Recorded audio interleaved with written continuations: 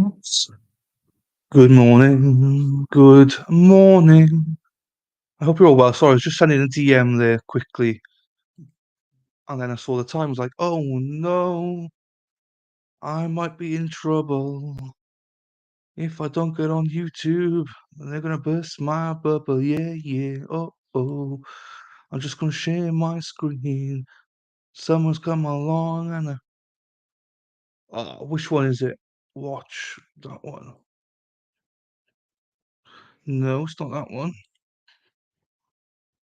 Here we go. Here we go, boo boo. Here we go. Here we go, doo doo. Here we go. Right, let me just get myself bigger and I will be with you in chat. Oh, na na na. Doo, na na na na na. Right, that's big enough, I think. It is. So what we got going here? We got Cunt, Shelley, how are you? Shauna, good morning, Heart, how are you? Feral, of course, Young is the first one here, of course, she's obsessed. Shauna, happy Friday to you as well. Heidi, ho! Uh, Good morning, Heidi. Hope you're having a good few days off. You deserve it. Oh, Heidi. Oh, I don't announce it. I don't announce it, but I'll send you something now. Good morning, Dylan. Good morning, Feral. Hope you're well. Good morning, Shauna. Yes. Yes, Shauna. Good morning. Heidi. No. Heidi. Yay. K. Heidi, you fucking confuse me. Right, I need to send you. Right. Hello, Rachel Knowles. You cheeky thing, sneaking in from Chesterfield. Lovely. That's lovely. So we got a new viewer. No, oh no, Heidi Ho. No, Heidi's not a hoe, guys. She's not a hoe. I, I know. I need to stop doing that. I need to send Heidi a link. Copy. I'll send it to your twits now. I was going to say to your tits, but your twits. And Rachel, welcome, Rachel. Everyone will welcome you now, Rachel. Um, Good morning, Erin. Good morning to you as well. Lovely to see you. Right. You see, I cannot multitask, so I need to do this now. Need to see. I'll do it in the alternate group. Pasty, Sandy, StreamYardy. So, well, yeah, welcome. Welcome, Rachel. Where have you come from? You just popped in from nowhere, from the skies. How do you find this channel? Do you see the muscles or something? You go, I got to join that channel. I'm joking, by the way. I'm joking. So, if I'm correct, and there's no Chesterfield in the United States, then Rachel's from England. So, Chesterfield. Ooh, now it's not near Chester. I get confused. Chesterfield. Let's have a look to see where Chesterfield is. Let's have a gander here.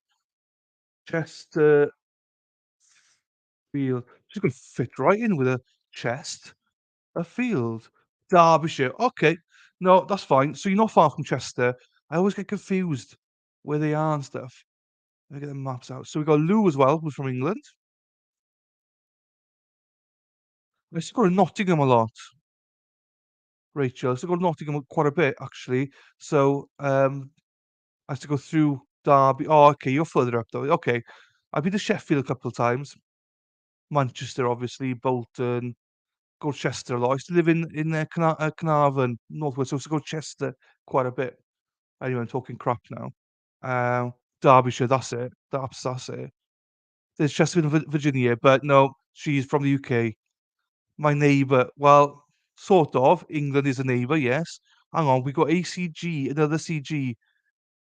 It's still outside the box. ACG is still outside the box. Why are you still outside the box, ACG? Why? Where have you been? You've been missing in action. You're missing in action. You haven't seen you for a couple of days. I hope you're well, my friend. So Rachel, thanks for joining us. Thanks for being here. Hope you um Crooked Spire. Okay, okay, okay. Never heard of it, but okay, okay.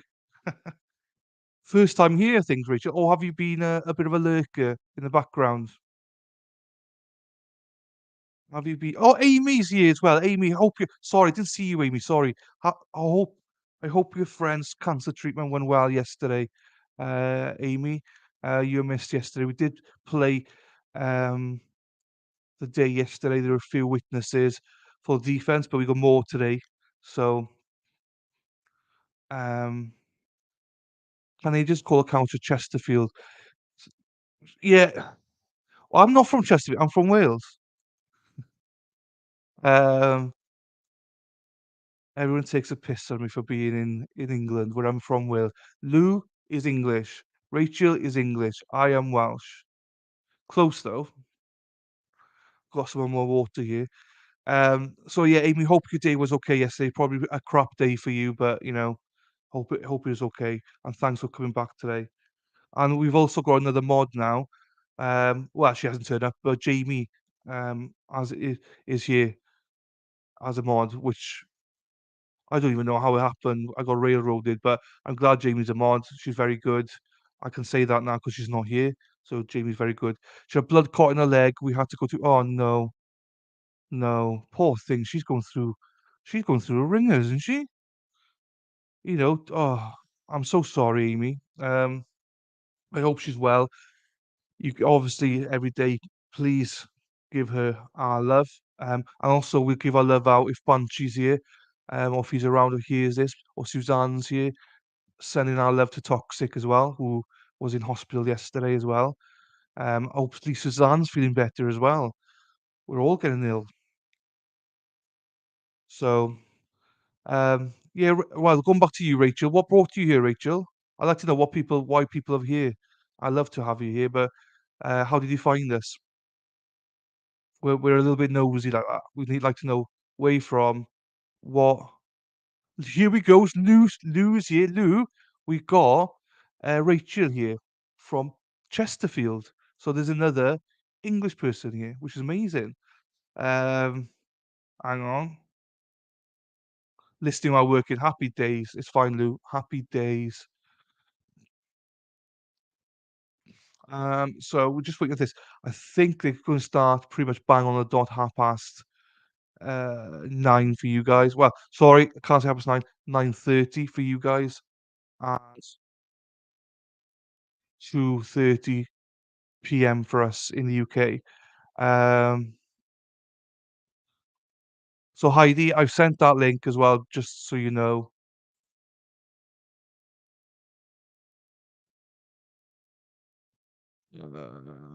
Damn, what are we doing here? Damn, damn, damn, damn. Okay, I'll make my box smaller in a second. I need to make sure I cover the law and crime badge. We'll sort it out when it happens. We'll sort it out when we get to it. Thirsty today. Just had a shower. I've not done anything today. I'm tired today. So I had a bit of a snooze. I got up about 10 to 2. I was like, oh my God, shower, bit of water, off we go. Coffee hopefully be delivered in a little bit. Mm, that was lovely. We had a good stream yesterday. Good stream yesterday. Hopefully continue the stream today. Um, I've got to be careful. I don't want to scare Rachel off. That's all. Don't want to scare her off. I think we scared a few people off. Well, I've scared a few people off.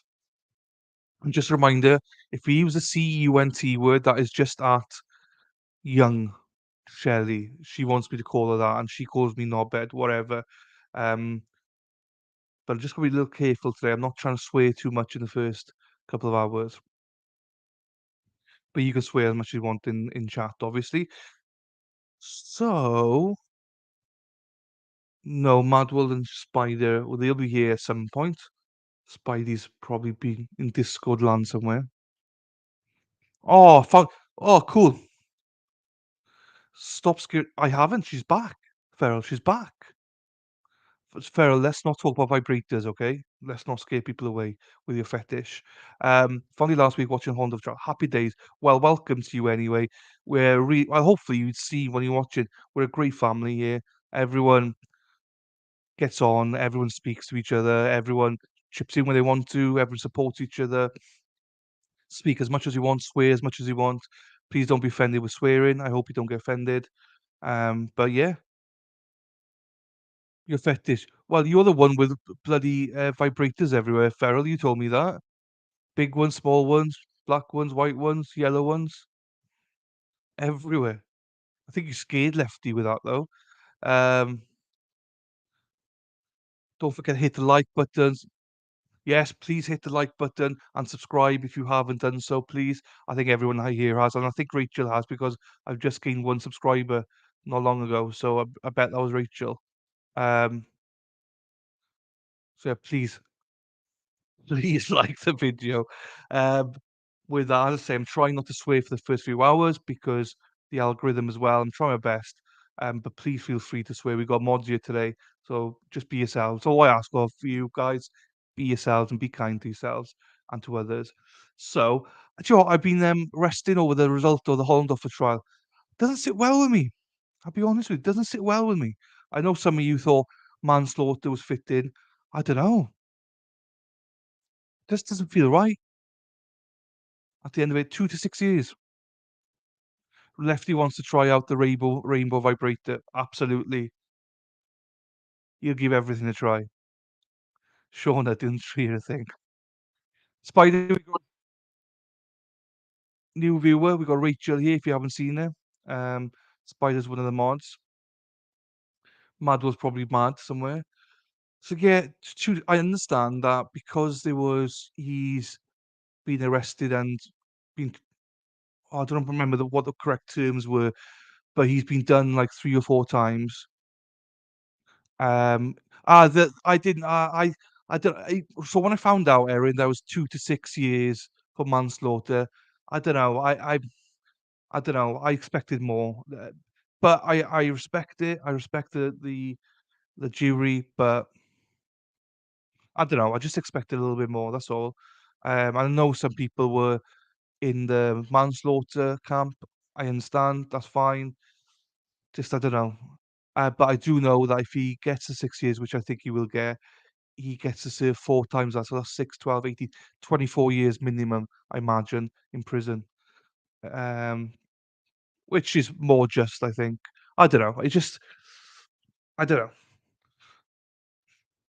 compromise vote. It probably was a compromise vote. I as I say, if you're in there, then you've got some that would be, like, guilty for murder, some for, manslaughter. I get it, I do understand it. It was just I think it's such a hard story, such a, looking for justice for Cara. I don't know, I don't know, maybe I took it a bit personal. I think because we were streaming to her friends and stuff, for people close to the area, it probably felt I don't know, I probably felt it a little bit more.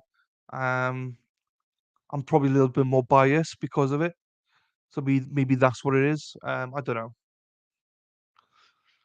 But anyway, that's where we're at with that. I didn't really say much last night because I was like, didn't quite understand what the next hearing is about and stuff like that. But Suzanne, fair play, has put stuff in Discord. Please make sure that you look at the stuff in Discord. Spidey's doing a great job in Discord. Um, and one day I'm gonna get Heidi and Amy to actually join it, Discord. I'm gonna go over to America and just sit down with them both and be like, right, this is how you do it. Click this button. Right, welcome. You're now a member. um, then next week at some point, Spidey. Hopefully, we're gonna do you're here. I know you're here. I'm saying about Discord. I'm gonna come over and just smack you and just go press that button for Discord. And I don't think you even have to sign up for it. Um, so Heidi, what I've sent you the link, Heidi. So jump whenever you want. It's all good. Um, what was I gonna say? You know my attention span's going. Ah, cool, cool, cool, Heidi. Cool, cool. I've seen it. Um, will I make you biscuits and cum gravy? No. No. Oh, you'll make it to me. Oh, okay, okay, okay. Oh, if Rachel, if you're lurking here, have you ever tried white gravy with sausage? We call it cum gravy here because 'cause you're from England. Have you ever tried it? I'll be honest, I'd never heard of it before. They have it with biscuits, like scones with sausages on it, like a big sausage, and the white sauce comes out the sausage.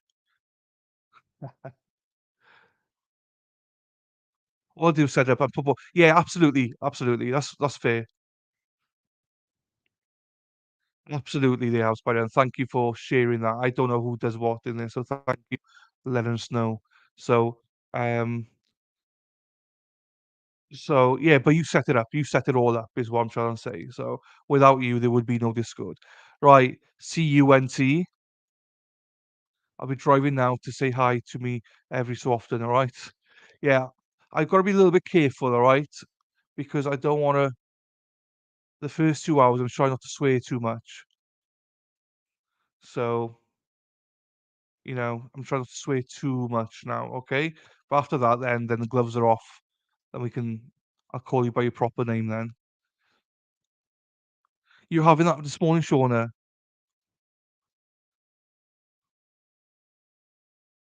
All I can see is something white. I'm like, hey, you go for it, girl. You go for it.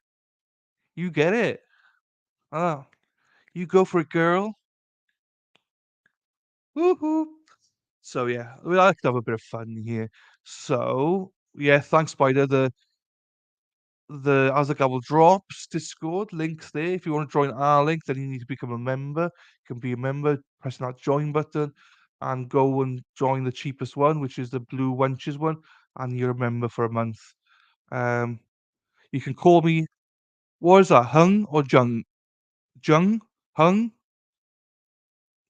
Rachel's been around the block a few times. Happy days. Happy days. But have you, on a genuine question, Rachel, have you tried white gravy before with biscuits and, well, with scones and sausage?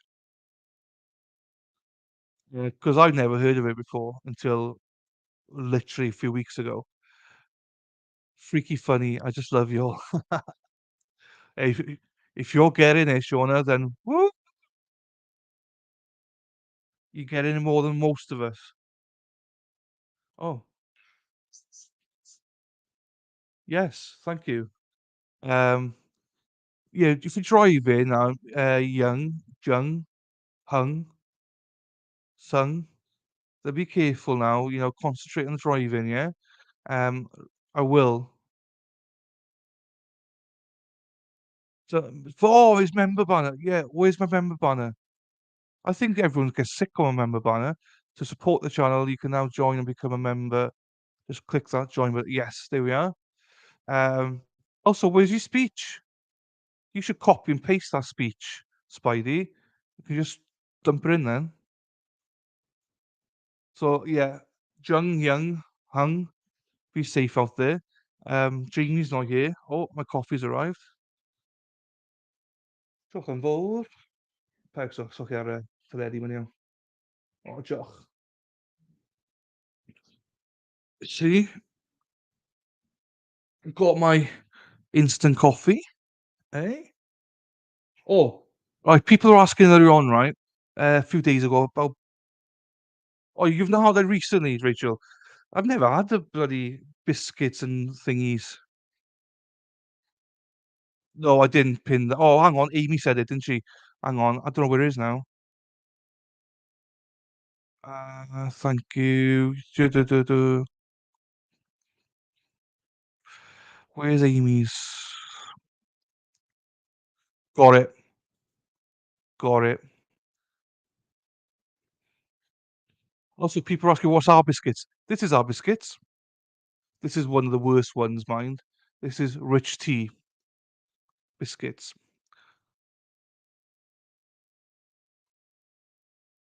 Rich tea.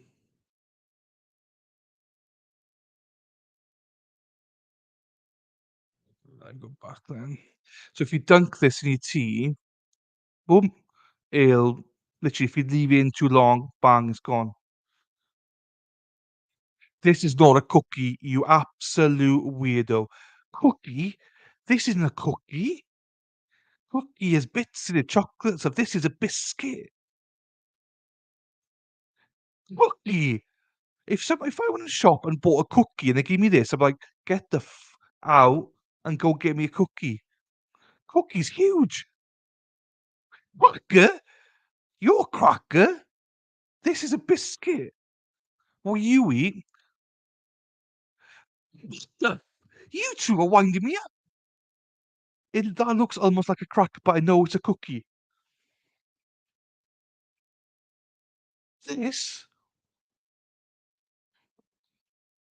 is a bloody biscuit.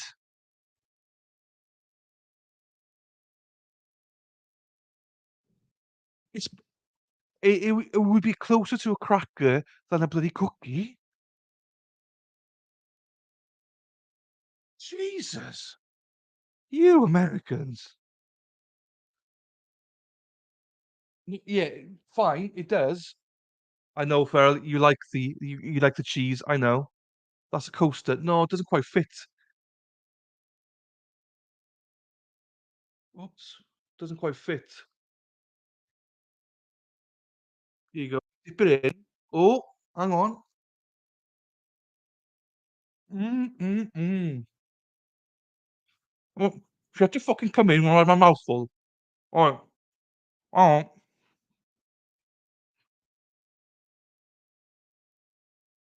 Right. Morning toxic. Hope you it's that Banshee. Wherever. Hope you're feeling better. Right. Before we go further, I'll carry on with my tradition of having women here. We got a topless guest here. Got her boobies out and everything. Oh no, she hasn't. I better not say that. Right, guys, introduce you. Look at the screen. We've now got Heidi. Heidi's here. Hey Heidi. You alright? Hey. Are you on mute? No. Can you Say hear me? no. Oh, hang on. Go on. Hello? I still can't hear you. I'm not on mute. Do you guys hear her? Oh, it's me. Oh, maybe that's why. Yeah, this is why, guys. This is why. So when you get headphones, right, make sure you plug them in, and then maybe you can hear stuff. So apologies. I did put one in, but it's the wrong bloody one. So I put this one in, but it doesn't go anywhere.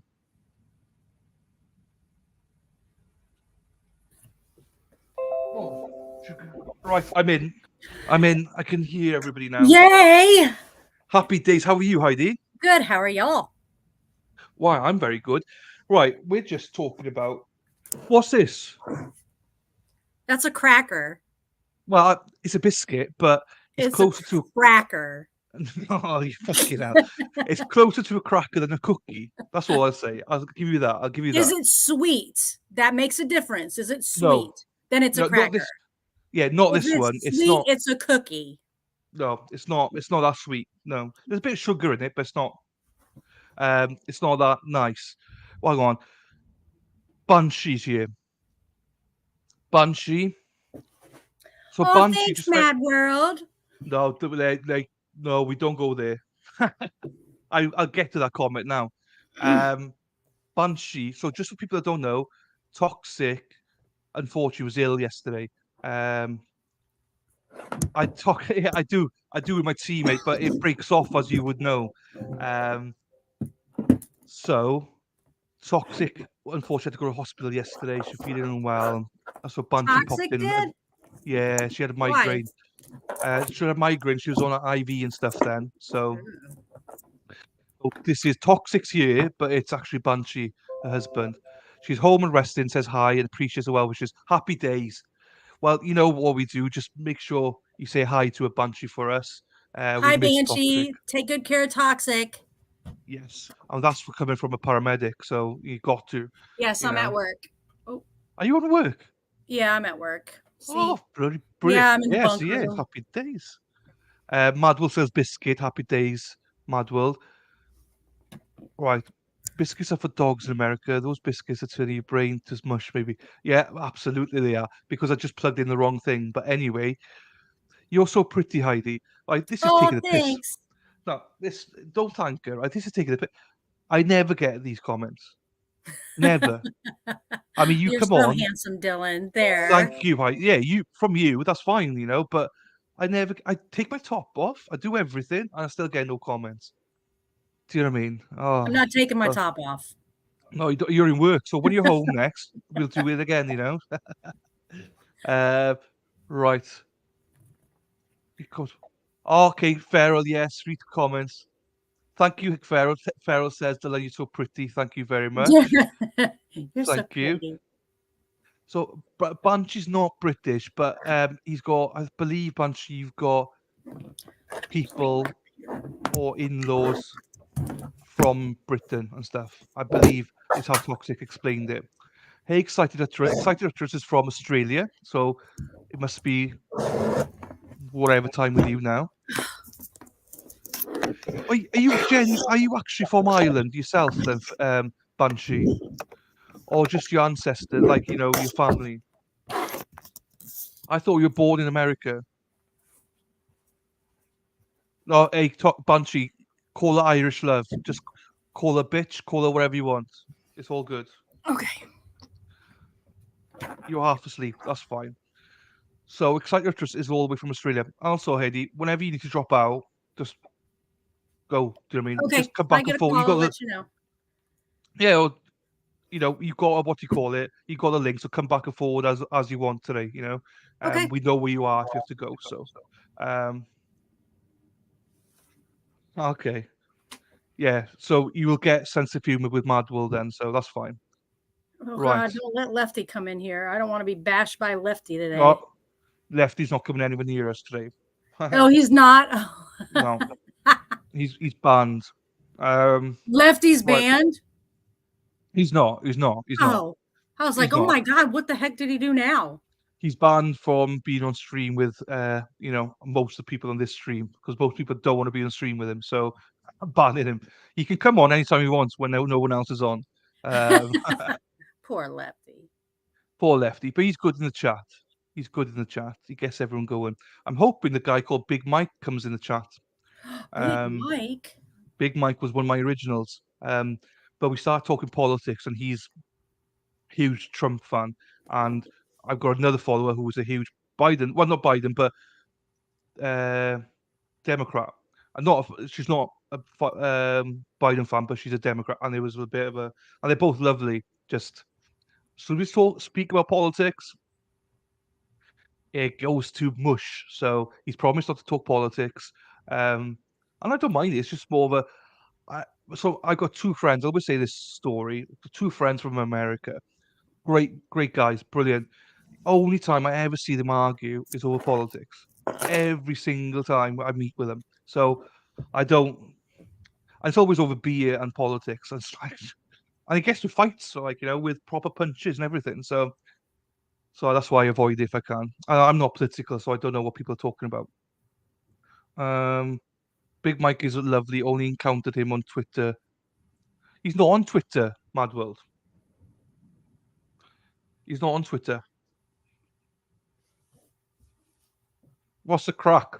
I love that saying. The crack is they're fucking late.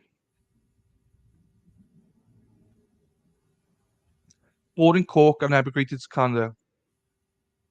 Okay, one of my best friends in college was from Cork, Banshee, so I get a sense of humor. Dry as hell. Good. So what? So how long you on shift for today? Till 8 o'clock tomorrow morning. A 24-hour shift. Okay. Yeah. Okay. No, not too bad then. Not like a 60-hour one. Do you know what I mean? Oh no. Not a 60-hour one. No. Not today. It's still a pain in the ass for you, but like if you're doing 60 hours, that's just I don't know how we cope with it. Do you know what I mean? Everybody's short-staffed, so you got to do what you got to do. Yeah, same here. Yeah. In the UK, to be fair, but I'll be honest. Like, so I said this story before. Oh, I don't mean it against anybody in particular, but I went to hospital the other day, and like there's so many staff in there that were just sitting about doing nothing. And I'm sure there's breaks wherever, but it was quite weird to see. I was like, just everyone grumbles about it, and it's like, but you do it in front of people. You're sitting on the counters and stuff. Just go and sit in the back somewhere. No one sees you then. So it should really wind me up to see that. And I don't care people having a break. Nothing like that. It's more of a don't do it in the public because here everyone slates the NHS, So about being lazy and stuff like that. And I do not agree with that. I think what they do is fantastic, but they don't half the staff don't help themselves, just sitting there doing nothing. But smash that like, but like humans, yes, it is. I couldn't. Oh, I didn't realize he was on. I didn't realize he was on Twitter. Then I didn't know. We're still waiting for Peterson. Right? Did you see the Joel Holland offer verdict from yesterday? Did you I see did. it? What do you think? Because you watched most of it, didn't you? I mean, we knew he was guilty from the start, so it Yeah. wasn't a shocker. No. I don't even understand why they had the trial. Yeah, it's more, for me. It was more of a. I was surprised that he only got manslaughter, but it is what it is. It is what it is. As Farrell said, it was a compromise, probably. So, which is fine. I Which need is to. fine. Yeah, I need to play about with this with you on here now because Good morning, Packer fans. Ooh. who said that? Oh, Sorry, I could Dave. say Dave. Go Bears. I'm Oh, one of you're those. Bears. You're I Bears, am. yeah. I am. Someone else is. I think Kim is as well, I believe. I know. Well, I don't mind the Bears. we'll see how the Jets go with old what's his face? Aaron. Aaron Rodgers. I know. Oh, let me just get. Oh no, that's not the way. Try to do this. Try to change the views for us. So keep talking to chat. It's good because I need to change views. I can't do two things at once. Okay, I'll talk. You talk. You talk. Absolutely. Well, my name's Heidi and I'm an alcoholic. No, just kidding. Wrong forum. Not a whole lot to say. I'm a paramedic in Virginia. I've been a paramedic since 99 and I'm just happy to be here with Dylan finally. So, I love this channel. I'm glad I ran into it. Everybody here is so wonderful. So, thank you. That's about all I got. No, sorry. I'm a very boring person. You're not boring. You're exciting. It's just that you make yourself sound boring, but you're not boring. Far from it. We've got a new JETS, Jess. We've got a new follower, a viewer today called Rachel from Chesterfield in England. So hopefully everyone has welcomed Rachel. Hi, Rachel. She's here. She's been a lurker for a week, and then all of a sudden she popped up today. Oh. And we've got another one from yesterday, right? Once you pop in here, Rachel, you don't go. It's kind of like addicting. It's just we find each other and we just stay. It is. It's been fantastic. fun. It's fantastic, and everyone brings their own slant to it. We've got another girl. This one I'll put on screen now. Do you see that Hung Mun Shelley? Hi. Right. Is that Shelley? Right. No, it's not Shelley. This is another one, right? So this girl came here yesterday, and well, hi, Jungmin. You've got to call her Jung, right, or whatever she wants to be called. I've got to call her CUNT. No, we don't call That's what she anybody wants. that word. No. That's what she. That's why I didn't say it, and that's why I explained to you. She's like no, the see you next Tuesday word. Yeah. Oh no. That's what she wants to be called. Have more faith in yourself than that word. That's a terrible word. I know, but she's like, no, you have to. She loves it apparently. Here we go. Why was this a whole thing? The whole C word thing. Here she comes. Yes. Yes. She answers to anything, really. I like Jung. I think it's very pretty. Jung. Oh, so apparently she likes the British accent. So, and she likes me she saying came to that the word. right place. Yeah, exactly. She's friends with, Farrell, Erin, Jamie, and all that. Oh. So that's why. And also, Jamie's actually a mod now as well. Just so you know, because we had MLS Law show here yesterday. He kept saying Jamie needs to be a mod, she needs to be a mod, and then in the end, Madwell said, "Yeah, go on, be a mod." So we got another mod in Jamie. So Good. and she's great anyway, so she knows what she's doing. Okay. So that's the only news I think we have really. Still trying to fix this bloody screen. I can't fix it. What time does the Petersons case start? Or Oh, is it live today, or do we have a tape yeah, show from no, yesterday? live, Okay. and All it's right. 20 Has minutes the ago. It's supposed to defense start. started yet? Yeah, Thank yeah, God. yeah. So he's been read his right to say if you want to, take the stand and stuff like that. So we're ahead of schedule. Oh, Right, good. update later. Right, I'm still gonna be. Oh, here we go. That's a better one. That's a better layout. Oh, that's too Right. big of me. No, it's fine. It's fine. You look fine. Spider Girl, F off. Oh, wow. For me English. Everyone in English, I say bugger off. Um, Dylan's going to end up on a milk carton. Wow. What have you done oh, now? I don't know what I've done. I don't know what's going on. Um, I'll play about with that. I need to get the banners up. Here we go. There we are. That's suitable. That's fine. Put that down live. Oh, it's hard work. Do you know what? As a man, right? Your husband could attest to this, right? Well, actually, he probably can't attest to this because he's a detective, so he probably is used to multitasking. I can't do more than one thing at once. I can't think, do something, and speak. So if I'm doing one thing, I have to do that one thing and then go to the next thing. And it might be just a man thing, but I don't know. Because you can multitask, can't you? Can your husband multitask then, Heidi? Am I good at multitasking? Or is your husband good at multitasking? No. No. Oh, No. okay. So it's a man thing. Happy days. Happy Yeah, days. no. Happy days. No, I'm I still can't waiting do it him to either. do projects that I've asked him to do 6 months ago. Yeah. But that's typical. But he can find time to go golf. I'm going to kill him. No, I I'm mean, not.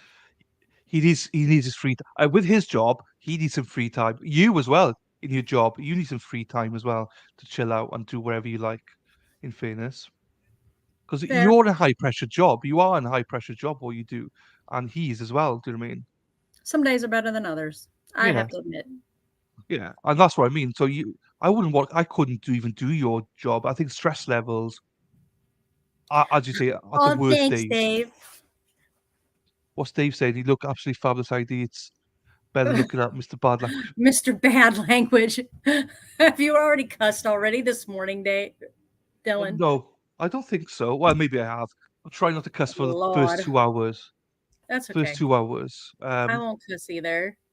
No, apparently there's an algorithm that if you cuss after 2 hours is fine, but if you do it within the 2 hours, you get demonetized, and I'm always getting demonetized.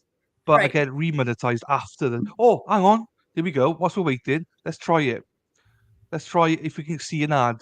Can we all see an ad? I saw an ad when I came in. Oh, happy days. That's what we like. I pressed it again. Are you guys seeing an ad? If you are, don't skip it. We stick Erin Hack, Ferrell, Young, Jamie, Swept, Luna, Moi, equals package deal. Which Luna? Which Luna are you on about? Excited? Are you on about my weird Luna?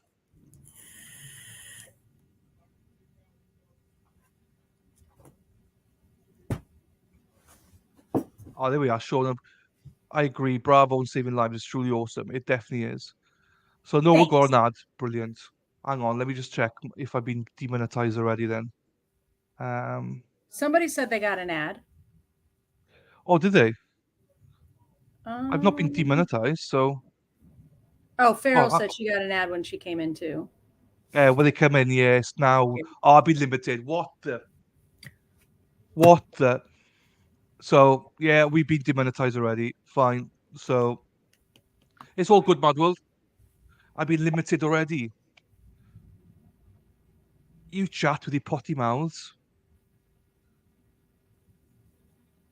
Oh, Indigo Luna. No, never seen. No, she doesn't come in here excited. Don't know who she is. I've maybe seen her in MLS's shows, but no, she's coming here. Okay, fine. So yeah, we have been limited, so fuck them. We can swear now, so it's all good. But the after it finishes, I go back to be monetized, so it's all good. It just Do means I they can't. ever send you messages on why?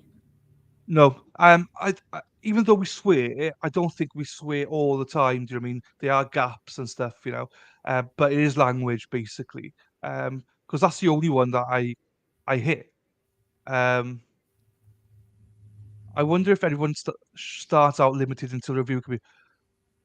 I don't know, Spidey. Maybe I've never noticed it before. Normally, I don't get limited by now, but I have. 40 minutes in, I'm limited. So, but as I say, I always get, well, not always, but most of the time I get the green light after the streams. Just means I can't play ads and stuff. And to be fair, maybe I did swear a few times this morning, but no worries, Feral. No worries, that's fine. That's fine. She did send me a link to go on, but I had to apologise. I said I've got this trial, so say hello from me then, Pharaoh, please. All right.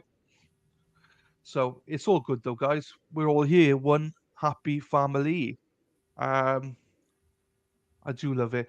But so when you do come in and you get ads, don't skip them. Just come in because all you got for 15 minutes is me faffing away. Do you know what I mean? So try to get the stream up. I do not know what's going on with Peterson. I want to listen to Mo for the. Oh, Erin. Do you know what? Fuck off then. Do you know what I mean? I don't care. It's all good, Erin. It's all good. If you guys need to go and watch the closings with Mo, I 100% understand. Go and enjoy yourselves and come back later because we're not even on closings yet. So, um, see you guys later. Thank you very. And tell Jamie where is she? She's supposed to be a mod now. Um, and who else? We still got a good turn now. I think. Oh, we've not tweeted out. Have we tweeted out that Heidi's on here?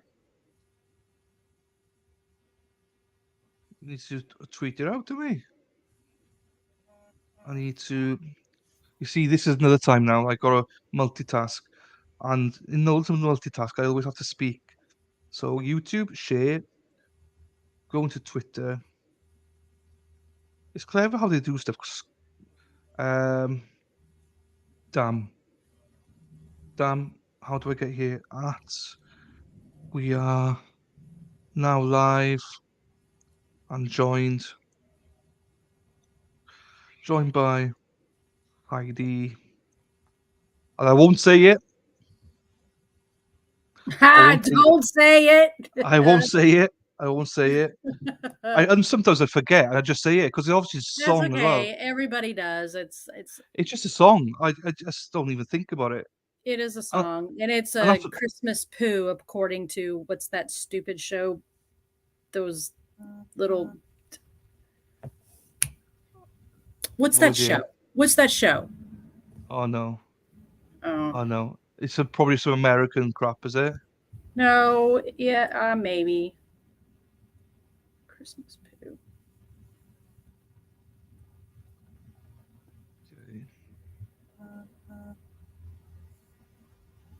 So what's KDH? Yes, it's delayed. Welcome, KDH. You've never been here before. Tell us a little bit about yourself. Where you from, KDH? UK, America? Where you at? No worries, Shauna. Return when you can. Spidey, I turned stream on my phone because sometimes the ad blocker doesn't work on my phone. I wish I could turn it off, but it's through my interface, so I have no control. That's all good. And if you're on premium, don't worry. We still get money from premium. It's all good. Like we might get like maybe if I don't get demonetized, I make probably about $2-3 on ads if people don't skip. So it's not massive, but it's still something, you know. It's something better than nothing. I said the other day, I was like, if I get $2 after tax per day, that's 10, or say £2, sorry, that's 10, that's like 40-50 pounds. That pays pretty much my phone bill. Do you know what I mean? So I'm not complaining one bit. Hi Jamie, Slacker. Even Mad Wool was here before you today. What's going on? And Spidey. Nah, joking. You're probably with Mo now, so yeah. Do your thing. Do your thing. KDH. KDH. What's that from? What's that stand for? KDH. I'm not sure. But welcome, KDH. I hope you're Hey, doing okay. KDH. Hey, Jamie. What's your language? Here comes the mods. Yeah, KDH, you're a lurker, so tell us where you're from. And is this your first time here? It's like a dating app. Hi, where you from? It's your first time trying this? Good? Oh, happy days. Um, Blue Wench Assemble. It is. Ah, this is annoying because they said it would start at 9:30, so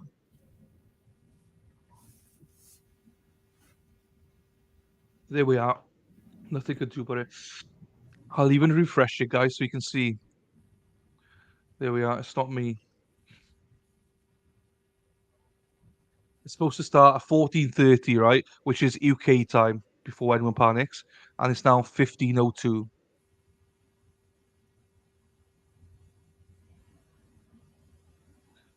I have actual work to do. I was having actual work stuff to do when I was just pulling up everyone this morning. Happy days. It's all good though, Jamie.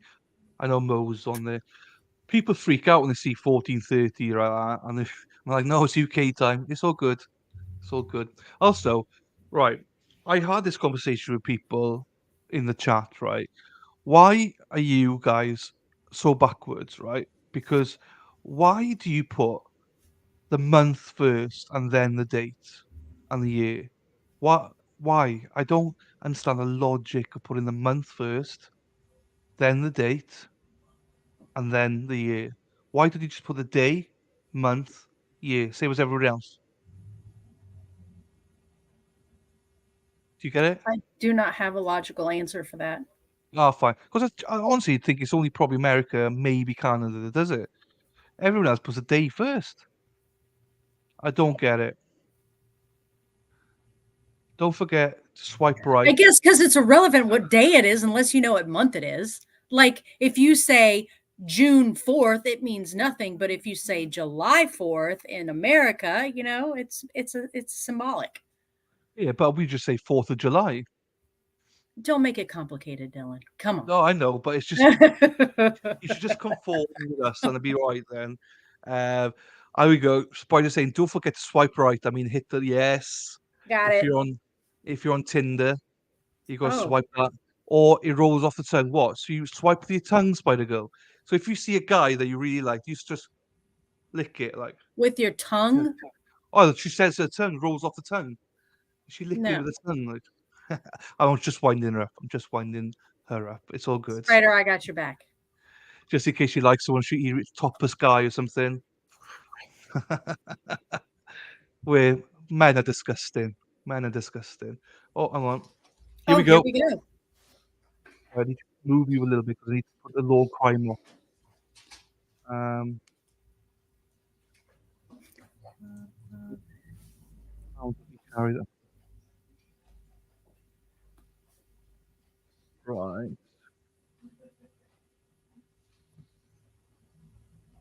Let's go there, and I'll move this.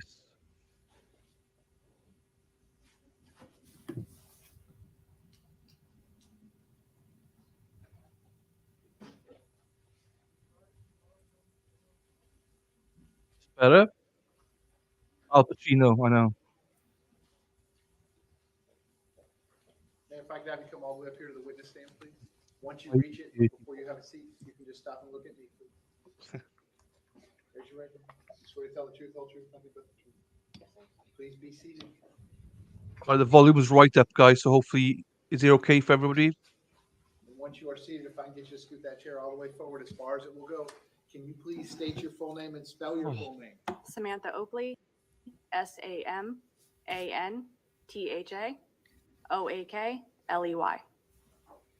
Mr. Aguilar, you may inquire. Thank you, Oh, this is me.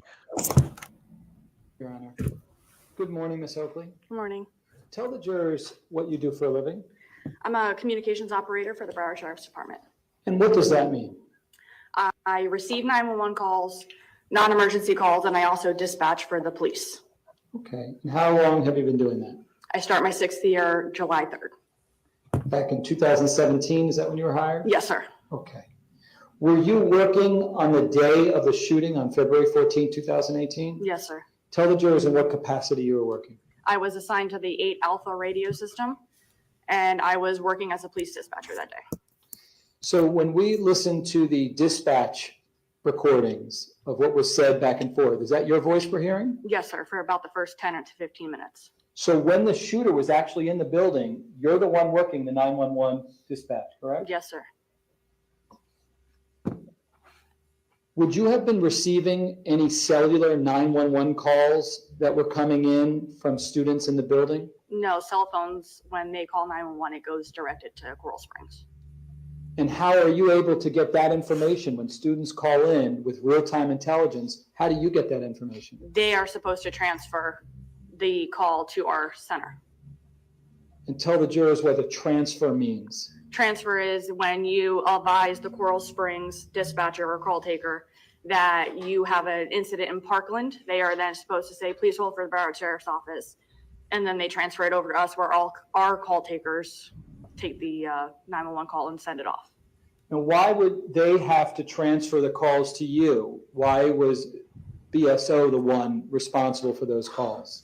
A BSO is the one that handles all police for Parkland, the city of Parkland. Not Coral Springs? Not Coral Springs. They only handle the fire rescue side. And this was not a fire rescue exclusive scenario. This is law enforcement. Yes, from my knowledge, if there's a weapon involved, you send the police first in order for the safety for our police officers, our firefighters, our rescue, to make sure that it's safe for our fire rescue team to enter. She's exactly During right. the shooting, when there's someone actively shooting in that building, were any of those calls transferred over to you at BSO? Not to my knowledge. Oh, good questions, Spider. I don't know. And you're not able to magically get those calls transferred to you, correct? No, the way we do it at our system, we are assigned to either the dispatch side or the call taking side.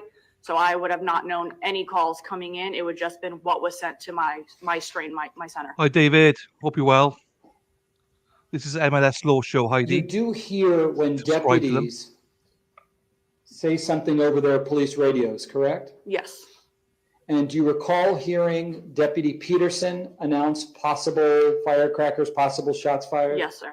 Was that the first call that you heard alerting that there was something going on at the school? Yes, as he was saying that we were also getting a call coming in for me to give out. Based upon what my client said to you, what do you then do in response?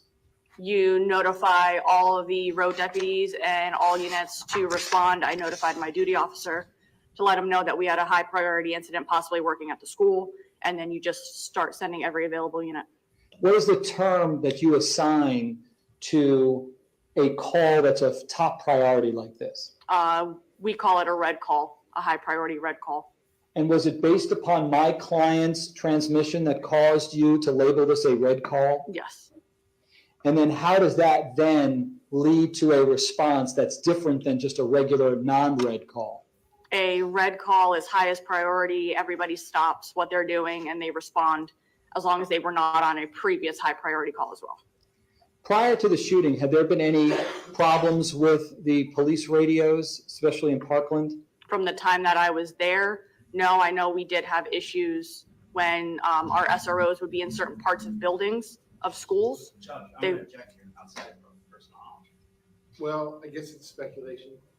The objection's overruled, but I don't want you to guess. If you have personal knowledge. As always, welcome, Dave. MLS Law Show. If you're From not my subscribed, personal knowledge, Your please Honor, go I know subscribe that to him. we've had deputies inside of a school that we have had to raise multiple times due to possibly a medical call at the school to make them aware of it. And we have not been able to get them. And then they would have responded, sorry, I had to walk out of the school, or sorry, I had to get reception because of the reception in the buildings. So this problem with the radio system existed before the shooting occurred, correct? For my 7 months that I was there that I knew of, yes. Okay. And were there issues during the shooting with the radio system, to your knowledge? To my knowledge, yes, deputies would not hear what I was saying, and also deputies wouldn't be able to hear each other. It's so bad. You're right, Dave. Tell This the was a jurors good what witness. patching the radio is. Patching the radio is we have multiple channels which each individual city has or groups of cities have. And with that, if a city was working an incident to where another city has to work, that's on a separate channel, we are able to patch the channels, meaning I am able to speak to both cities or jurisdictions, and they are able to speak to each other and work simultaneously. So let's say if I'm an officer from BSO and a person is a Coral Springs officer, if the radios are patched, are we now able to hear each other? Yes, that is how it's supposed to Can work. we pass information amongst each other? That is how it's supposed to work, yes. And were the radios ever patched during the time that you were there for 15 minutes during the shooting? During my time, no. Boom. Did anyone Okay. from BSO higher up ever ask you to patch the radios? No. You don't just decide and do it on your own, even if you think that that's what's best, And all the correct? lawyer No. needs to say It has is, to be can a we direct dismiss order this from now? Yep. the highest person that's there, sergeant, lieutenant, who's the highest ranking officer there. And if someone had asked you in real time when the shooting's going down, we need you to patch these radios now, were you capable of doing it? Yes, Were you willing to do it? yes, Were you able to do it? yes. Tell the jurors how quickly you would have been able to patch those radios if you were asked. It's 1 3 second. clicks of the mouse. 3 clicks of the Literally mouse. seconds. Seconds. Boom. Done. Over. Not guilty. Yep. Did anybody ever call from Coral Springs? We talked about patching, we talked about transferring. Did anybody just call over to you on a landline or any other way they communicate with you to just give you information, like the shooters in this room, in this building? Did you ever get that? Again, I wouldn't have known because I was in the dispatch, so I was not physically taking the calls that day. It would have just been inputted into the call that was created. Did you ever give any real-time intelligence to my client or any of the other BSO first responders as to where the shooter or shooters were located? No, That there were any injuries at all in the building? no, That there were children who were killed in that building? no.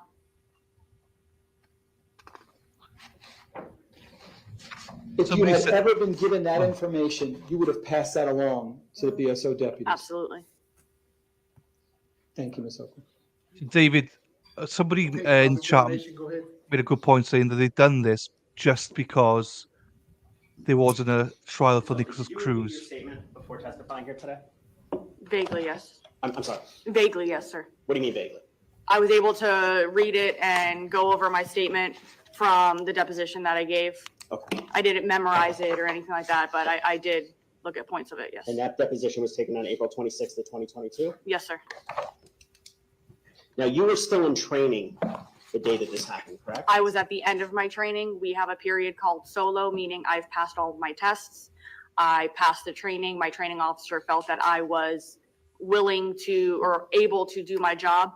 And what they do is they put you on your radio or your position for 40 hours just to make sure that you have it set in stone and you're good to go. So this was your first 40 hours, basically? It was my last. It was your last, I was okay. in the last 2 hours of my shift for that day, and then I would have been completed for the week. So were you by yourself handling the dispatch and handling 911 for 40 hours or 38 hours in total when this happened? Yes. He's going to try and discredit. And they also do, they do have a monitoring phase where my training officer does sit at another position and has me handle everything and only steps in if there was possibly something done wrong. Or steps in if there's a shooting at Marjory Stoneman Douglas? Yes. Which is- If I was in the monitoring phase and not signed off on my solo, she would have stepped in, yes. Okay, but in the solo phase, when everything's going down, actually somebody came over and relieved you, right? We have something called a TAC dispatcher, which is the tactical alert dispatcher. They sit on a position and they would handle the routine traffic, meaning it was happening in Parkland, so Tamarack and North Lauderdale would have been moved to our secondary channel, and our tactical dispatcher would have taken that channel on 8 Bravo. Due to me only being there for 7 months and the person that relieved me was there for well over 10 years, I felt it when I was told you're moving routine to whatever. I asked her, please take the main channel and I'll take routine due to my being new and her having the experience. Got it, okay. And as it stands today, Angela Mize is your boss, right? She is our regional director, yes. Now, you stated that you heard over the radio Deputy Peterson saying shots fired. Shots fired or possible fireworks. You Yes. didn't know it was Deputy Peterson saying that, though, right?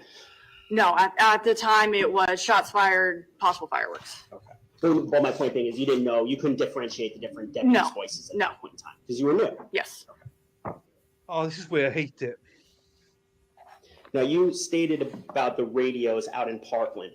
When the officers stepped outside the buildings, the radios, you could hear, correct? We could hear better. Yes, sir.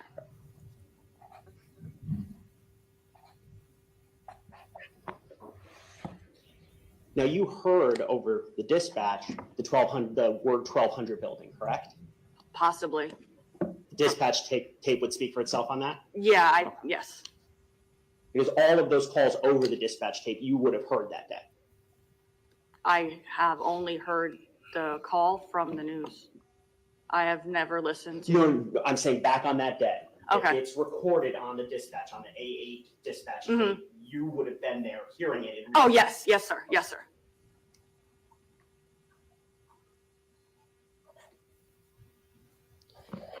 Now, the patch order, that can be ordered from the first responding officer too, correct? Yes. So the way it works is the incident command is the first unit on scene. And then as the higher ranking unit gets on scene, that's who becomes the incident command. So yes, whoever tells me to patch, if they are considered the incident commander at that time, yes, I can patch. So in a situation where the BSO deputy's on scene for 2 minutes or so, backup's responding, they're considered to you an incident commander Yes, sir. who could ask for a patch. Yes, sir.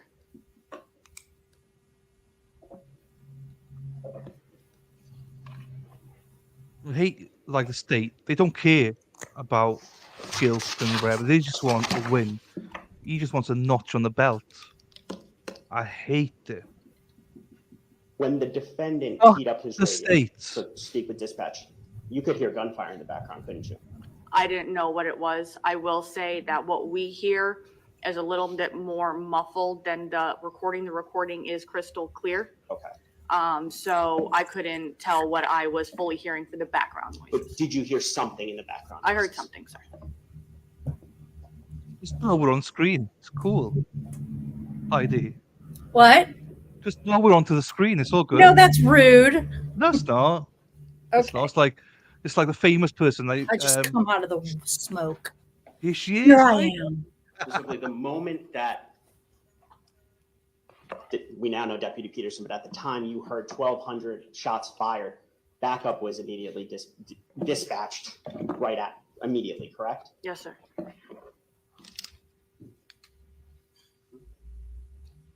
Nothing further, Your Honor. Thank you. Okay, Oh. based on that, any redirect?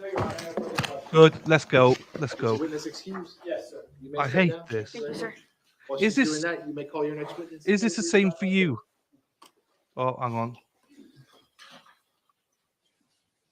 Let's just move to this fine. White noise. White noise. I hate this defense. State. I don't know if she can hear me. That's why I don't want to shout.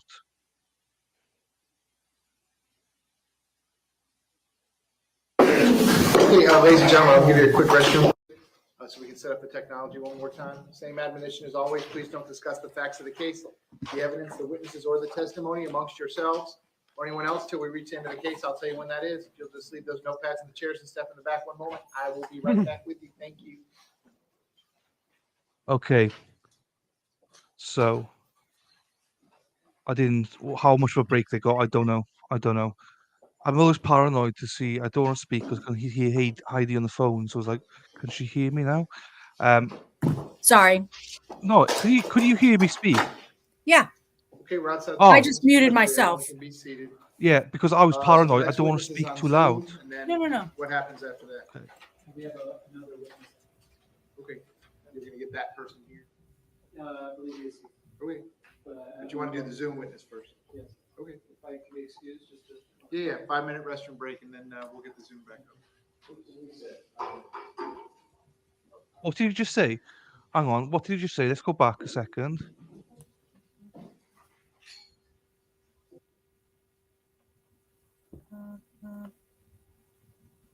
Did you just say there's only 2 more witnesses?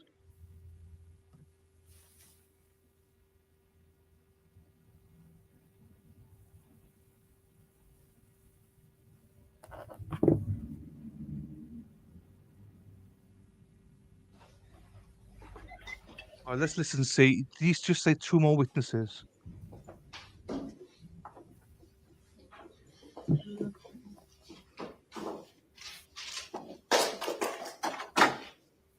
Okay, we're outside the presence of the jury. Everyone can be seated. So the next witness is on Zoom, and then what happens after that? We have another witness. Okay, you're gonna get that person here. I believe he is. Okay, but you want to do the Zoom witness first? Yes. Okay. If I can be excused, just to. Yeah, 5-minute restroom break, and then Okay. we'll get the Zoom back up. So it seems that we got a Zoom, a Zoom, and then we got a in person, and then they're going to ask a question to Peterson, Scott. Does he want to testify or not? Do we think he's going to testify or not? No. That's the question. No, I don't think he needs to. I don't think he needs to. I thought that dispatcher was fantastic for him. Hi, Lefty. I can take these off for a bit. Oh, no, I can't because Heidi's here. 5 minutes Jack's break. I don't know what Jack's break is. Piss break. I don't know what Jack's break is. Toxic. Banshee. Oh, by the way, oh, who will have it? Spidey probably has it. Yeah, probably have it. Can we post the? I know you've done it already, Spidey. Can we post the toxic link in here as well? The gavel link for Discord, and you can post. JB, you can post MLS stuff in the chat. You know what to do on that one, and we'll post some people at the end as well. Lefty and all them. So what do you think of this case then, Heidi? In general, Well, in general, I agree with everybody else. I think it was a waste. It's a political stunt. There's no reason for this case. I understand that Cruz never got a trial. However, he's got 1,000 years that he's got to serve. Justice was unfortunately not served with the death penalty. But what's it really going to do for this guy other than set a precedence for Uvalde, which needs to be taken care of, but not in this instance. There's just too many mitigating factors. This guy should not be on trial. And like everybody else said, all these autopsy reports and everything else they did all last week, I mean, it's just kicking a dead horse. There's no point. We did not need to relive all that. This guy didn't kill him. He didn't intentionally kill him or have them murdered or have them be murdered. It's not his fault. I think it's dumb. I agree. Waste of taxpayers' money. Waste. There's a lot of money that can go on trials. We see so many trials that legitimately should be trials, but then you see something like this, and it's like, Yeah. well, what is the point? Heidi bringing the heat, ranting, yes. That's what we want. People speak their minds. Do you know what I mean? So that's what it's all about. There's no point. Heidi, she's a gobby one, so you know I knew that. So it's good to have people having their opinions. Oh yeah, some people get offended if I call them gobby, but I'm like, you and Amy just fucking like that. Amy's the expert. She should be here talking about this. Well, I did invite. I mean, Amy, you're more than welcome to come on. I did invite. I'm not sure if you saw it. In fairness, I'm not pushing Amy because of a friend. Obviously, she might need to take care of a friend. Oh yeah. I'm not sure if she's doing anything today, but I'm not going to push anything. But Amy knows she's welcome to come on here if she wants to discuss it because she's our expert. Yes, she is the expert on this one. Yes. Yeah, thanks, Spidey. We'll just sparingly, Banshees, drop it in a few times in the stream. Jamie will drop the MLS law show link in the stream. So Madwell will just do nothing like Madwell does. Madwell's in charge of Facebook now, so it's all good. It's I was teasing. I'm trying to wind Madwell up. I am. It's quite easy to do. So we could be looking at close. I'm not sure. Are they? Are they even? I agree, Toxic. They were not needed. Are they? Could they do closing today, or jury instructions? They might have to go through that, or have they done that? I don't know. I don't think they've done. I don't think they do jury instructions until right before they go deliberate. Correct? Because they have to go through all the differentiations they need to make, like they did with Travis Rudolph's. Remember how long that took? Yeah. Yeah. And I don't think that's happened yet. So I don't think we'll have closing speeches today. That'll probably be Monday, I imagine. So, Yeah, but we'll listen to them when they're going through the instructions, the arguments. But the jury instructions for the Joel Hollendorfer one didn't take any time. Basically 5 minutes. You know, they done prepared everything behind the scenes, and then just brought it up, and they just tweaked it in front of us, and it was done. So we don't know. We don't know. But anyway, what else is going on? What? Oh, I need to speak to here as well because people shout at me if I don't say something from the chat. Lefty's here, which is good. So M&S Law is in agreement with Heidi and myself. This case should never have been brought. The problem is juries are emotional creatures, and this is an emotional, absolutely case. I'm not going to write off a conviction just yet. That's a scary thing, I know. And, you know, we're pro, obviously, wanting juries and, you know, your peers, but there, when it comes to emotion, you just can't, you know, one emotional person on there, mistrial. So, rightly or wrongly, but that's why I always say fuck the state. A saying from Nicole Muller. Do you know Nicole Muller? Heidi? Who's Nicole Miller? She was the lawyer for Zachariah Oh, Anderson. yeah. I Oh, yeah. love Nicole. I'm in love with Nicole. There we Camilla, go. Yeah, I know. she's still my She's favorite. she's hot as fuck. Wait till you see her closing arguments. She rocked it. I'm only on day 3 next, I think tomorrow. So Yeah. Sarah P. Hello, Sarah P. Nice to see you. Sarah P is a Aggie from Texas A&M. I thought it was them, not me. I was thinking, where's that noise coming from? Go back on the record. This is State versus Scot Peterson, 19-7166 CF10A. I continue to have Ms. Gomes, Mr. Tiller, Mr. Klinger present for the state. I continue to have Mr. Aguilar present with Mr. Peterson, who likewise is present. We are outside the presence of the jury. Defense, the name of the witness Is Alexander Wynn.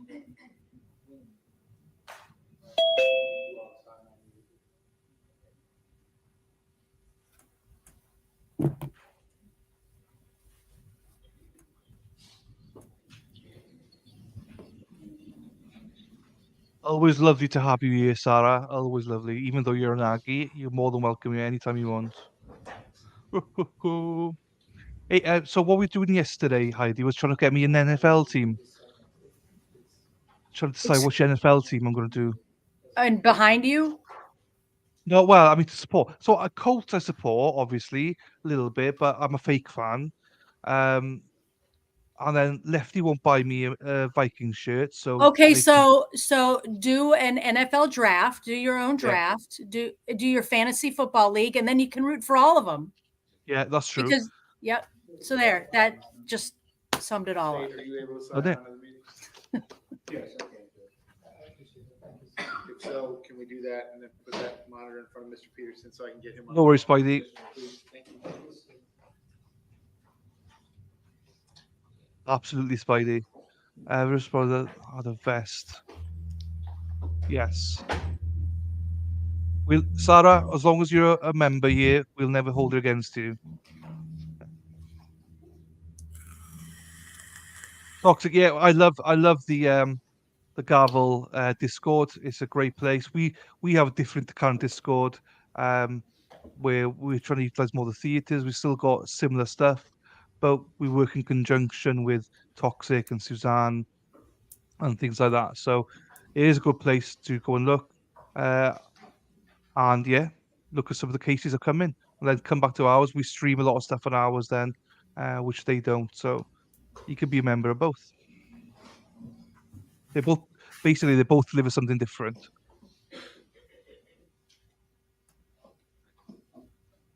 We'll back live, I think. Yes. I got nothing. The best thing when you're doing it on repeat is you can just skip all this nonsense. And she is gorgeous, by the way, Heidi. She is gorgeous. This attorney, she might be one of my favorites ever. Not as an attorney, but I mean, looking wise, she's She bent over. She's hot. I mean, she bent over, paused it by accident, and her ass was showing. Oh, I couldn't unpause it for a while. I just couldn't. Something was wrong with my mouse. I just had to leave it there for like 5 minutes. She's gorge. Dave agrees. Look at him. Oh, also, go Pack Go. This is like he's in Oregon, so this is like what 8 hours. So 10. This is like 7 o'clock in the morning, 7:30 in the morning for you, Dave. So thanks for being here. Jesus. Use the phone as a hotspot. That works. I hate that. Stop. It rings in my ears. I'm very proud of myself. Well, I need some water. That's why I got the water, Spidey. That's why I got it here. I am All right, thirsty for that, girl. Alexander Nguyen, if you can see me and hear me, can I get you to unmute your sound and turn on your camera on the Zoom call, please? Yeah. Sir, you can hear me okay? Yeah. All right, sir, I'm going to do this outside the presence of the jury, then I'm going to do it again once I get the jury back in here. Can you raise your right hand for me, please? You swear to tell the truth, whole truth, nothing but the truth? Yes, I swear. You can put your hand down. Can you please state your full name and spell your full name? Alexander Blake Wind, Alexander Blakewind. Mr. Peterson, are you able to hear Mr. Wynn and see him? I can. And Mr. Wynn, were you able to hear Mr. Peterson's response to me, and can you see him? Yes. Okay, state anything you need me to address before we bring the jury back in. No, Judge. Defense, anything? Okay, please bring the jury back in. Why do they do that then? Why do they introduce and swear him in and then swear him in the second time? Does anyone know? I don't have an idea why they do that.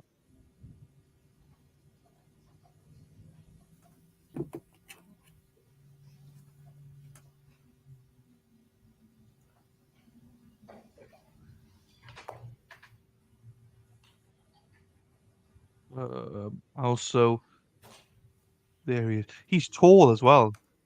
Scott is very tall. Very tall.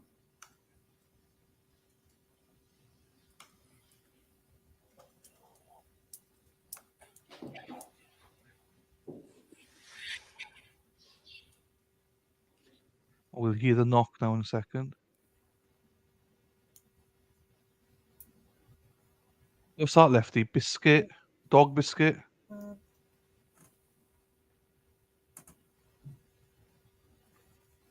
Yes, and it's.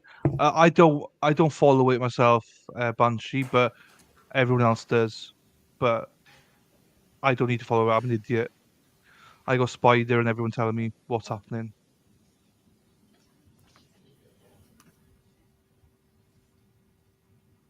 It's a him thing. Okay. Okay, that makes sense. It's just weird to me why they do it twice straight after each other. That's fair.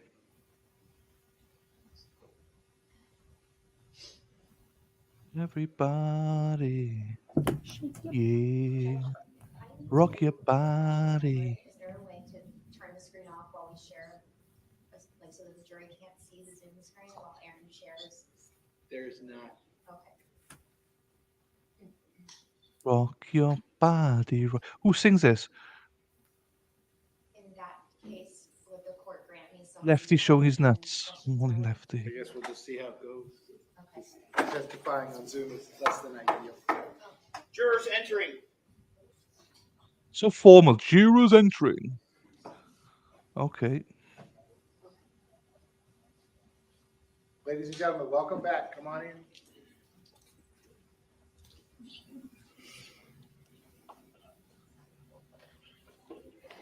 Ladies and gentlemen, welcome back. Come on in.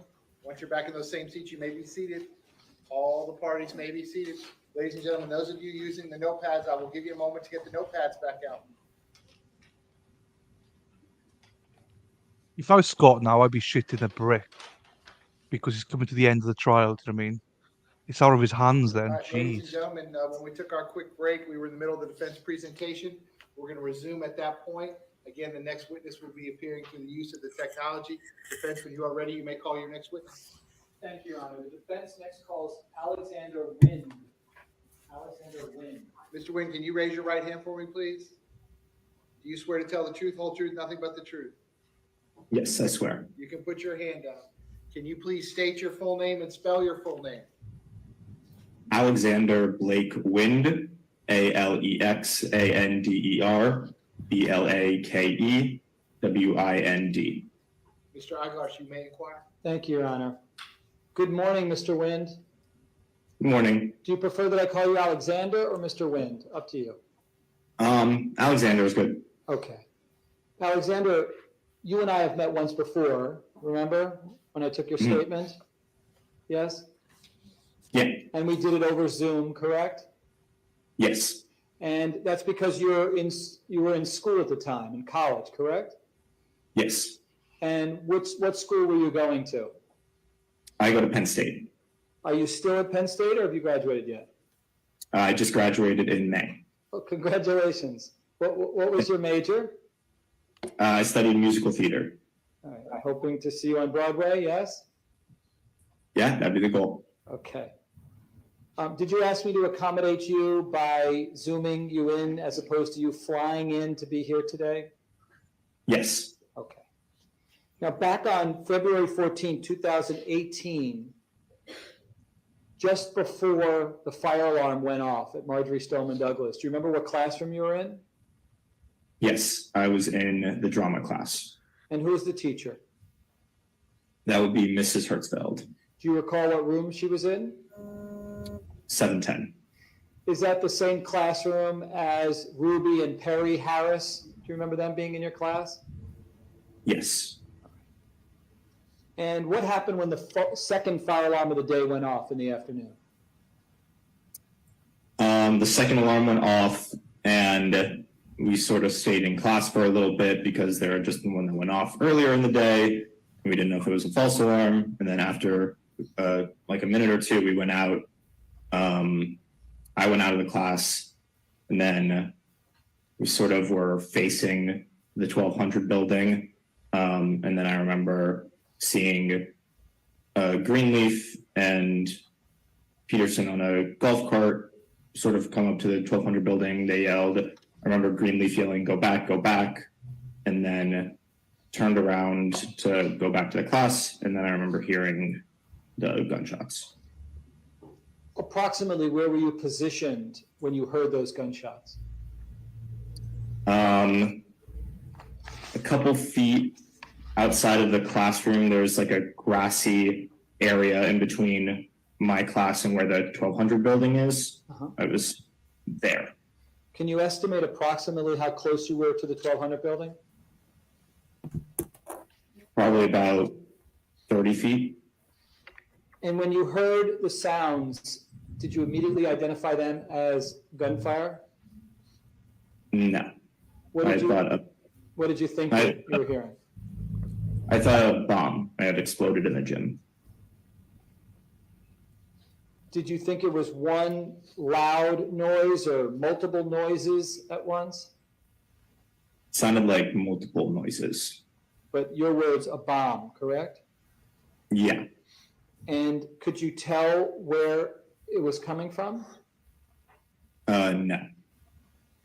Did you have an idea generally where you thought it might be coming from? No. I initially thought it was the gym. Okay, but you weren't sure even of that, correct? Yeah. Yes, you were not sure? Yes, I was not sure. Okay.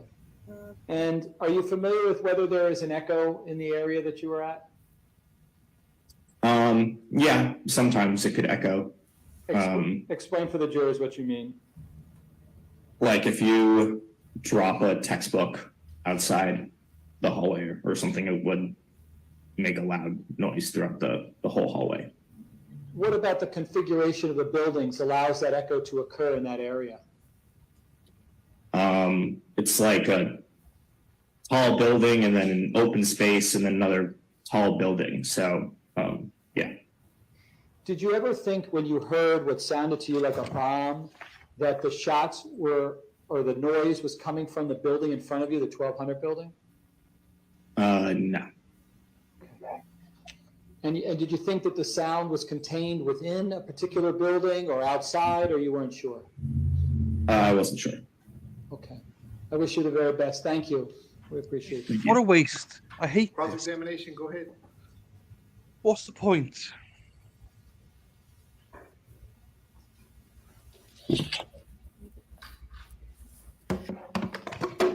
Hello, good morning. Can you Oh, hear sir. me okay? Here we go. Yeah. Okay, Hello. so you had never heard gunshots before this day, correct? Yes.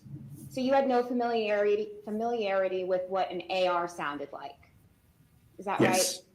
You hadn't taken annual classes where you were exposed to the sound of gunfire, Yes, that's correct. and you had never taken a combat lifesaver class, correct? Yes, that's You've correct. never taken classes on rifles or how to use them, correct? Yes, that's You didn't correct. have an annual qualification where you shot off guns every year, correct? That's It's correct. awful. This is what it's all about. Now, on that day when there was a code red, everybody had a role to play, right? Students were instructed that their role during a code red was to hunker down and find safety, correct? Yes. And teachers had a role as well, correct? Yes. And the point was that you were to stay put and be safe and wait for the police to come and rescue you. Is that correct? Yes. Now, you said you heard multiple shots. It was actually like 6 to 7 sounds, correct? Yeah. And you initially thought that it was coming from the gym, but you actually used your common sense and looked over and at some point determined that the sound wasn't coming from the gym, correct? Yes. Can you explain for the jury the process you took to come to that common sense realization? Yeah. So, when I was running back into my classroom, after I heard the initial noise, I sort of thought it was coming from the gym. And then as I was running back, I looked over to the gym, and saw that from my initial thought of the bomb, it was still intact. There was nothing to my eye that would have made it seem like a bomb exploded after I looked over at the gym and saw it. So you didn't just rely on sound, you also used your vision to confirm with what you were hearing if it made sense, correct? Yes. And you knew to do that at what, the age of 16 or 17? Yeah, I was 17. Do you remember learning that Officer Peterson, in your words, wasn't doing anything? Yes. Yeah, what's the legal objection? Calls for speculation, calls for I agree, Amy. interfere with the- That's sustained. That's the calling for a conclusion. Go ahead, Ms. Gomes. Ask your next question. How would you describe where Deputy Peterson was standing? At the end of the hallway, the closest to the parking lot of the 1200 building, but sort of still by the 700 building. And just for clarification, did you see this yourself or was this what your teacher told you? No, my teacher had told me when we got back into the classroom. Okay, I have nothing else. Based on that, any redirect? Yeah. Go ahead. I agree with you. She's lame. Amy. The total time that you saw my client, Toothpaste. It's Scott annoying. Peterson, was what, a second, Yeah. maybe 2? Yeah, probably. Okay. You have absolutely no idea what he was doing when he was on the scene, correct? Yes. You don't know who he talked to, you don't know what he was directing, you don't know anything, correct? No. Okay. And when you glanced over at the gym, the only reason why you thought it wasn't coming from the gym was because the gym had not imploded, correct? Yeah. And when you looked at the 1200 building, was there anything about the 1200 building that would have suggested that there was a shooter killing children and adults in there? No. You didn't see any blood or any bullet holes or kids running from the building, correct? No. Okay. Again, I wish you the very best in your career, sir. Good luck. Thank you. Based on that, Any recross? Just one question. Go ahead. In that moment, were you looking to see if there was any blood or children, or were you just right, running to let's stop. safety? Let's stop. Running to safety. Was Let's that your stop. number one priority in that moment? It's Sit down. ridiculous. Yes. Yeah, sit down, please. Nothing else. Thank you. Sit down. That's excused. Yes, sir. This All is right, sir, it. you are excused. I'm gonna end the Zoom meeting at this point. Thank you. Oh This my is God. ridiculous. It's Ridiculous. ridiculous. It's It's the same almost, testimony. I'm annoyed by it now. Yeah, I've had enough of it. Thank you. Me It's too. the same testimony. You heard Over this. and over and over. Yes. Deputy Arthur, right. Come on. Let's just done. We're wasting time here. One day, done. Judge, you should have just bloody kicked this out. For sure. It is annoying because it's tit for tat as well. So you didn't see this. Oh, no, you didn't see. Jesus. They didn't see nothing. They don't know anything. They're 16, 17. Oh, my days.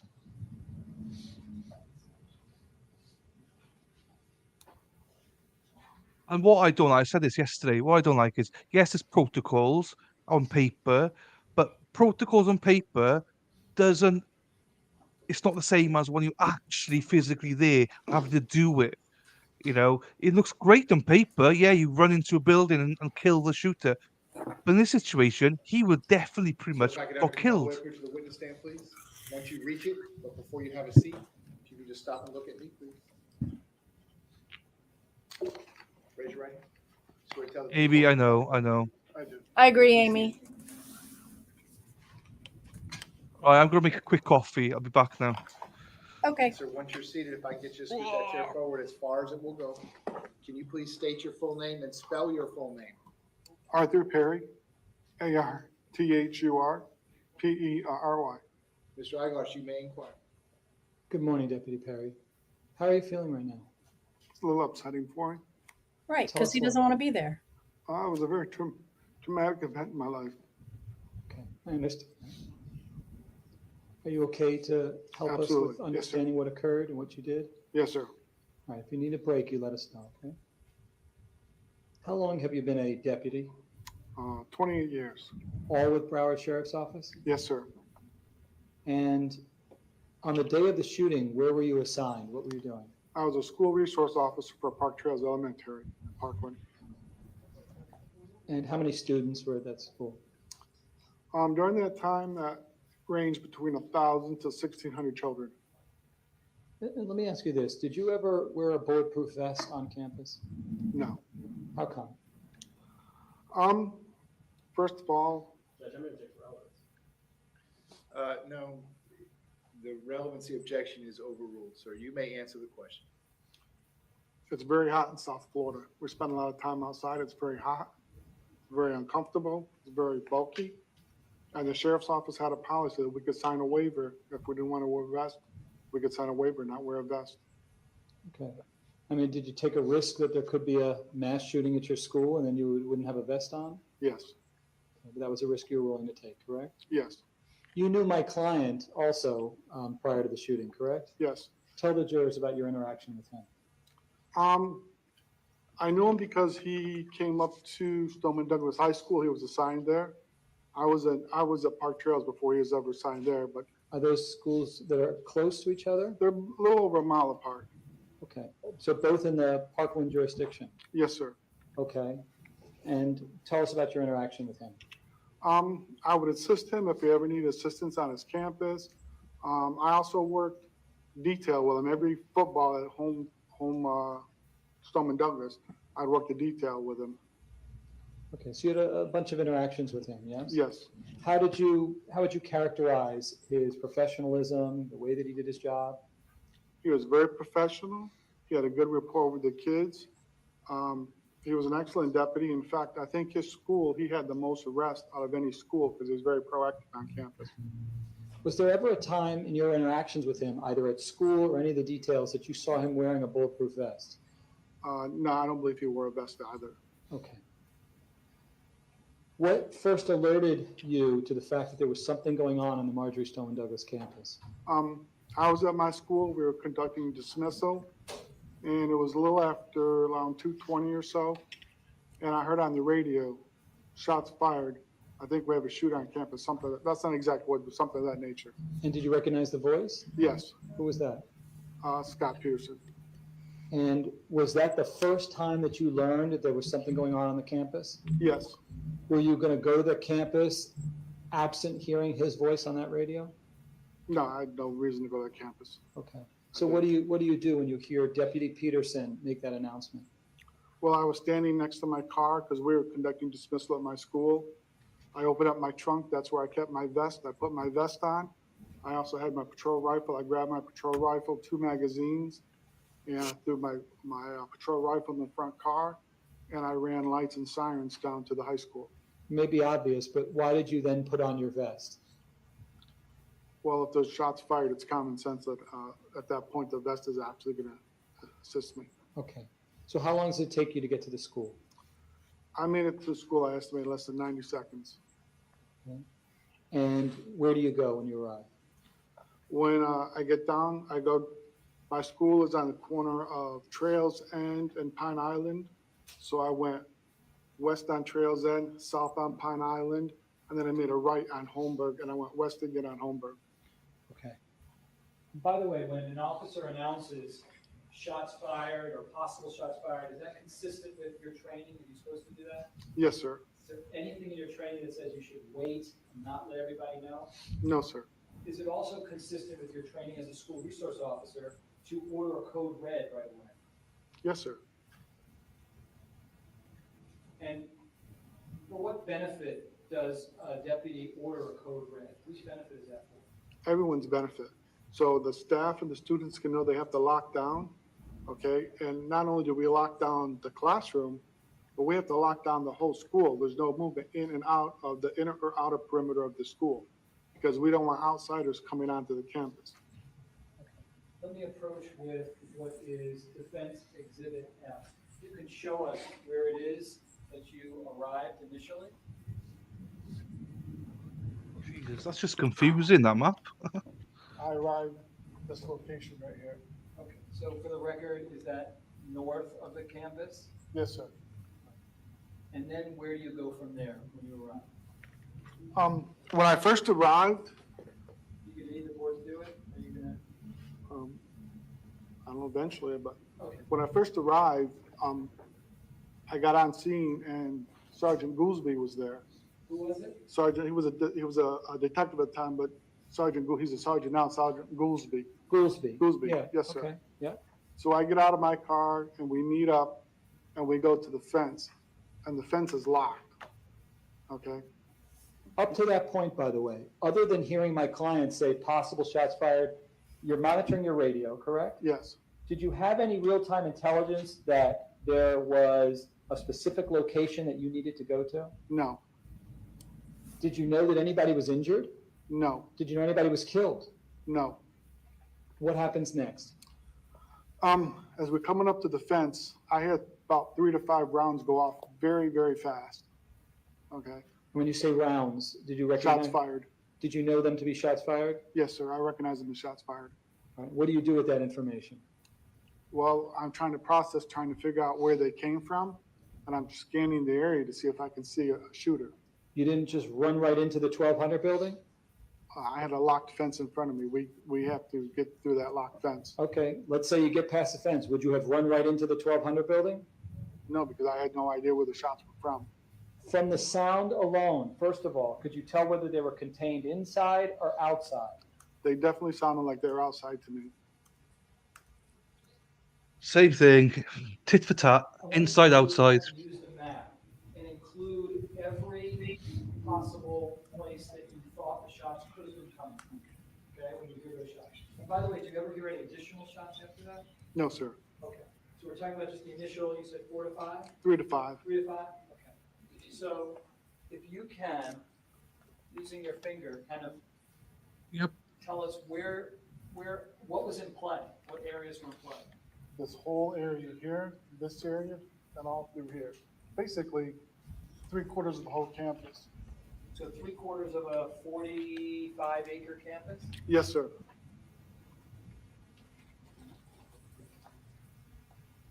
And so you begin to start looking for stimuli, correct? Yes, sir. And that included listening to your radio intently, correct? Yes, sir. You're also looking, correct? Yes, sir. Was there anything as you're scanning the campus and you're looking, anything that jumps out at you like smoke or blood or gunshot bullet holes, anything like that that you can see? No, sir. So what's the next thing that you do, sir? On the gate, the lock was inside, so Sergeant Goolsby is pulling the lock towards him so he can use his key to open the gate. And then Sergeant Heinrich, he was a school resource deputy at the time. Yes. He was in the parking lot with a student. And he jumps up in between cars and says, "Don't shoot. I'm an off-duty officer." Now, I know who he is, and he knows who I am, because we're both school resource officers. And I've worked the football detail at the high school for about 13 years, and his wife was the athletic director there, so I would see him all the time at the football games. And I got on my radio, but it took several times. I kept trying to key up my radio. I eventually was able to announce we have a student shot, so dispatch couldn't, but it took several times. I kept getting this bong, bong, bong. So you were delayed in making that reporting about someone being shot, correct? Yes, sir. How many attempts do you think you made before you were able to transmit that intelligence? At least 5 or 6. Let's talk about the radios. Prior to this incident, how were the radios working? We've always had issues with the radios in Parkland. Where my school is, it's located on the north end of the city. And I've always had problems trying to key up. There's certain areas you can't go to because the radios didn't work. And what would you do if you're surrounded by, let's say, cement? What would you do to try to be able to get better reception, either hear things better or be able to transmit better? You have to move to an area where you're getting reception. Okay. So you have to move away. Did you alert people higher up to let them know that the system wasn't working properly prior to the shooting? Absolutely. Being a school resource officer was kind of tricky because we had 2 sets of command. We had the district office command, and then we had the command that ran the school resource officers. So we would have, every 2 weeks, we'd have a meeting, and we would tell the command from the school resource officers that, hey, our radios aren't working, and the city of Parkland captain also knew we had radio difficulties. So it was well knowledge that we had difficulty with radios. No deputies get to pick which radio system they use, correct? Correct. Do you have to use the one assigned by higher ups? Yes, sir. And why is it important to have functioning radios as deputies? Because we have to communicate to each other. Without communication, we don't know what each other are doing. And what are you trained to do when you don't have the use of your radios, or are you even ever trained in that scenario? Yeah. I could have asked it better. One Yeah. question at a time. Go ahead, sir. Have you ever been trained where you have broken radios, where you can't use your radios? I cannot recall any training Hold on a session. second. That's 2 questions again. Okay. One question at a time. Go Have ahead. you ever been trained where the radios are malfunctioning? I have never received any training through our training department where we've done an exercise without radio communication. So tell us what happens next. You are with Goolsby and you encounter Heinrich. I see Heinrich, and again, like I say, I know who he is, he knows who I am, and he tells me he has a student shot. Unfortunately, he doesn't tell me where the shooter is, who the shooter is, how many shooters there are, where he was last seen. He gives me no information. And I'm trying to key up on the radio, and at that point, Sergeant Goolsby gets the gate open. So at that point, we just run past him and start heading towards the school campus. Did there come a time where you learned that Sergeant Heinrich, you knew him from Coral Springs, correct? Yes, sir. Did there come a time where you learned that Coral Springs had additional information that you guys did not? Yes, after the fact. Okay. You learned that they had. They had all the information, all the 911 calls on the cell phone were going to their dispatch, and we didn't receive any information at all. And how close were you to Sergeant Heinrich to be able to have that transfer of critical information? The gentleman behind you with the tie, the gray Prosecutor? suit, about that close, yes, sir. I'm sorry, the gentleman with the red shirt or the prosecutor? Him waving his hand, him. The prosecutor, you were Yes, that sir. close to Heinrich, Yes, sir. We can make eye contact. We had eye contact. and you know him, I know him. Yes. and he didn't give you any information. No, I was dressed like this, exact same day. I was carrying a patrol rifle. There was no question who I was and what I was there to do. What happened next? Oh, Sergeant Goolsby and I proceed up through the parking lot onto the campus looking for the shooter. I stopped at the last car in the parking lot, and Sergeant Goolsby went to the corner of the 1300 building. And what happened next? At that point, I saw Vice laying outside of the 1200 building on the concrete. Okay, let me show you what I've shown the state already. we've heard as this defense so exhibit. many times now. So annoying. I know.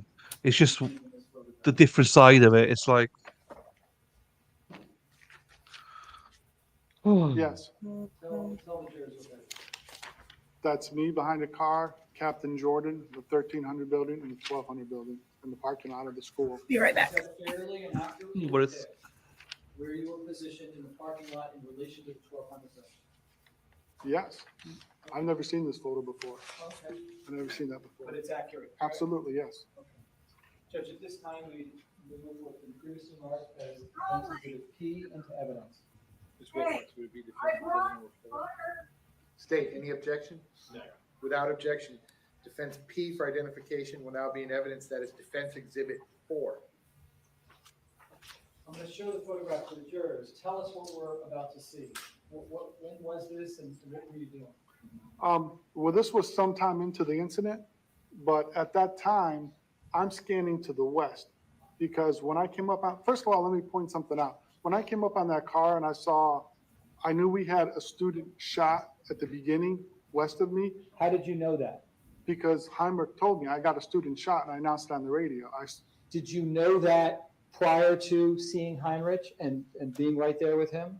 No, So you hadn't learned that there was any injuries over the BSO radio up to that point, no, correct? I was the first one to announce that. Okay. And then what happens? I got up to the location you Let's show. let's show them the photograph. Okay. Okay, So tell us what we're seeing. First of all, Perry is who? That's you, right? that's me, correct. And who is Jordan? She was the captain of the Parkland office at that time. And she's right there with you? Those are, Yes, yes. and what are you doing behind that car? I'm taking cover and I'm scanning for a shooter. And is that what Captain Jordan is doing as well? Captain Jordan's trying to run the crime scene at that point.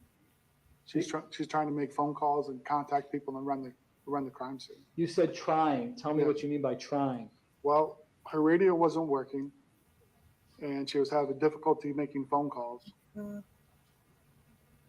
my days. Close the trial. And so we're clear, this Just is. stop the trial. Is this the closest car to the 1200 building? Yeah, it's the last car in the parking lot coming this way. If you're coming from 1200, it's the first car. How close would you estimate you are to the 1200 building? I'm gonna say that's probably 30 yards. Okay.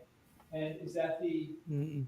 you recognize what's contained in this photograph, which is defense exhibit 1? Yes, What are we looking at in defense exhibit 1? we're looking at the west side of the 1200 building. So if you're in that photograph, what you're facing is this, the west side? Yes, And can you show us where you saw Aaron Feist? Where his body was? he was in the general area right here on the ground. So he would have been outside of the 1200 building, correct? Yes, And you see his body there, correct? yes, Do you then just rush into the 1200 building? no, How come? because when I also see his body That way you get it in place. up in these windows, You know what I mean? can you see that on You my don't picture? have to do I it. can try to zoom it in. Well, on the building, up on the windows, I can see gunshots on the windows. And based on my position, Which windows? Are you able to show us? it's like right, You want me to enable the, I would love that, Judge. Thank you. Mark's loving this. sir, do you see at the bottom of your screen is there 3 little lines? Right in the middle, bottom? yes, Push those. okay. Now what do I do? Now, you can select the pencil option and select color. Yeah, just, Like right, and I believe it was these windows, I'm not sure exactly which one. Wait, it's not working. Hit a color. Just hit one of the colors. Pick whatever your favorite color is. Okay, good. And now circle with your finger on the screen. There we go. I believe it was these windows. I could see gunshots in those windows. And based on my angle and the fact that Coach Feist was on the ground, I was believing that the shooter was outside west and he shot that direction at Coach Feist, and he shot in such rapid succession that the rifle raised, and those were gunshots coming from the outside toward the inside of the building. Now that turned out to be completely not what really happened, right? Absolutely, yes. So you can get it wrong, but it not necessarily be something sinister, right? Yes. I mean, up to that point, do you know that the shooter's inside the 1200 building? Absolutely not. Again, I'm considering myself in the hot zone because I just ran past a student that got shot, and I ran up to the next building, and I see another person shot outside, and I'm seeing what appears to be gunshots on a window up above. So I'm thinking everything is to my west. And unfortunately, when you show me that map and you tell me the point where I'm at, you can't get the vastness of the area. The area is so big and there's so many places for someone to hide and someone to move. It's just impossible for one or two people to cover that amount of area. And were there any other stimuli, like any smoke that you're seeing coming out of the building? No, Any blood? no, No students running out and telling you? no. Had you eliminated that there could be sniper fire on the campus? Absolutely not. Could have been someone anywhere in that campus shooting. Could you eliminate that there were people running around with guns somewhere on campus? No, because when we're trained to think always the +1 rule. So like, again, when I ran past Heinrich, he didn't even say, was there one shooter or there's two shooters? He gave us no information, and he had a victim right there, which he had intel that he could have gave us right on the spot that assist us. Were there other officers other than Perry and Jordan that were taking positions of cover around the 1200 building that you saw? Well, I'm Perry. Strike that. Other than you and Jordan. Eventually, a Coral Springs officer came up in the car next to me, to my east. Yes. A Coral Springs officer came up there, and he had his weapon pointed at the 1200 building. When he did that, I focused all my energy on the west side of the campus. Okay. Did you see that? Do you remember the name of that Coral Springs deputy officer? I do not know his name, no. Did that officer go running into the 1200 building as soon as that officer got there? No. Did you ever see that officer go into the 1200 building? No, that officer stayed there the whole time I was there. When I left, he was still there. And you don't even know the first letter of the last name? No? No. Okay. And so how long do you think you remained in a position of cover this close to the 1200 building? Well, before Captain Jordan ever got there, I was in that position in that car, and Gooseby was over in the 1300 building. I was there for about 3 to 4 minutes, and 3 Coral Springs officers came in and ran by me. Again, they gave me no information whatsoever, and I saw them run into the 1200 building outside the door where Feist was. Okay. Okay. So do you go then running in? Naturally, this must be where the shooter's located, right? No, because I'm thinking, based on what I saw from those shots in the window, the victim that I ran past and the victim in front of me, I'm thinking the shooter is to the west. Okay.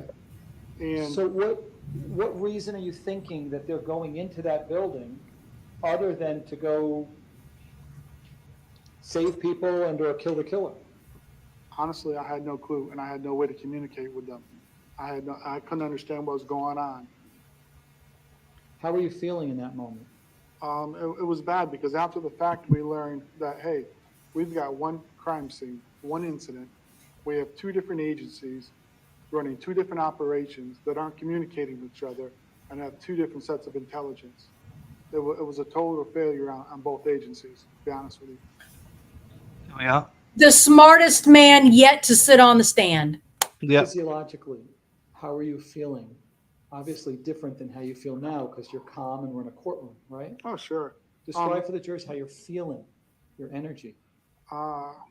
Everything was slowed down. My heart rate was pumping. I was sweating a lot. I was looking around. Was there any difficulty either seeing or hearing or anything like that? I did end up having tunnel vision because I later learned that a Deputy Hanks, ran by me and went into the building. And I never saw him. I never saw him go into the building. Never saw him run by me. So it's possible to be looking and not see something right in front of you. Yes. That's what you experienced. Yes. You're not lying about that, right? No. Yeah, that's sustained. Agree, Dave, agree. So what is the next thing that happened after you and Jordan are in a position of cover by this building? And I don't know that I knew the total amount of time that you were in this position. I'm just guessing at this point, but I'm guessing probably 35 minutes easy. SWAT ends up pulling up. You see the front of that car that we're behind? Yes. SWAT ends up pulling one of their Bearcats up there, okay? And they're starting to take control of the situation. But before that happened, again, I had no information about who the shooter was, what the shooter looked like, anything. Cool Springs starts evacuating the 1200 building, and they're running the kids out past me and out the exit. And I couldn't make sense of that because that's not what we're trained to do. And evac the shooter, we want everybody locked down, and we're supposed to go hunting for the shooter. So the kids end up exiting out that west door, and they ran out to Holmberg and then went west down to West Glades Middle School. And then our SWAT unit comes up, and they start their operation. And they discover that the shooter had left the building and he had went westbound. So the sergeant for SWAT, which is Captain Robinson now, told me to leave my position and go down to West Glades and bring all those kids up to the corner of Pine Island and Holmberg Road. So even as the kids are running out of the 1200 building, you don't go into the 1200 building, correct? No. How come? Well, because I'm thinking the shooter to the west, and I'm like, why is Coral Springs dumping all these kids out into an open field, an open parking lot, and we have no clue where the shooter's at or what he looks like? I had no information to what he looked like, who he was, she was, how many there were. So in the 35 minutes that approximately that you and Jordan are taking a position of cover by the 1200 building, did you ever on your BSO radio get real-time intelligence as to where the shooter was located? No. How many shooters there were? No. Whether there were any victims other than the one you saw? I saw Feist. 4 victims, okay? I saw Coach Feist, and I saw the student that was shot. But right after the 3 officers went into the building, right? A 4th Coral Springs officer came with Deputy Volpe, BSO Deputy Volpe, and they opened up the door and they took out Chris Hickson and put him on the golf cart and took him out the same way that we came in, and I provided cover while they did that. Then they came back in with the golf cart and they picked up a 4th person that I saw. I don't know where they picked them up at, but they also took that person out on the golf cart by me. You never went into the 1200 building, correct? Correct. When was the first time that you learned that there was a shooter inside 1200 building?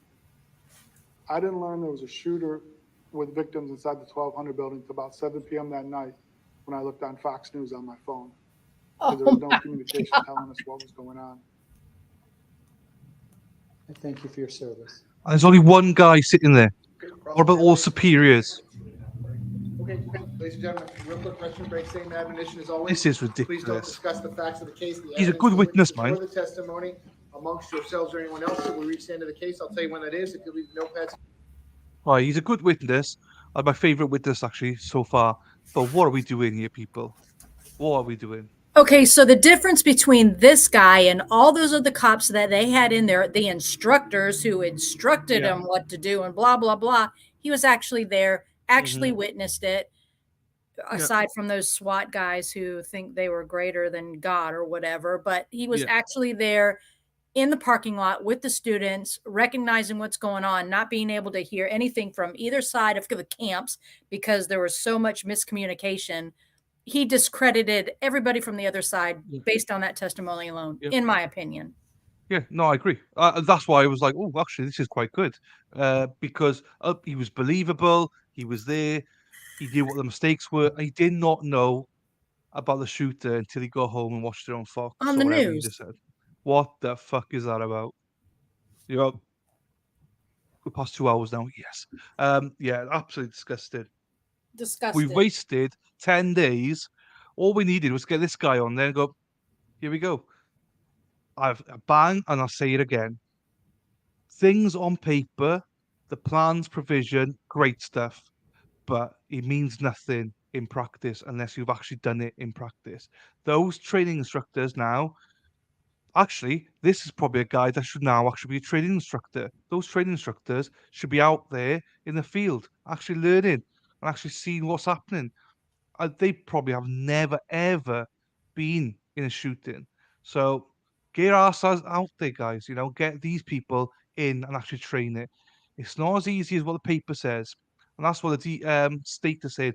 Well, you're trained to do this. Bullshit. There's bullets everywhere. There's people dying.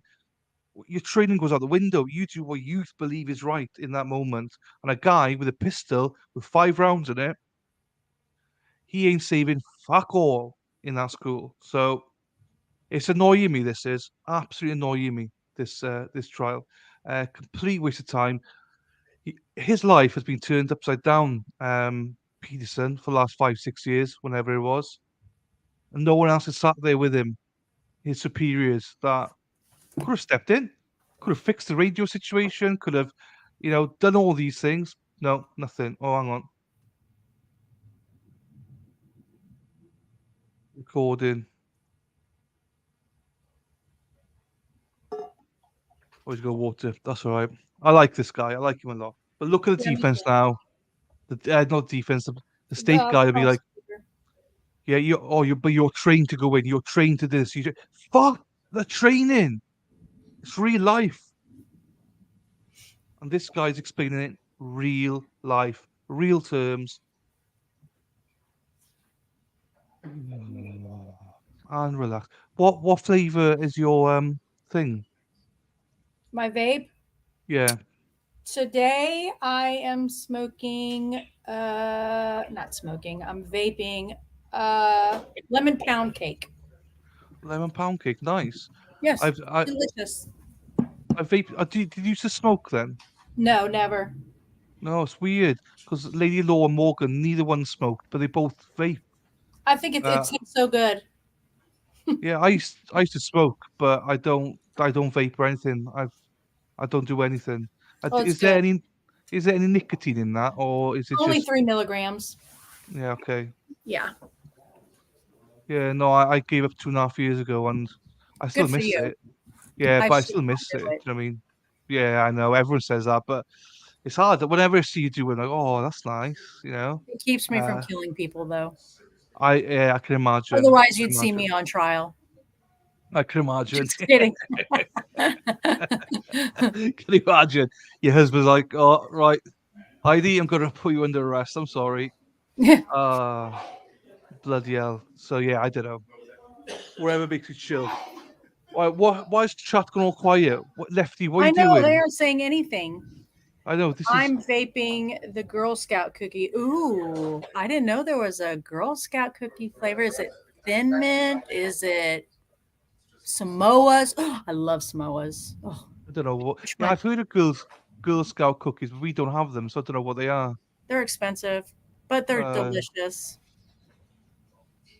Yeah, never. I've heard of them on films and stuff, but never... You've don't never have had a anything Girl like that. Scout cookie? No. Dylan, we got to send you a care package. I mean, You need some country gravy in there. You need some Girl Scout cookies. You need some chips, not crisps, Yeah. chips. Yeah, I don't mind the chips out there. She's... Oh, come on. This is an American thing, though. Oh, This I don't do cookies. cannabis. This is the the cookie thingies. They're all American, though. It's not like international thing, is it? It's just an American cookie, whatever you The call it, Girl Girl Scout Scout cookie. cookies? Yeah, Do you They're have just Girl American. Scouts in the UK? Yeah, we do. Yeah. Then why aren't they selling cookies? Gosh darn, y'all getting they- gypped. Girl Scout they might cookies be. are the only thing to live for when it's Girl Scout They might be. time. Oh shit! Actually, now they said that, they might be. um. Yes, I'm here. I'm just working to. Hey, Jay, you're not working as a mod. Come on, hurry up. No, it's all good. Thanks for listening, everyone. Amy just put her Zachariah Anderson shirt on Facebook in the group Nice. that she won. That's my kind of vape. Which one, Shauna? They're too Heidi. busy eating boiled mush. Lefty. Yeah, what was the boiled thingy about? Like, why do you boil your nuts for? So you take green peanuts and you boil them with a whole lot of salt, and they're a little slimy, but they're actually very delicious. Okay. I don't know who came up with it. It's a southern thing. But where I live in Virginia, like peanuts are the capital around here. There's just so many peanut farms. It's a thing. Yeah, that's fine. And then you got haggis. Oh, Lefty. yuck. Haggis? Haggis is actually quite nice No. in Scotland. I don't eat it in Scotland. The only place I would eat haggis is in Scotland. There's different kinds. It's like, it's homemade, as in it's proper stuff. If you have haggis in Wales, even, it's not the same. I've never had haggis either, Matt. Mr. Klinger, present for the state. I it is continue to have nice, Mr. it is Eichmarsh nice. present with Mr. Peterson, who likewise. Sounds is don't know what it present is. Outside the presence Sounds of the gross. jury. The witness remains on the witness stand. State anything you need me to address. I'm not in West Virginia, Dave. I'm Virginia, and cannabis is legal here. I just Anything opted you need not me to do it. address. I probably need Do we have to another witness after this? You chill out. sleep, chill. Yeah, I know. Sleep. That's Eat. good. I'll do a sidebar. Do you guys do black pudding or white pudding? Okay, please bring the jury. We have banana pudding, chocolate Ah, pudding. No, this is not a pudding. This is what you eat in the fryer. So this is what I mean. For me, black pudding, white pudding are fantastic. You What? bit of I don't even know bacon, what bit of that is. sausage. Yeah, it's like It's gravy. no, it's not gravy. It's a round thing. They are basically guts and stuff from animals, but and blood and stuff. It's No. delicious. No. It's delicious. Hard pass. Mostly fried or baked. Yes, Blood and guts from animals that you fry? it's lovely. No. Nothing What do you about mean? that sounds lovely. You eat sausage, don't you? You eat bacon. You eat sausage. Oh, I love bacon. Yeah, you eat But sausage. that's not guts. That's not blood and guts. That's No, like I'm not saying it's guts. I'm not saying it's quite guts, but it's the remains of different things. It's actually really nice. Your husband would love like it. a I'm hot sure. dog. Hot dog's got all shit in it, isn't it? So, no, it's not quite like a hot dog. It's just like round things they are. Stew was amazing. Yes. We don't boil our food. Why do people think the UK people boil their food? I don't know. I don't know. Lefty made that up. He's, I don't get that. I am coming out to America at some point because I need to try all these things. Like, I tease no, we about just the all need to send you a care package. there is that Everybody as well. from the different states, we all need to find a central location. We'll leave it up to somebody. From my area, I'll send you a bag of peanuts. From Dave, send whatever he is from wherever he is. No, Oregon. you probably go to jail for that. But send y'all something from our local area to you. Yeah, I'd love that. The only problem that you've got, Lefty was like, "Oh no, I'm not sending him anything because it's too expensive," which it is. It is true. It's expensive to send stuff internationally. We all chip in a couple bucks. It won't be that expensive. It wouldn't, yeah, but Lefty's tight. You know what I mean? So Oh well. Jurors entering. I'm joking. No, I'd love to do this, something like that. Black pudding. Yeah, black Ladies and pudding, gentlemen, lovely. welcome back. Come on in. Amy's gonna send you that Ladies and gentlemen, gravy. welcome You're back. getting Come on in. gravy. Gravy. Regardless, Back you're in your getting seats. You may be gravy. seated. I need to try it. I do All want to parties try may it. be seated. There's Ladies and packets. gentlemen, those of you They're not using the that great. notepads, I'll Only give you a great. moment No, to get the that's why I want notepad. to try it in America. Do you know what I mean? I will definitely be coming out at some point. It's just when. Do you know what I mean? Chicken fried steak and country gravy. Delicious. All right, ladies and gentlemen, Seen when we it, took our quick seen break, it. we had just concluded the direct examination of the defense witness. We're now going to turn to the cross-examination. The witness remains Yeah, on the Lefty, witness you- stand and you under they oath. did Mr. you Sherwood, in when there. You are ready. You That's may bullshit. proceed. It's $80. No chance. Deputy Perry, talking about your training. You're taught in training that there's a difference in an active shooting situation between when shots are being fired and when you no longer hear shots, correct? Yes, sir. And when shots are being fired, you run towards the sound of the shots. Yes, sir. And when shots are not being fired, you look for additional stimulus, gather intelligence to see what the next steps are. Yes, sir. Now, you were on this scene for mere seconds while you heard shots, correct? Approximately 30, 45 seconds. Yes, 30 sir. to 45 seconds, you're on scene, you hear four to five shots, 3 correct? to 5 shots. Okay, so you weren't on scene for 4.5 minutes during the shots. No, sir. You didn't hear 70 shots being fired, correct? No, sir. He's just saying. I'm going to show you what's in evidence as states one, Your Honor. Just So to- annoying. If there's a juror, I would be pissed off right now. Oh, if I was a juror, I'd be so annoyed.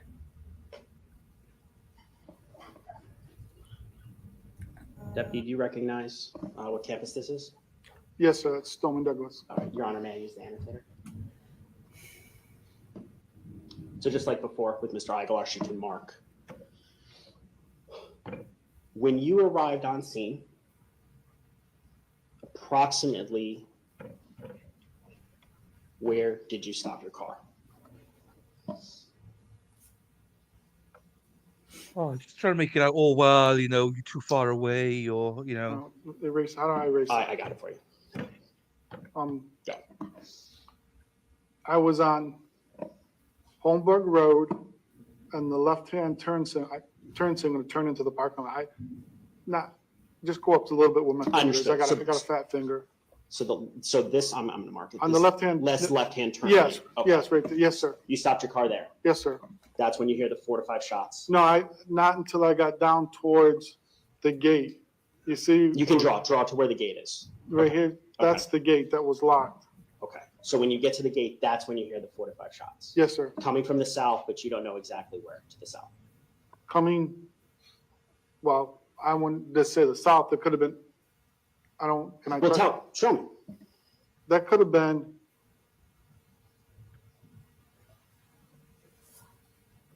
even all this area. Okay, so southwest of you. Yes, sir. Okay. Now, in training, you're taught to go to the sound of gunfire, correct? Yes, sir. We know Okay. where it's at. Well, we'll get to that in a second. Okay. Now, you approach, I'm going to change it to purple. Once the gate gets opened, where do you and Goolsby head towards? Or I guess Sergeant Goolsby head towards. We come through here, and I stop at the last car right there, and Goolsby comes up to this location right there. Okay. Did you go behind it? I'm just going to mark in blue. Did you take this route over here, or did you take the purple route that you marked? I honestly can't remember. I'm thinking is the route I marked, but Okay. I can't be sure. Okay. Now you're heading towards the area of where you think the gunshot could have come from, correct? Yes, sir. You're not just standing there. No, sir. You're complying with your training that you go towards the sound of the shots, right? Yes, sir.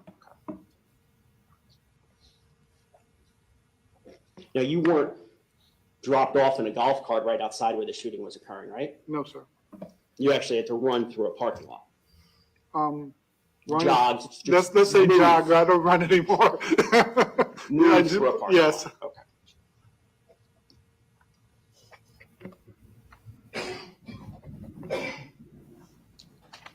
Now, you spoke about you don't wear a bulletproof vest, Yes, sir. and are you wearing one today? Yes, sir. Okay.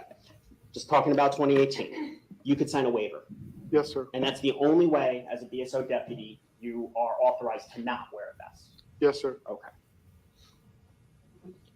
And you said on direct, it's a risk willing to take. Yes, sir.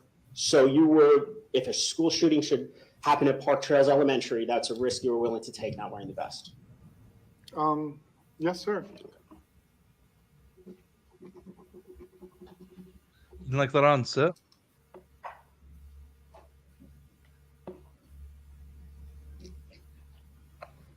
Now, direct, you testified about locking down the whole school.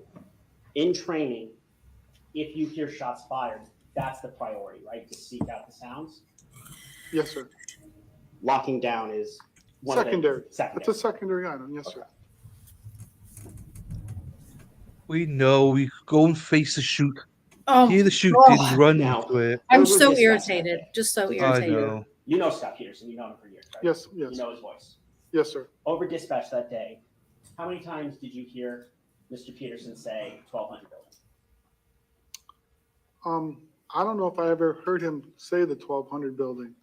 Yeah. Did you hear his voice over dispatch? Yes, I did. How many times? You can estimate for me. How many times do you think you heard his voice over dispatch? Well, I heard it when he initially put the call out. And then I heard it when he asked me if I knew where the shooter was at. Okay. Those are the two times that I can distinctly remember his voice. So basically, in the beginning, while the shooting first starts, Yes. and then well after the shooting. Well, I guess not well after. I mean, what do you mean by well after? After the shooting had stopped for at least a minute or 2 minutes. Or Maybe 30 seconds at best. 30 seconds. Okay. He's looking at the jury a lot. I think he likes Scott.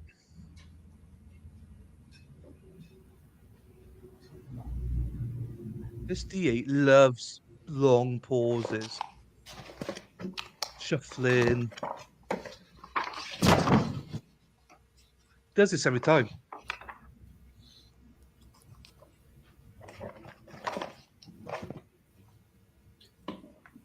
When you heard that call, Perry, does he know where the shooter is? How long would you estimate you were on scene for? Minute to minute and a half, I'd say. So 3 minutes doesn't sound right to you? It's hard to estimate under that type of stress, sir. Understood. I'm guessing at this point. I really Okay. don't know. Okay. If it was said 3 minutes later, does that sound preposterous or could it be? It could be. I really don't know. Okay. Now, that day, you also called out dispatch. You used your radio, correct? Yes, sir.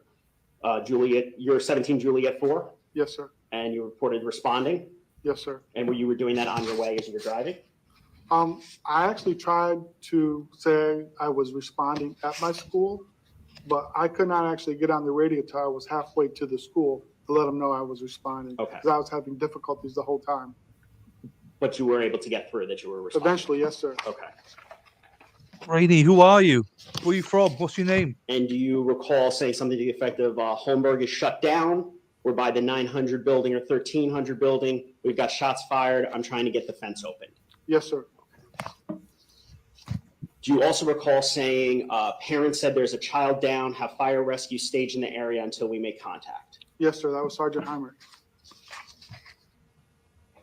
So Sergeant Heinrich, you called him a parent. Yes, sir. Earlier you said you know him, I do.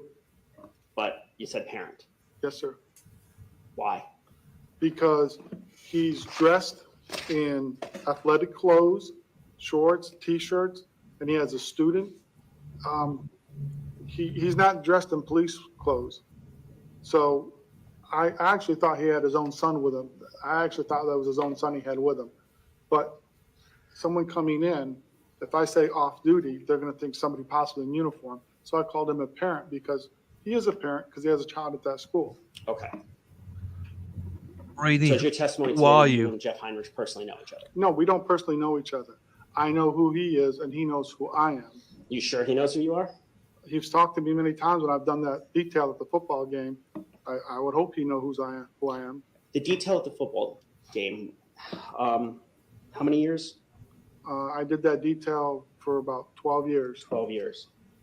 Did you work that with Mr. Peterson? I've worked some with Mr. Peterson and the deputy before him. Here he Yes, comes. Okay. Are you friends with Mr. Peterson? yes, Here I he am. comes. How long have you guys been friends? Probably since he started working at the high school. Socialized together? No, we have done a couple things together, but I don't really socialize with him. What do you mean, a couple things? We've gone on 2 motorcycle trips, Cool, Rainey, cool. okay? Okay. And I helped him pack up his house when he moved, and I also, with another friend, delivered his motorcycle to his current residence where he's at. Okay, and now you were asked on direct that you didn't run right into the 1200 building, and you said because you had no idea where the shots were coming from, correct? I agree, Correct. Mad World. In training, you're taught to seek out to gather intelligence, correct? Yes, sir. And that's why you ran down the purple Yes, sir. track, correct? Yes, sir. Stopped at that car, Yes, correct? sir. Goolsby's down in the corner of the 1300 building Yes, in the sir. northeast corner. You can see Aaron Feist outside, you said, right? Yes, sir. You saw bullet holes in the 1300 building, you said. Yes, sir. You saw Coral Springs running into that building. Bullet holes in the 1200 building. Yeah, 1200. Okay. Yes, sir.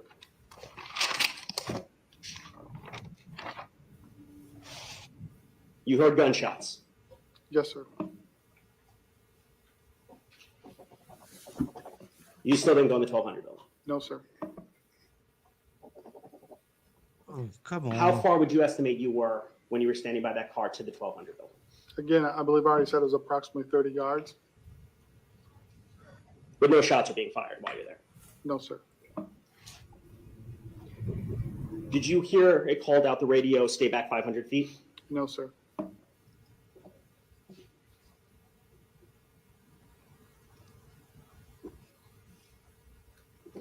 And you testified that you thought that the shooting was to the west. You circled it actually in the green area, correct? Yes, sir.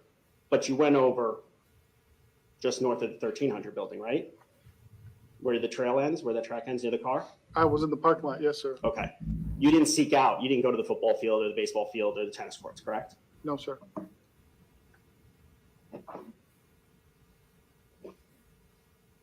Now, you said that when Heinrich ran past you, he didn't say anything to you, right? No, Heinrich didn't run past me.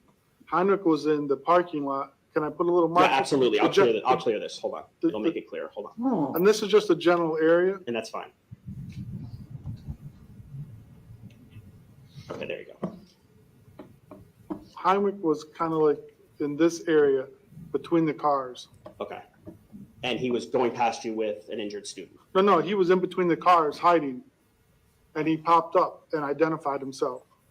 So he wasn't running northbound to the fence. No, Okay. he was in between two cars stationary. Did he have a student with him? Yes, Okay. And what was he doing with the student? they were stationary. And I told him, as Goolsby and I started coming into into here, I told him to get down because shots were fired. The student that he was with, did you see the injury that he suffered? No, sir. So you didn't see that his foot was almost blown off? No, sir. And but your testimony is he was with a student and he was just standing in between. He was in between. He was, when we first got to the fence, I didn't see him. But he popped up and identified himself.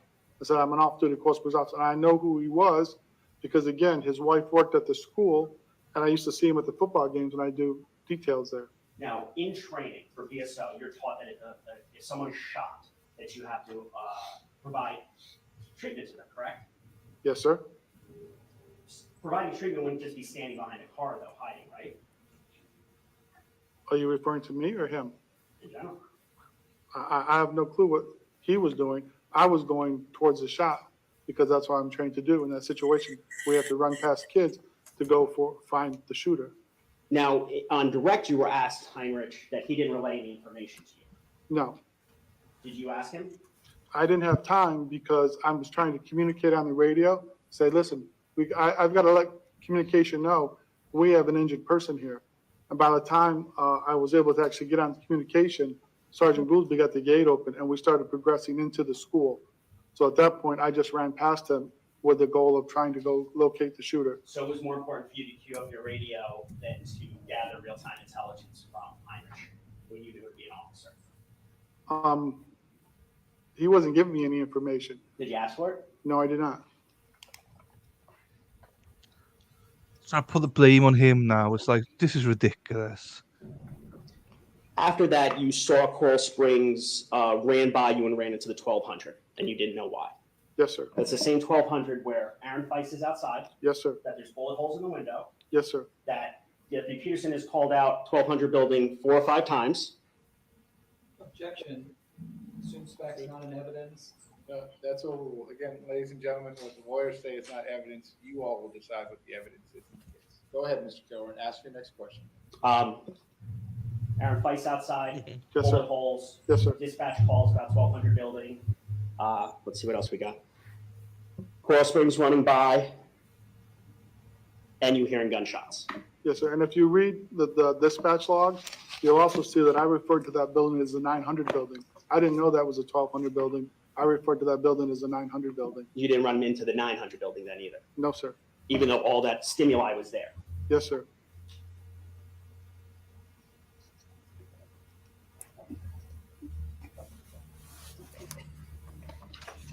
Oh, At 223, you're saying you did not hear over dispatch shots fired 1200.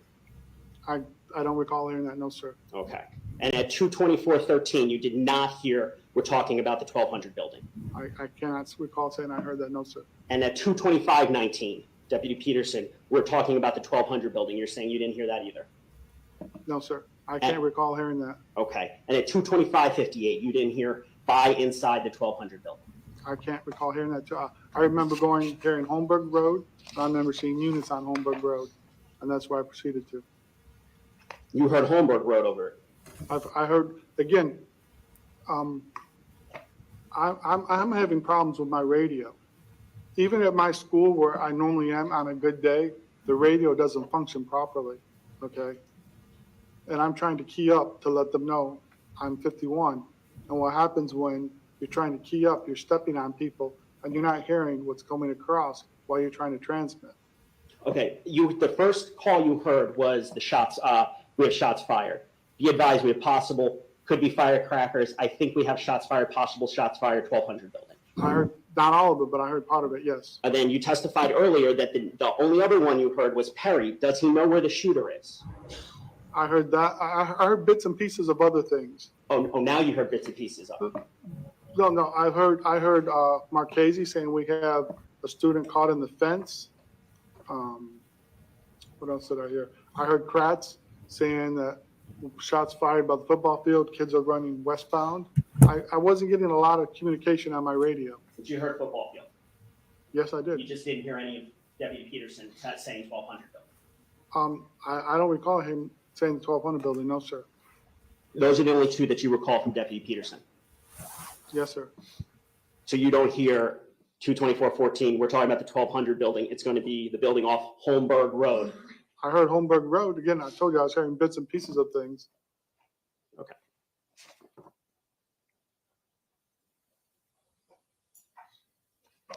Did you hear shots fired being mentioned about 5 or 6 times? It's supposed to be good on Sunday. I don't understand your question. Did you hear shots fired being mentioned 5 or 6 That's the times? city. On the radio? Yes. I don't recall.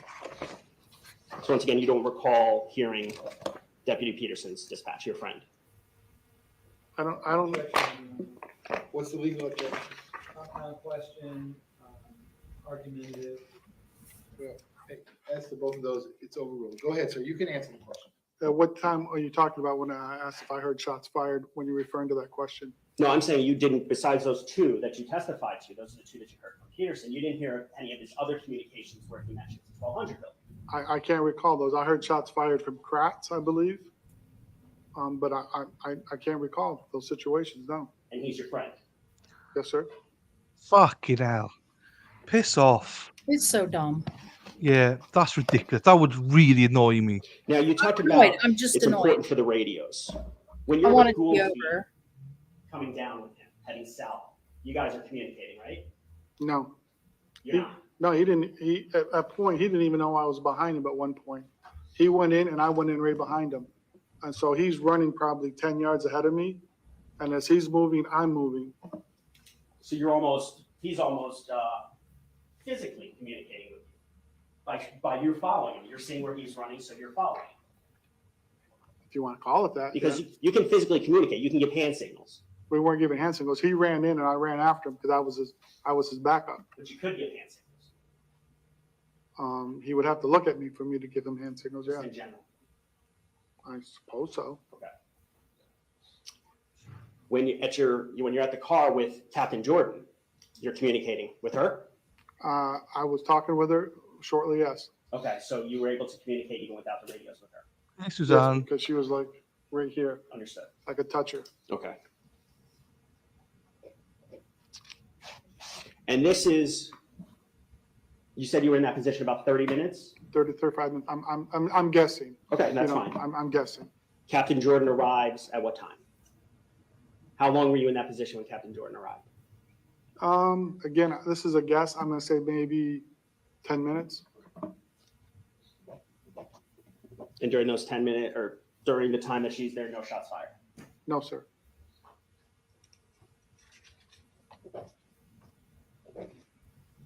This is so dumb. You know, Suzanne, who are you not a fan of, the attorney or the witness? Because I don't mind this witness. Did you? Did you know where Scot Peterson was at while you were on scene? No. I'm showing you what's already in evidence. It states 18. Didn't they say this was the You last didn't know that he witness? was in that hallway area We right believe there? so, yeah. No, sir. Thank God. Yeah, you said that Coral Springs officers went in. Yes, sir. BSO also went in, right? Eventually, yes, sir.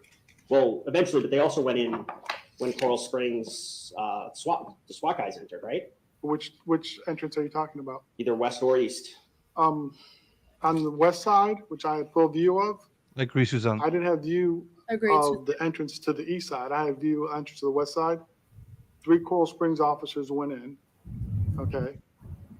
And then another Coral Springs officer came up with Deputy Volpe, and they took Hickson out of right behind the door I think and so. evacuated him on the golf cart. So Volpe went in. Yes. Okay. And did you know that Richard Vandereens went in? No, sir. Did you know that Danny Polo from BSO went in? No, sir. And Richard Vandereens being from BSO? You didn't know they went in? I don't even know who he is. You don't know who he is? Okay. No. So you didn't know that with Coral Springs, BSO officers were also making entrance? No, sir. Oh, we don't know about Scott yet. We don't know, Mad. Now this, what's now in his defense for, this photograph that was shown to you, the position. Yeah, Sammy. What time did you get positioned behind the car, approximately? Right after we made entry into the gate, when you have the dispatch log say we're going between building 900 and 1300, Okay. that's where I ended up right there. I don't think he needs to, Matt. No. Quite close though, yes and no's in So chat. 227.50, does that sound about right? Is that what dispatch says? I Yeah. announced it on the radio. Okay. Yes.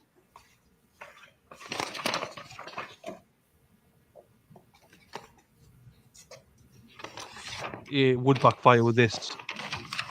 Because this attorney would just Now you go said and cluster on him. direct, based upon your training, if your shot's fired, that you're supposed to go hunting for the shooter. Do you recall saying that?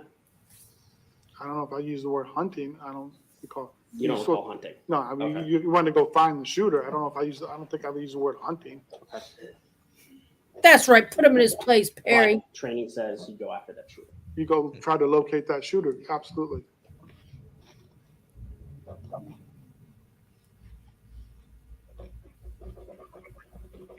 And you said you learned that the shooter was in that building, the 1200 building, 7 p.m. that night on Fox News. That there were victims and the shooter was in at one time in that building. Yes, sir. What time did you stay till the campus? I wasn't on campus at that point. I was at the corner of Holmberg and Pine Island, assisting with crowd control because they were trying to get buses to that location to move parents and students away. And what time were you there until? I don't really- Approximately. I don't remember.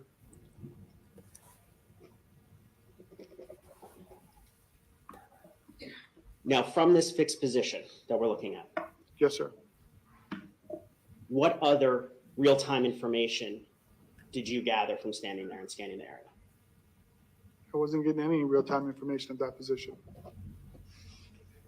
You could have moved forward, though, to get real-time information, right?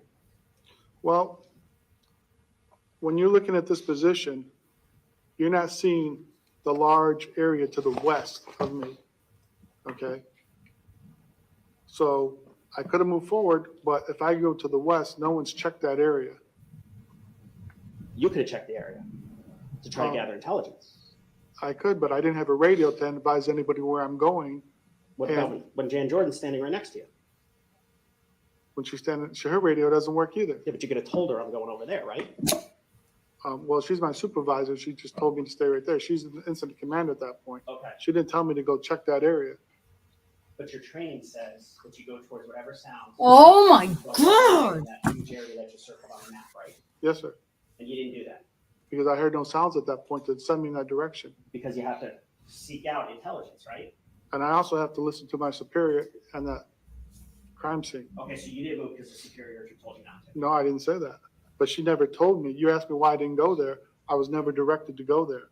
And my task of that area was provide overwatch cover, because if I left that area, that gate's wide open. Anybody can come in and out of that gate. So you had a specific task. You were an overwatch.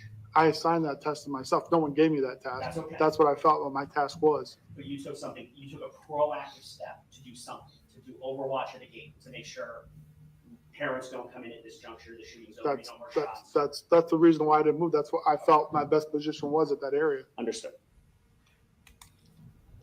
But that was something proactive that you were doing. Well, everyone should be doing a task on a scene. Everyone should be doing a task on the scene. That's in training, right? Yes, sir. You say that Scott didn't do In any training, are task. you ever taught to stay in the same position for 48 minutes?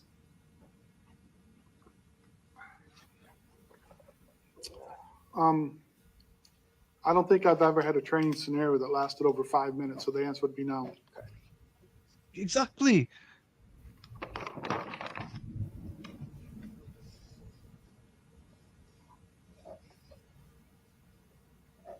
That's all they've got as a state is a manual that says you're supposed to go and go after the shooter. I can't imagine that the jurors are appreciating this. No. It's making people more mad than mad. And my main feeling is annoyed and just Yeah, annoyed. I'm annoyed.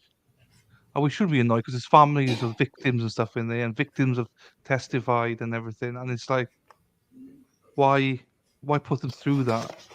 Now, you said Captain Jordan couldn't use the radio either, correct? Correct. Do you recall her at 2:31:30 saying, I know we have a lot going on. Do we have a perimeter set up right now and everyone cleared out of the building? I don't recall her saying that. Do you recall her at 2:32:48 saying 17 Sierra 1? Maybe. And do you recall at 2:33:04 her saying 17 Sierra 1, I want to make sure we have a perimeter set up? Possibly. Or at 2:34:40 have them set up on the south side of the sawgrass and they can come from the south? Again, I wasn't getting all those transmissions. But the dispatch records would show what was Yes, said. absolutely.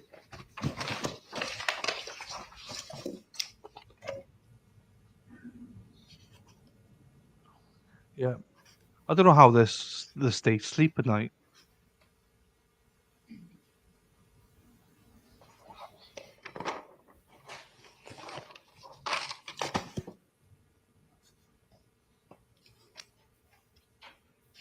Dude, just be done. All right, just end this. Just be done, dude. Now, you took part in, well, let me ask you this, at Park Trails, do you have code red training for the teachers? Yes, sir. And Code red they training. Teach that code red training? No, I don't teach that. Would you sit in on it? I monitor it, yes. Monitor means you're there in the room. It's not a room, it's a school. It's done with the Broward County School Board, school police conduct it. And I assist with shutting the roadways off so the kids can cross the roadways safely. No. The classes, when you learn about code red, or when you're teaching, when the teachers are learning about code red, do you recall those situations? Those trainings for the teachers? No, we don't, as a sheriff's office, we don't teach the teachers how to do a code red. That's something done through the school board. When the school board comes to teach those classes, are you in the room when they're teaching the classes? No. That backfired, didn't it? Next question. And during a code red drill, what is your responsibility? My responsibility is I'm going to be a liaison with the incident command and the principal in order to communicate what's going on campus. If you hear shots fired on Park Trails Elementary, what are you trying to do? I'm gonna go try and find and locate those shots. To protect your kids on campus, the students on campus, They're not my kids on campus, they're students on campus. the kids that go to your school. That's not my school, it's a school I'm assigned to. And so it's not your school. No, sir, that's not my assignment, Your assigned school. yes.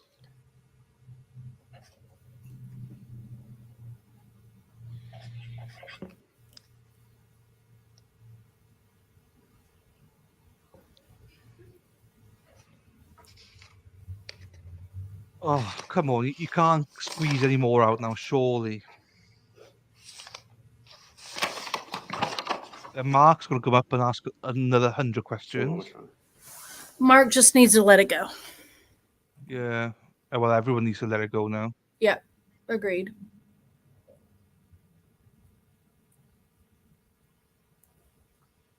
Oh, it's not about justice, Madwell. It's not about justice at all now. So when you It's saw the higher ups want to punish him. Officer Heinrich, I'm gonna go back to you now.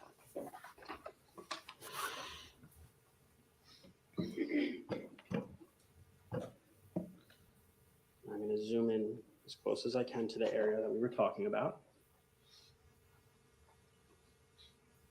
So once you enter the gate here, you Well, speak, Up here, I'm sorry, you do it for me, you do it, sorry. the gate's up there. And where approximately, what row of cars were you in when you saw Jeff Heinrich and the kid? I was outside the gate, I wasn't, Goolsby was trying to unlock the gate when he popped up and identified himself. And approximately where were you? I was, I'm sorry, I apologize. Where approximately was Officer Heinrich? Sorry. again, this is an estimated guess because I'm looking at an aerial view and looking straight is a whole different view. But I'm gonna guess he was in an area over here. Okay. Not in an area over here. No, sir. And that is while you were still outside the gate before you actually made entry onto the campus. Yes, sir. Well, as we were making that entrance, yes, sir. And how long would you estimate the interaction with Officer Heinrich was? Very brief, 5 seconds? 10, 15 seconds. 10, 15 seconds, okay. Your Honor, I have nothing further for this witness. Oh my God. Any redirect? Yes, Your Honor. Go ahead.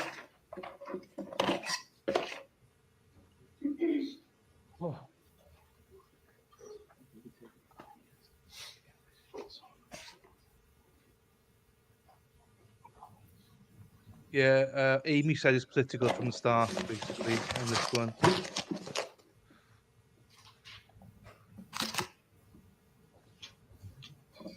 People should be ashamed of themselves, but Deputy Perry, when was the last time you got together with Scot Peterson?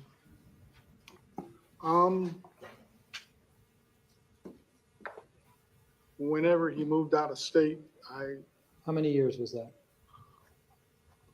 4.5 years ago, I delivered his motorcycle with a friend to his house at his new residence. Have you spoken to him even in the last several years? No, sir. Would you ever lie for Scot Peterson? Yeah, that's his thing. why? Let's talk about training. You had said that you never had any training scenario last longer than 5 minutes. Yes, sir. I caught Describe the Sure. active shooter training that you received and whether that compares to the situation that you were confronted with and the other deputies were confronted with. When we do active training, it's always done in a confined building. And not only that, we've already walked through the building before we do the training. And when training does the active training, they'll take up a yellow tape, whether it's a crime scene, whatever, and they'll say that area is out of play. That area is out of play. So it's honestly like a rat going through a maze when we do active training because they make it so we have to go down a certain hallway. We have to do this because they want us to get to a certain location to address the shooter. So they make it pretty much direct us path by path to where we have to go.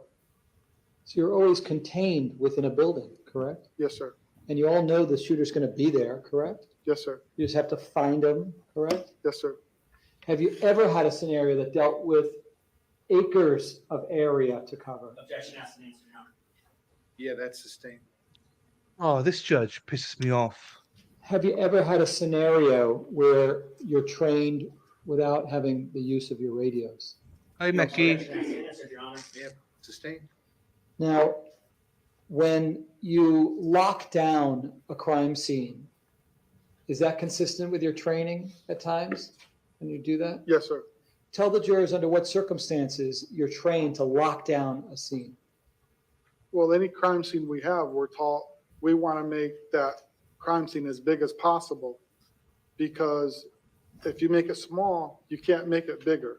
But if you make it as big as possible, you can always bring it in as the situation dictates. But if you have a small crime scene and you realize that this is outside the crime scene, this is outside the crime scene, you can't expand your crime scene because it's already been tampered with at some point. And what Hey, about Toxic. locking down a school at the time that it was, where parents and kids were going to come on? Is that consistent with your training in a scenario like this? The code red, we lock down school, yes. Why is it inconsistent with your training to allow kids and parents to come on to a school when there's an active shooter? Well, because first of all, they're going to become victims. We don't want to bring any additional people into the campus that are wandering the hallways that become a victim. Is it consistent with your training if there's potential surveillance footage available to be viewed that might show where the shooter's at, to send someone to the surveillance room to look at that surveillance footage? Absolutely. I work at the airport now, and that whole airport is under surveillance 24/7, 7 days a week. There isn't a place you can't step in that airport without a camera finding you.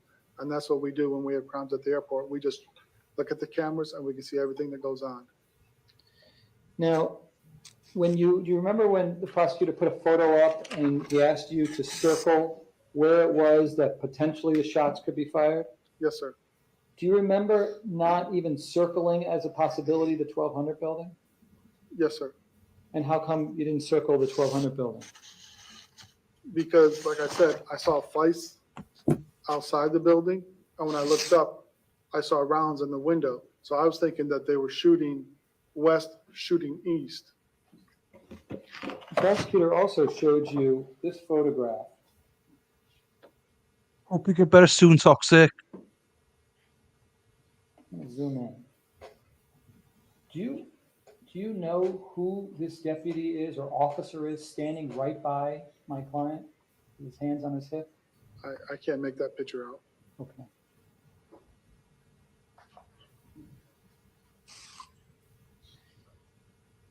When you were asked by me how long you were in a position of cover in the parking lot with Captain Jordan, we were talking about this photograph.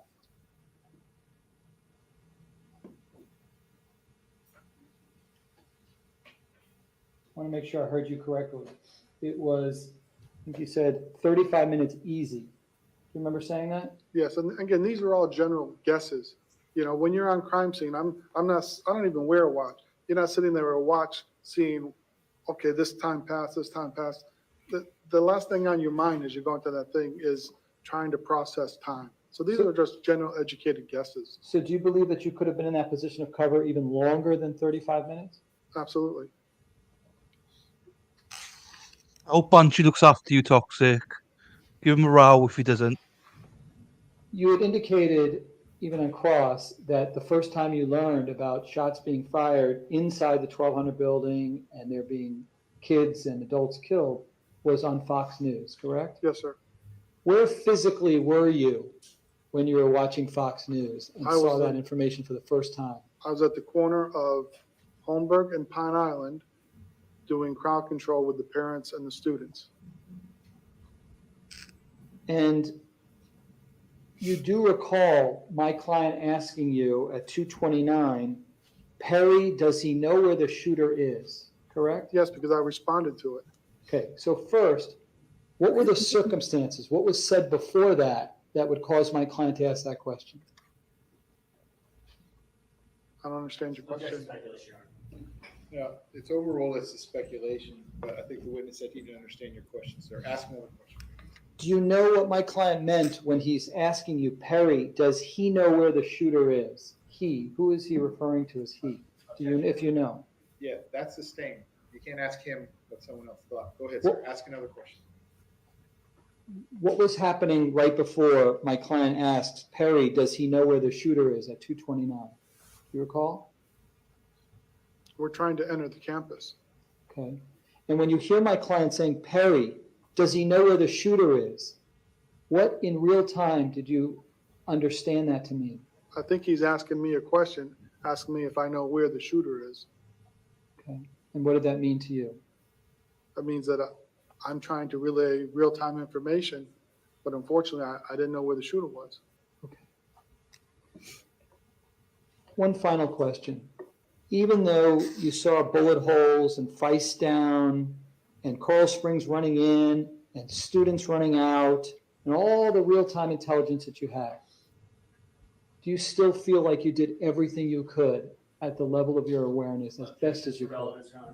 Yeah, that's the stain. That is relevant. Even with all that intelligence, you still didn't go into the 1200 building, correct? No, sir. And based upon what you had, did you believe that you had enough to place you on notice that there was a shooter inside that building?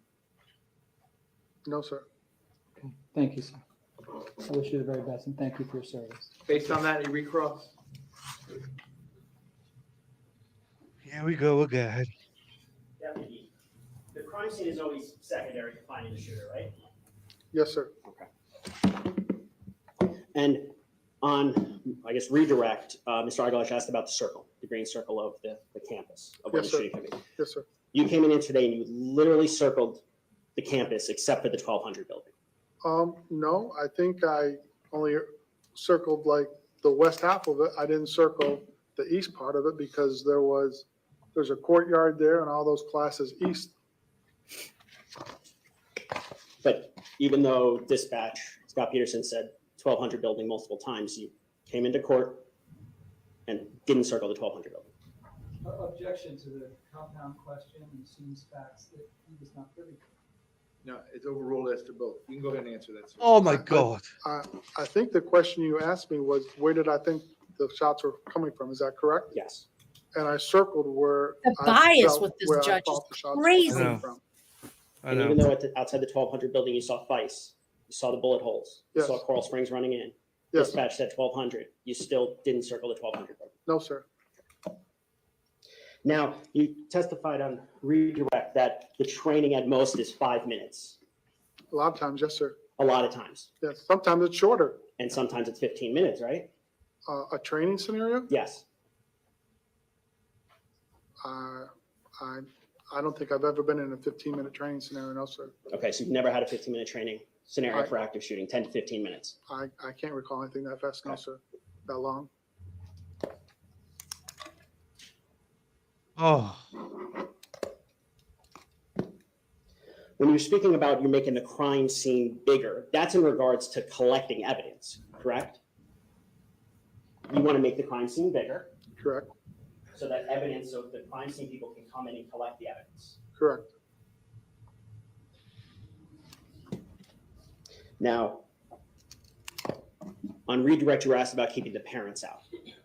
The priority is to get the shooter though, correct? Yes, sir.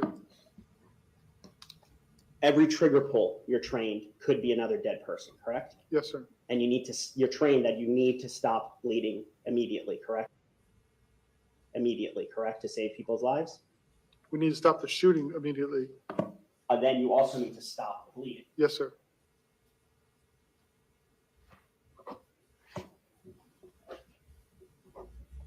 Now, you testified on redirect when it was said, Perry, does he know where the shooter is? You presumed when he said, does he know, that he was talking to you? I don't know, but I answered it. I presumed when he said Perry, that's me. And when he says he knows where the shooter is, I presume he's talking to me, and I answered. Now, this is immediately, do you recall that this is immediately after Deputy Marchese says 17 Juliet 5, I have a gunshot victim. He's by the entrance of West Glades on the west side of the school.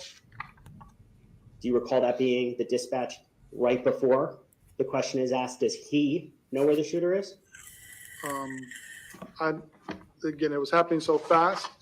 So you're asking me which scenario, I remember Deputy Marchese saying that, I've already testified to that. The order in which it came, I can't say I positively know the order in which it came, no. The word he, did you think he was asking you, does he know where the shooter is? Or did you think he was asking about the kid who was shot? I have no clue.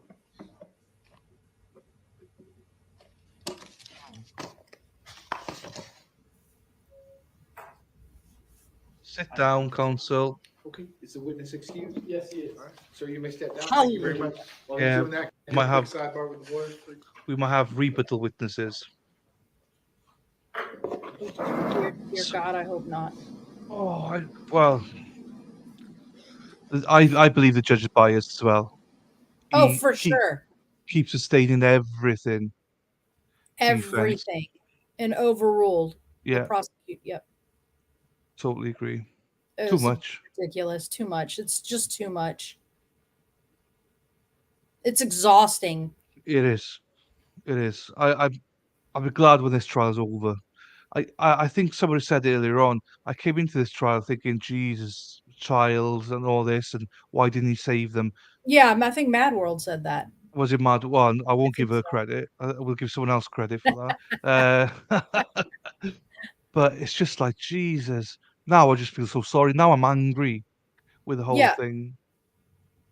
And we shouldn't be feeling angry because there's actual victims being there testifying. In the audience, there's the families of the victims and stuff there. I'm wondering how they feel going through this. This guy's been dragged through the media for the last 5 years. Everyone hates his guts. So I don't know how this has changed that perception in the media with the families and everything. Just feel sorry for him. Public flogging, yes, Madwell. I think the witness did well. Also, I wish you'd have answered it. You didn't circle 1200. Well, I didn't because I didn't think it was there. But there were officers there. Yeah, but he didn't know that when he was entering campus. He couldn't see that side of it. He became in wanting conviction because I was lied to, and I believe the media and the lies from the state. Yeah, to move Oh, out. that's interesting, Amy. Yeah. So you have to move out as well, Dave's saying, from Florida to North Carolina, which is ridiculous. So if Amy thinks like that, that means probably 99.9% of people think the same thing. I would tend to agree. Just go back to Toxic. Glad to see Pop in Toxic. Yeah. Glad to hear Bunches doing that. Yeah. Glad the Bunches looking after you.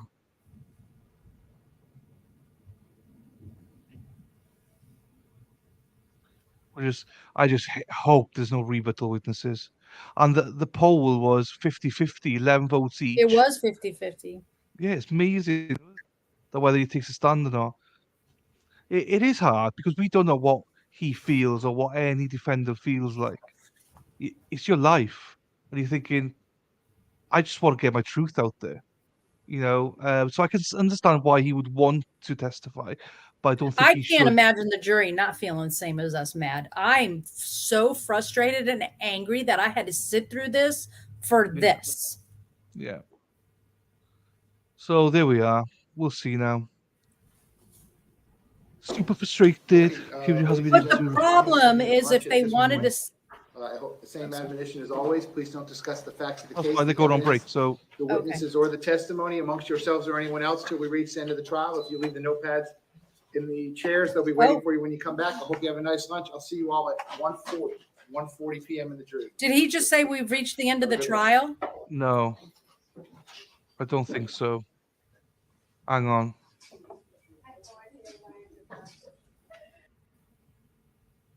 Right, let's watch. Well, let's listen to it again. Let's listen to it again. Problem is, I'm not confident this will be an objective jury. So, well, I mean that's true as well. It could be a corrupt jury because if Amy thought, or the majority thought that he was guilty, it's hard to get a fair jury. Yeah. As I say, he might want to get his truth out there. So they go on lunch break now for an hour 20, hour 25. Okay, ladies and gentlemen, I'm gonna send you to lunch at this point. I hope the same admonition as always, please don't discuss the facts of the case, the evidence, the witnesses, or the testimony amongst yourselves or anyone else till we reach the end of the trial. If you leave the notepads Oh, until we've in reached the the end. chairs, they'll be waiting for you when you come back. I hope you have a nice lunch. I'll see you all at 1:40 PM in the jury, 1:40. Okay, so Fine. here's my problem. Lunch I don't break. want Yep. this guy convicted. It's stupid. This is a dumb trial. I don't agree. However, if this was going to set the precedence for Uvalde, they needed to be held accountable. They needed to be brought before the justice system. This is not the case that Uvalde needs to be based on, because if he's found not guilty, Peterson, then Uvalde's going to have this to bank on because there's nothing else like it. There's no other court case to base it off of. No. That's the only problem here. However, bye, Amy. She gone, is she? Oh, she's got to run some errands. Oh, okay. Yeah, see you later, Amy. What's Suzanne saying? Guess it's breakfast time for Dave. Fine. Came in thinking that we're law Oh, and players. I of agree both, that yeah. Uvalde is nothing like this. I'm not saying that. I'm just saying, how every court case, they have court cases to base their objectives on and their beliefs on, and not their beliefs, but their court cases on. They're going to use this as a basis of their court case to find their clients not guilty. Well, if Peterson's not guilty of not running in, well, then our guy's not going to be guilty of running in. So Yeah. that's the problem. Yeah, I get what you're saying. I think, yeah, obviously the difference is where Suzanne's probably coming from as well is because there's so many of them hand sanitizing and all that. But you're right. They don't look at that. They just look at the points Right. from these trials. Well, in the What case of Florida versus Peterson, yeah. he was judged that he didn't. The priority wasn't the people. The priority was locking the school down or whatever it comes out as. So lawyers twist anything they want to their own advantage, and I think that's the problem for appeal. Oh yeah, this is Uvalde is insane. You're right, but Yeah, Uvalde's very different. I do agree. It's just using the court case of Peterson versus Florida, it's going to be brought up if Peterson's found not guilty. yeah, because it doesn't matter how many people there is. If he's found not guilty, then they would argue saying, well, in the case of Florida Peterson, as you say, it was deemed that he was not guilty because Correct. He didn't have to engage. So what your training is, that's out the window. It's about safety of others or whatever bullshit it will be. So Right. Exactly. that's it. But they won't go into the specifics of why Peterson wasn't guilty. Just because of this court case, this landmark court case, he was found not guilty. Therefore, you have to find our Uvalde deputies not guilty. But it's completely different. I cannot express enough how I agree with that. But that's not how the legal system sees it. No. So I'll be interested. This is why this is so important. Now the wording, everything's going to be important. So Correct. I wish they had said something there before they went on break. So are the oh no, they've got to ask after lunch if Scott is going to take the stand or not. So Welcome, there's that. Logs W. We don't know if Peterson's going to take the stand yet or not. We're waiting for them to come back from lunch to see. We hope he does, but I don't think he needs to. Logs W, first time viewer, welcome. Please like the video, subscribe to the channel Logs, and if you like us, then become a member if you want. I agree, Matt World. It's just ridiculous. Yeah, definitely. This shouldn't even be a trial. I think we all agree on that. I think everyone's on the same page with it. Just maybe if they wanted to set the precedence, they should have done it with Uvalde. They should have waited till that one, and that should have been the landmark case, not this one. Yeah, I agree. So So yeah, Logs W. What a name that is. We from Logs. What a name that is. Logs W. Rachel, are you still here, Rachel? There's a few new people. Say hello in chat if you want to say hello, or you don't have to. It's only Mad World you have to be worried about. So this, I think on reflection, we're annoyed right now with it. I am no, I can't, Dave. I can't because I'm not the right person. I only know a little bit about it. I wouldn't do it justice, Dave. Like Heidi, I'm not sure if you can or Toxic will now, but also Dave, jump or Toxic. Have you got an Ivaldi file on your Discord? Where's Shelly? Where's our Shelly? Sally's not here. New Jersey. So Logs is from New Jersey. Well, welcome, Logs. I hope you like Trials. I hope you like our channel. Oh, there's a few people from New Jersey around here. Most of them not in this trial, actually. Oh, here she is. I didn't know Shelley was here. See? The sly little minx. Hey, Shelly. Hey, Shelley, you right? Yeah, that is the only thing I know is that they were hand sanitizing. Okay, Doctor, that's fair. So we don't know when that trial's going to be or anything, do we? No No. one, no, nothing. I think it'll be interesting to watch it, Hello, Shell. Nice to see you, Shelley. We got a few new viewers here, but I hope you stick around, guys. Rachel, Logs. There's a couple of others. We're a nice, friendly channel. Most of us are.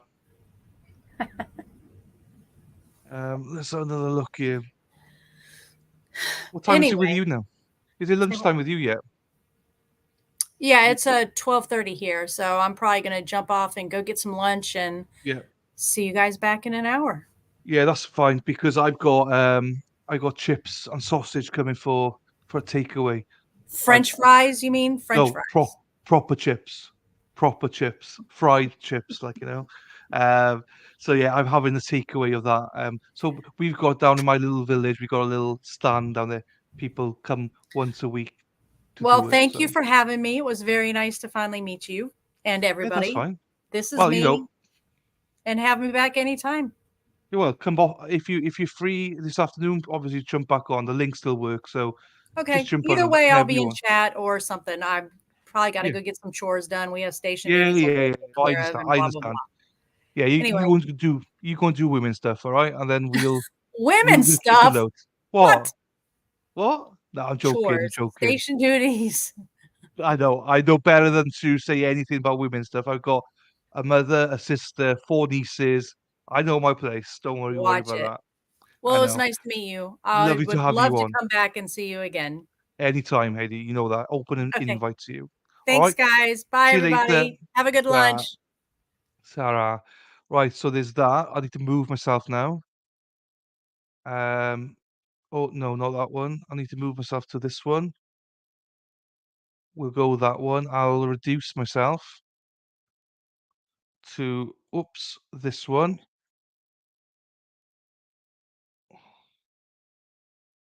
I mean, Banshee sounds like a man after my own heart, Toxic, to be quite honest with you.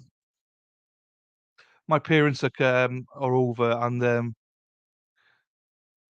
and it was a case of, oh, do you know what? Let's just get some fries and or some chips and sausage.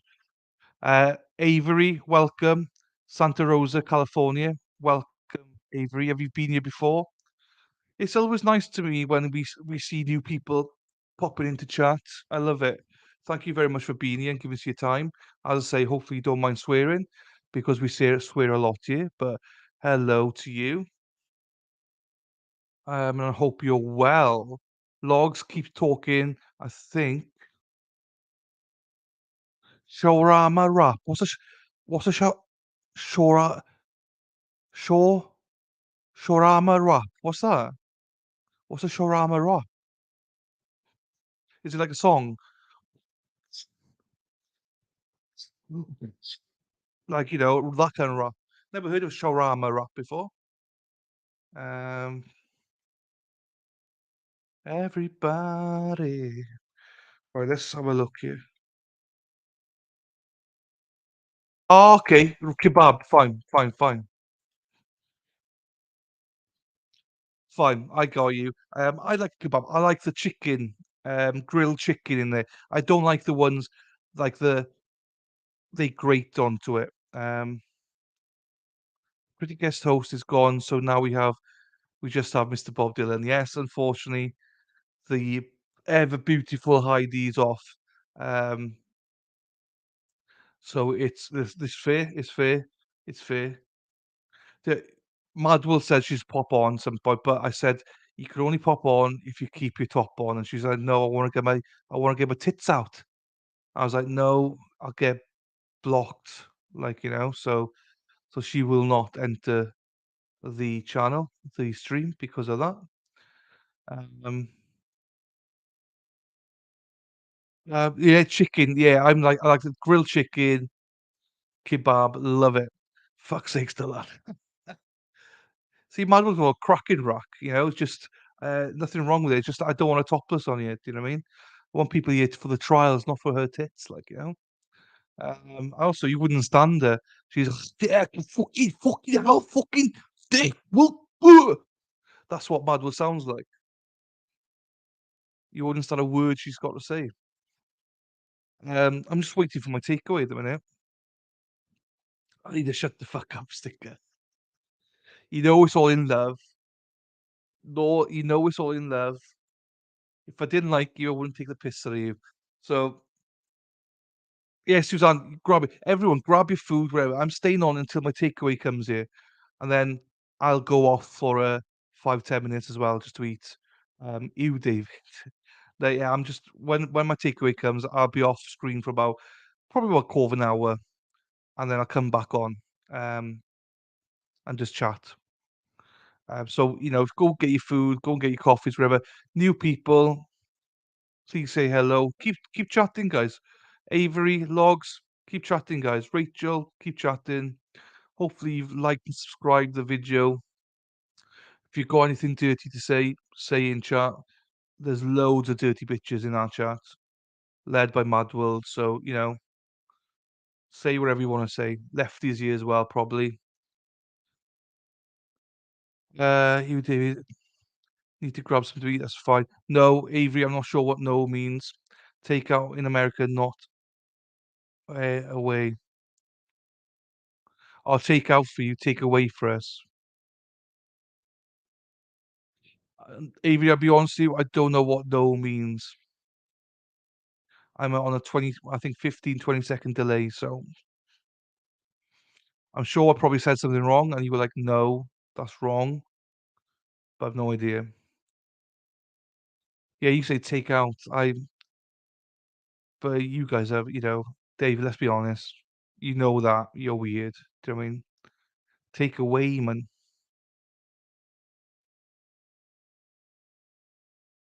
We've had, you know, good viewers here today. Lovely just have a nice little small chat today. It is good. I think most people are going for food anyway now. Just waiting for my food. I thought I'd be here by now. And I'll say sorry, Avery. I literally don't know what no means. I don't know what that no means. You can explain it, or we just move on. It's okay.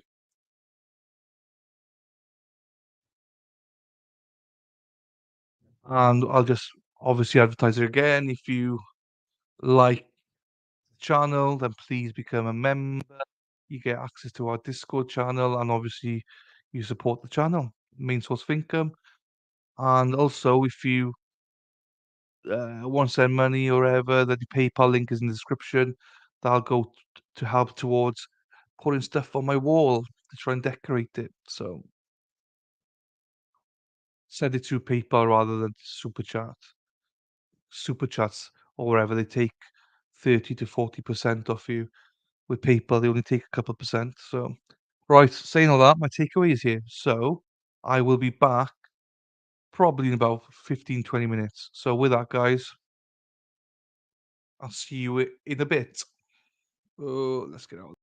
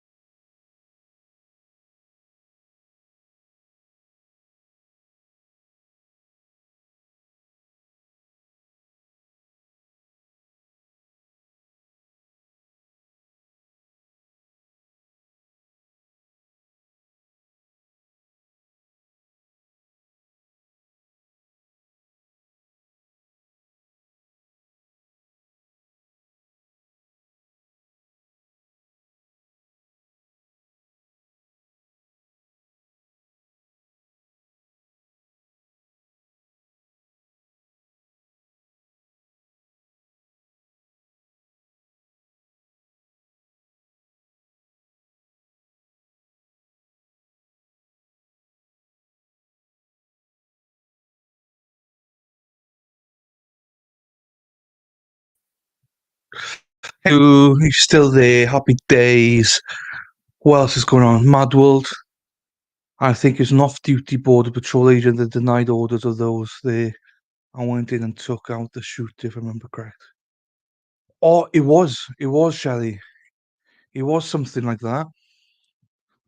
I don't know if it's off-duty border patrol, but it was, I believe, an off-duty agent.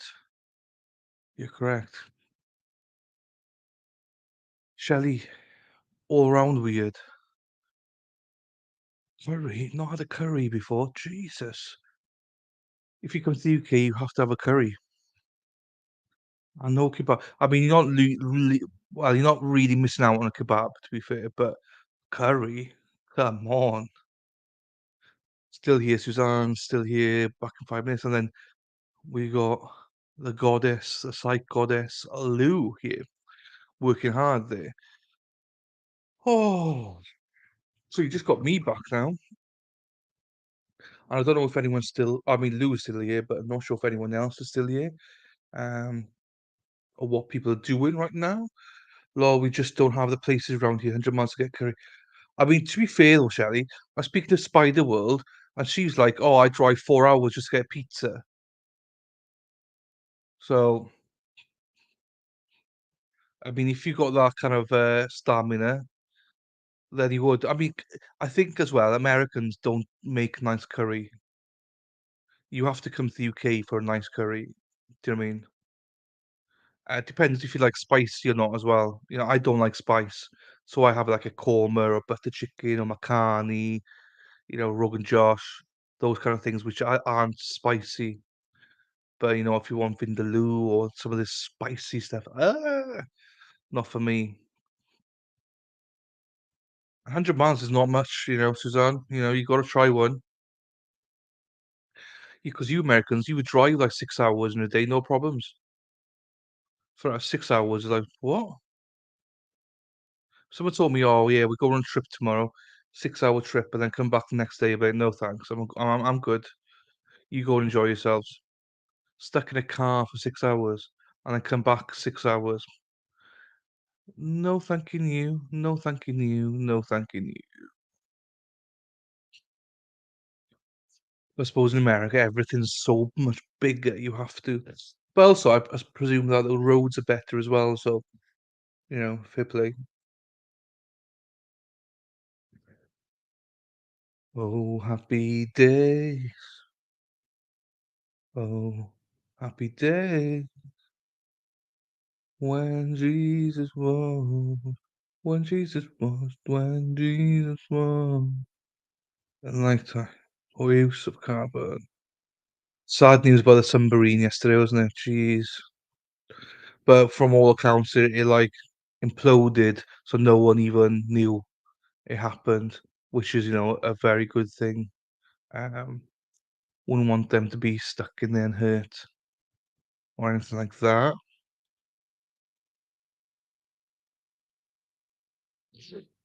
So Sally can wait. She knows it's too late. Da da da da da da da. So Sally can wait. Bum bum bum bum bum bum. We've not seen Stacy for ages. Stacy's mum. She's got it going on.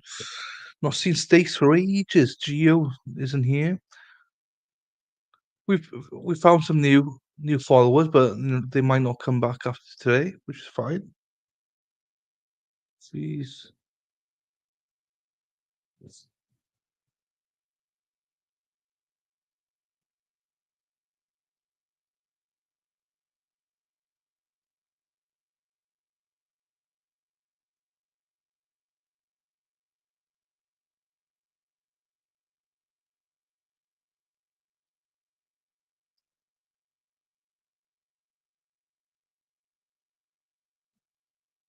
Boom.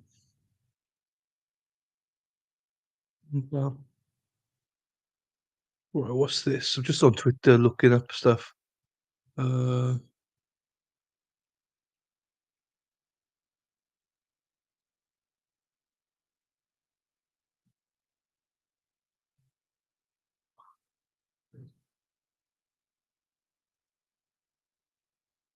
Okay, no, not much there. Oh, so they're coming back at, I believe, 22. The jury is, but I presume our guys will be back, hopefully, sooner. Hard to refresh to see all the messages. Oh, okay. You love curry. What's your favourite, Suzanne? What kind of curry you into? Are you a spicy minx or are you like no spice? Or are you middle of the road, medium? Do you know what I mean?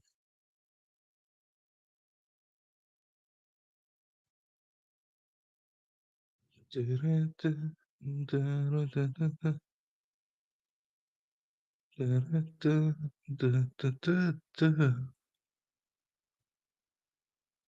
someone else out there loves curry. I like the medium to medium. Yeah, mild to medium. Yeah, I'm the same. So my favorite dish is a chicken macaroni. That's my favorite one. Chicken macaroni. One balm, thank you, ma'am. Then it'll be probably butter chicken. Both are mild. They're like something like a korma or something.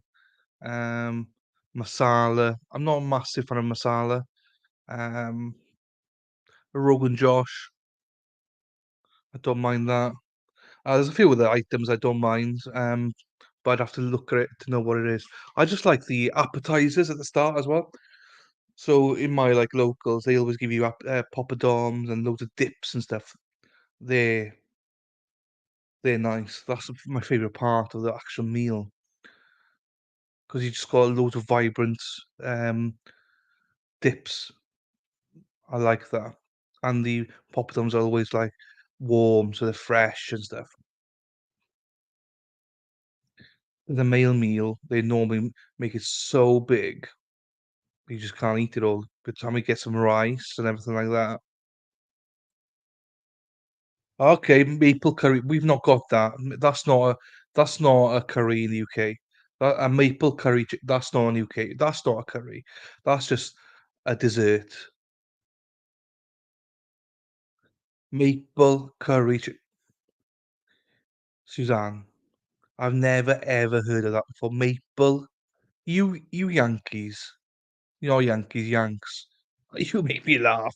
You just you got the cuisine from the UK perfectly cooked, and then you go, nah, let's put some maple syrup in that bugger. I would try it though, to be fair, because I don't mind maple syrup, so I actually would try it. Um, butter chicken's always a good choice. It is a good choice, but obviously bland. If you haven't got Macaroni is the one I love. It's got a little bit of a rich, sweety. So actually, you probably would like it because it's a lot sweet. It's like orange and it's a lot sweeter than butter chicken.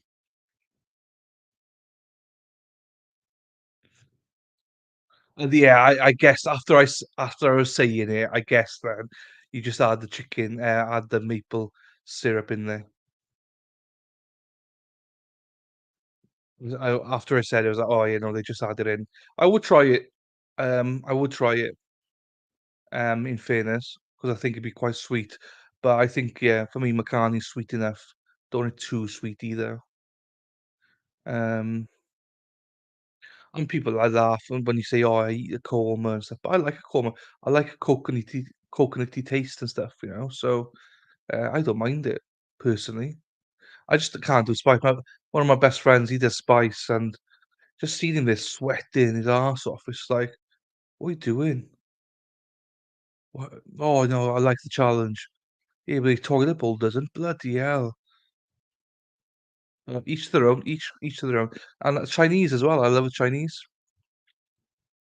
That's what's popular here, Indian and Chinese. But they're so expensive in the UK. I did a Chinese the other night and it was like, well, not much change from 40 quid, which is probably about 50, $55 for two of us. Luckily my parents are paying, but uh, yeah, not a fan of that amount for what we had, Oh, if you're new to the channel, please subscribe, like, and also just say hello and chat. About four people have, but I'm not sure if they're still here or not. Well, we got nice people here. We got Sarah P here working hard in the background there. We got nasty, no, not nasty people. We got mad people like Mad World. East Indian friends who make their own dishes. Oh yeah, no, it is nice. If you can get homemade like that, that's just different. Names go out the window then. It doesn't matter. They make it proper. There's no names to them. It's just like homemade, you know. That's just completely Japanese. I'll be honest with you, I'm not a sushi fan or anything like that. So I'm not a Japanese. I'm saying that. I don't even know what is Japanese food in totality, but I've been to a few Japanese restaurants. I'm not a fan of the tuna, like raw tuna, raw fish and stuff. Sushi, not a big fan. I've eaten it, but I'm not a fan of it. And I know there's lots more food you can have cooked and stuff, but um, every time I've gone, they've always put bloody sushi or like raw fish in front of me, and I've never enjoyed it. I don't know if it's a thought of it or not, but I don't like it. I like my stuff cooked a little bit, cooked, shall we say? But again, though, there's probably foods that I would love. It's just when you go in with my friends, who are connoisseurs, they're not, but they call themselves connoisseurs. It's always a sushi just to, well, wind me up, I think. There's different cuisines. I think you can, you guys put maple in your curries. Yeah, I don't. Yeah, again, Suzanne. I mean, I think it's. I think I would enjoy it if I genuinely went with someone I knew what they were talking about, not with some of my friends that don't know what they're talking about, but they love raw fish and stuff like that. So I'm just like, I'm out. So now, anything to do with Japanese, I skip it. I don't. When you have a bad experience somewhere, you just don't like it. I don't really want to give it a second chance or third or fourth chance. So that's why I just think there's so many other cuisines out there that I really enjoy. If I go on a night out, I'd just rather go and do that. What we do a lot of in the UK is, especially now with most of my friends married, is they can only go day drinking. The wives want them back in the evening. So what you do is you basically drink all day, 7, 8 pints, and then you go to the curry house and you have a curry then. Um, those short street Japanese, again, I Meki Teki, they probably is lush food there. It's just, when you just have that bad experience, and it's not Japanese food that's a bad experience, it's just people you're with that order the wrong things for you and stuff. There's so many cuisines out there that I really enjoy. I know. Yes. Oh, Suzanne, I 100% know that. It's just when I don't know what to order. So my friends, they love Japanese, so they order for us. They always order raw stuff because that's what they prefer, and they know I don't like it. Um, yeah, I'll have to look at the videos. There's probably food there that's very similar to Chinese food and stuff like that. It's just, again, I've never experienced it. Ugh. Yeah, I remember I was in Hong Kong, Mekiteki, and I was at this like dinner in a hotel. It was posh dinner. It was like a Welsh celebration in Hong Kong, so I was invited to it. And the starters was tuna, raw tuna with some salad. And I ate three-quarters of it, but I wouldn't say it was bad. It was okay. It was tasteful, but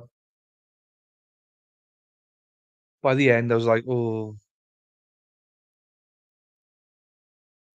no, it's not sushi. Suzanne, it's not a sushi restaurant. It's um the menu's got loads of stuff on it, loads of different things on it, but they just love sushi. And there's other stuff they order. It's definitely a restaurant. It's just more of uh, that's what they eat, basically. That's what they love. And I say it's not just sushi. There's other stuff there that's raw. some things cooked, like some of the rice is cooked, but yeah, I don't know what to order. So calamari. I mean, calamari, fried calamari, I'll eat it. It's lovely, but yeah, I couldn't. Yeah, calamari cooked right, as Suzanne said, is lovely. I've had some lovely calamari, but yeah, it can be soggy sometimes or something. So, and again, I'm not a genius on it. I'm actually calamari mostly I've eaten out in America, so that tells you something. I've been to some Chinese restaurants in Vegas, and it's the strip ones are rubbish, but the ones in the like down the streets and stuff, they're the best ones. Do you know what I mean? No tourists there, just local people. Love it. And I went to a proper Chinese one in Hong Kong. Like literally me and my cousin and his girlfriend. Like she's Asian, but the two of us were the only two white people there. And literally they had to bring me out a fork because I couldn't eat with chopsticks. Do you know what I mean? They were obviously laughing at me, and my cousin couldn't. He lives out there, so he can do the chopstick stuff, but I couldn't. But it was so nice and so cheap as well.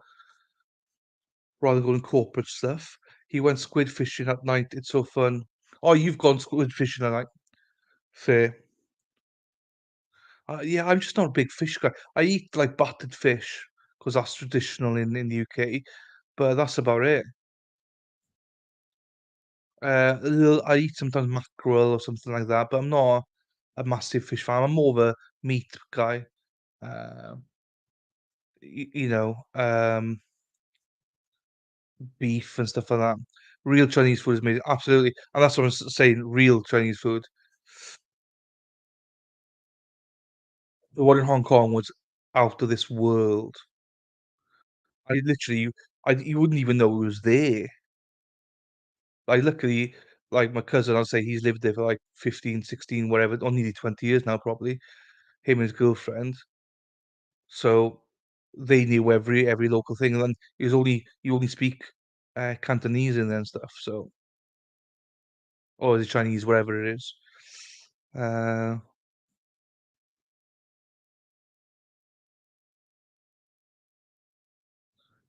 when you see the balloons on the water in the middle, and like it's like in the water.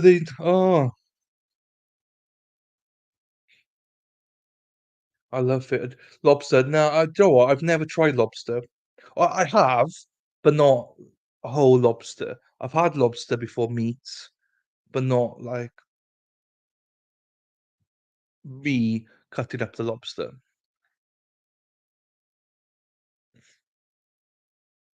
So fun. That's dope. Yeah, I don't. I say each to their own. Do you know what I mean? It's just definitely not my cup of tea. What you're all talking about right now. I'm not a fisherman. I'd rather stay on land. Thank you very much. Just a little bit. Ooh, little bit more. Ooh, just a little bit. Da, da, da, ba, ba. Just looking through you. What else is going on?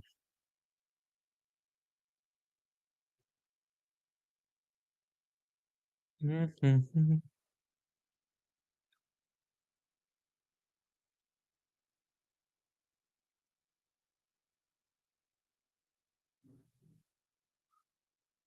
Ba-da-ba, ba-ba.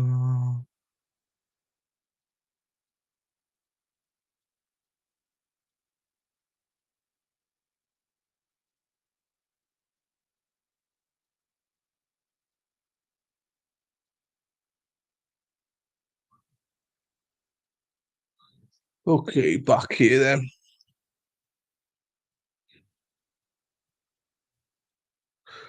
Feet solidly planted. Yes, yes. I live right on the Atlantic Ocean, very comfy in the water. Yeah, everyone, as I say, each to their own, whatever you're used to. Like I'm used to hills and fields and stuff, and I mean, we got to see about half an hour away, but nah, not for me, thank you.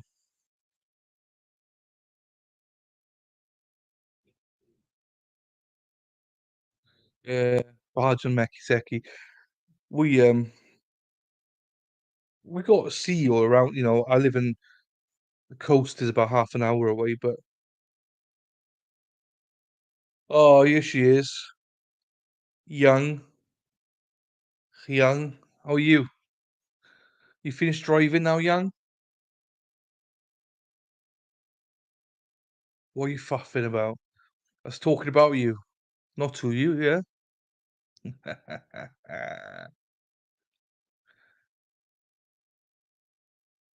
Hey, girl. Yeah, just waiting now for this. I think they'd probably be coming back. If the jury have been asked to be back at 22, they should be back about 1:30. Sitting under hairdryer. Nice.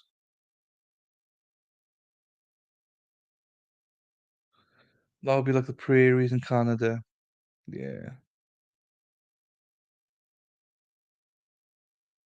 A new haircut for young. Nice. It's nice. It's Borat. It's nice. I tell you, it's nice. Barambamba. Yeah. Barambamba. Yeah. Barambamba. Ba ba ba ba. Right. Gee, ba. All right. So I'm just looking around at the minute, seeing what's going on here, waiting.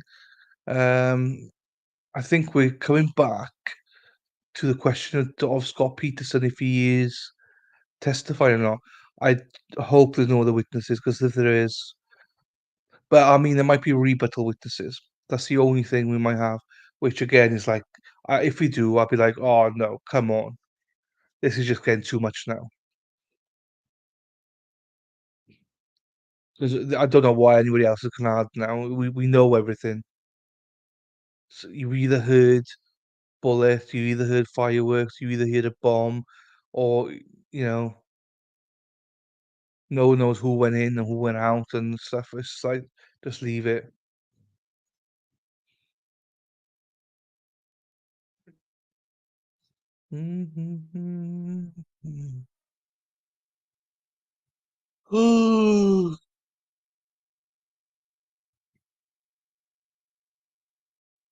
We were all like tidy this morning. I thought she was very, very good on here.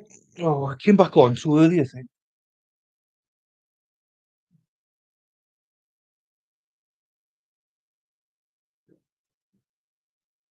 We are waiting for Scott Peterson, Parkland officer.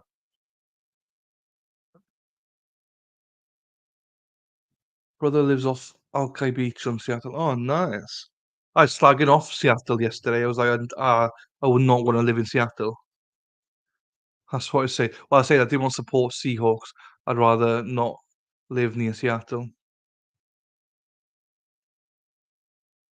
But that's a bias. I've never got nothing to judge it off. Oh,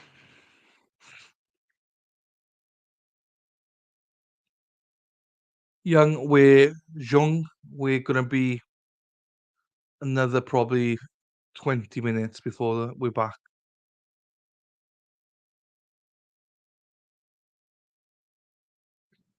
I mean that, Shelly, I'll be honest with you, that sounds disgusting. At 8 o'clock in the morning,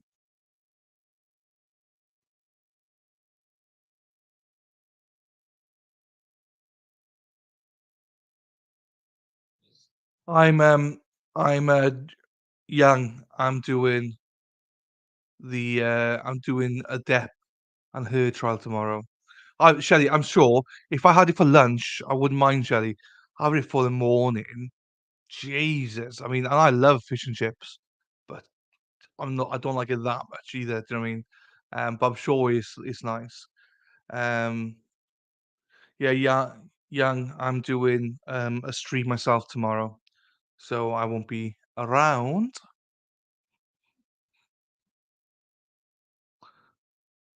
And I'll probably be doing my own Boone stuff as well, so. Ba-dum-bum-bum. Then Sunday, remember, hopefully, if everything goes alright, Lady Law and maybe Miss Morgan. Miss Morgan hasn't messaged me back yet. Eh, eh, eh, eh, eh. Eh, eh, mm, mm. 7 a.m. Central Time. Yeah. That's 8 Eastern at 9, 10, 11, 12, 1. No, it's the same time, young men. I'm starting at 7:15 Central Time. Oh, no, I'm not. No, I'm not. I'm lying. I'm lying. I'm starting at 12:15 Central Time. I'm very good fisherwoman. Don't live by the ocean. You sure that's what? Haha. I can clean them and cook them. Nice. No, it's fine. Yeah, I buy. Yeah, yeah. I'd be honest with you. I probably won't be there because I got stuff to do tomorrow.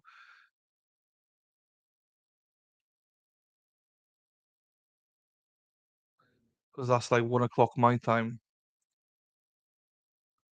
We call Manitoba, Oh, I can't say these. Alberta, the prairie provinces. Manitoba flat and boring to drive through. I get the boring bit. I don't mind flat though. I know people like, mountains and that, but you soon get bored of that when you have to go up and around these corners all the time. Yeah.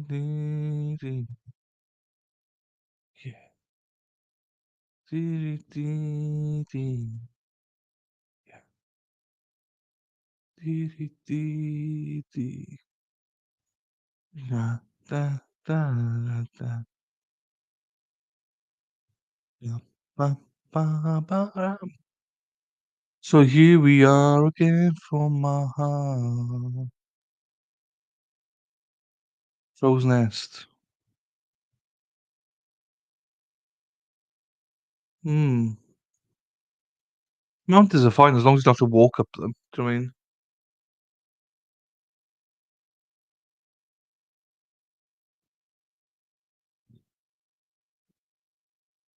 Postman Pat, Postman Pat, on his black and white car. Early in the morning, Pat is always snoring. Do, do, do, do, do, do, do, do, do. Crow's Nest Pass. Never heard of it, but obviously that's to Suzanne, not to me. Sorry, everyone. We're just waiting for the trial to start, and you've got me. I just had a nice meal, but heavy set meal. Do you know what I mean? So now I'm a bit like, "Phew."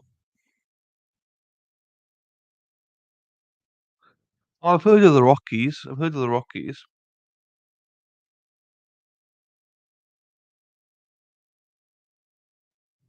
British Columbia. Beep, beep, beep, beep. Ba, ba, ba, ba, ba, ba, ba, ba, ba, ba, ba, ba, ba, ba, ba.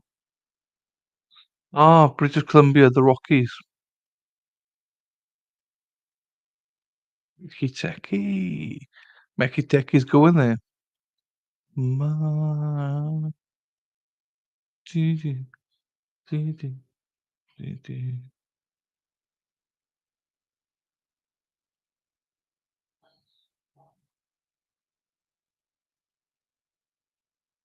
Just trying to look for what else is going on around the world at the minute. Some streams about Brian Kohlberger stuff is coming out heavy now.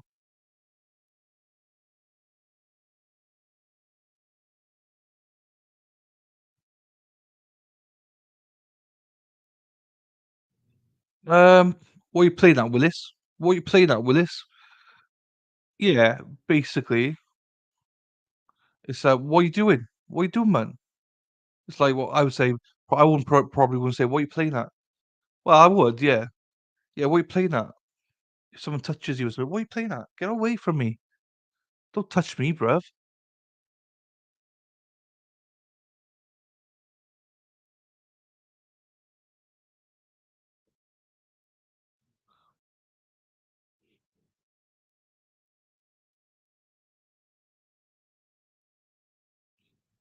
Mhm, mm.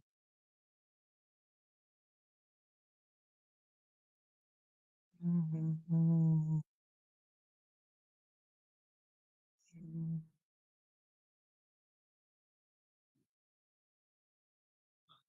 I love? I love?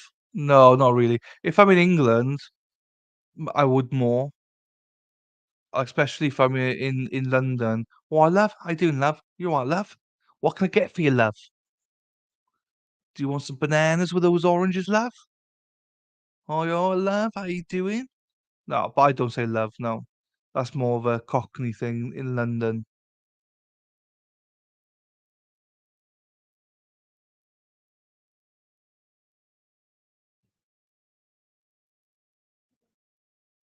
London. Ah.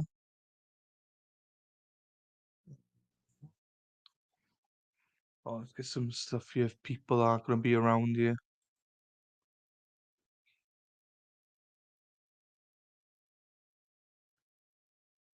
Ho, ho, ho. Ho, ho, ho.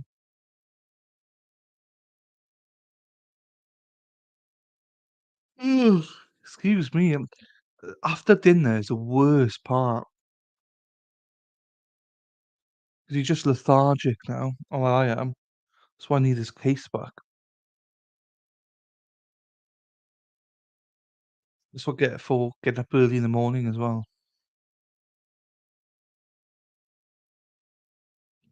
Get up early in the morning. Get up early in the morning. Feel got up this morning, feeling fine. Da da da da da. Something mine. Da da da da da da da da da da da da.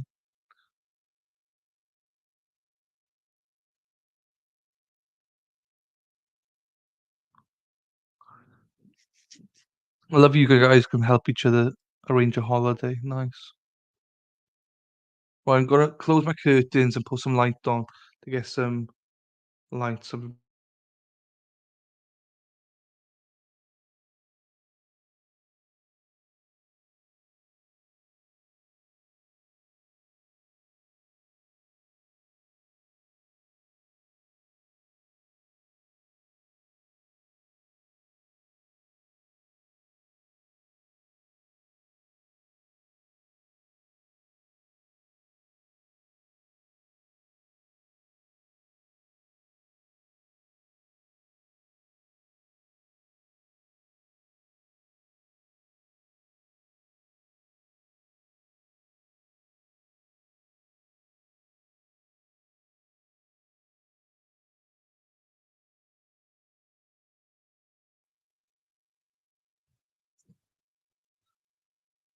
thank you to people that's been liking the video. Please continue to do so. I really appreciate it. Thank you. And if you can subscribe as well, thanking you as well.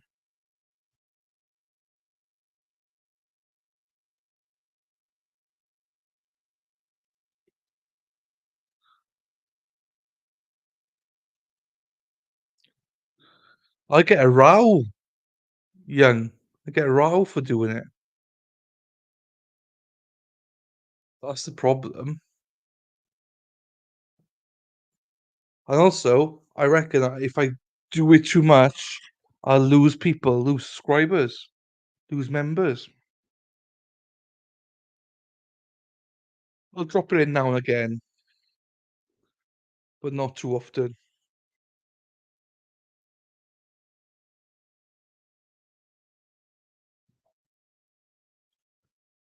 I'll drop it in now and again, okay, love?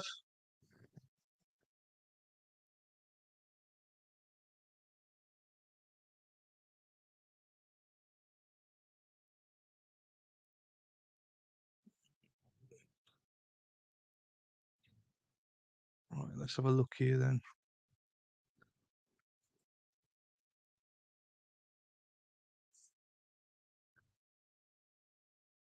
Mm. Mhm.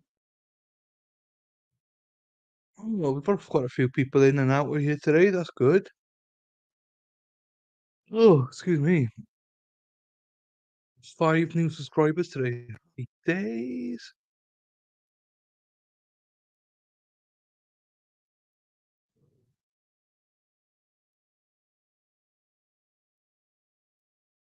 Mhm.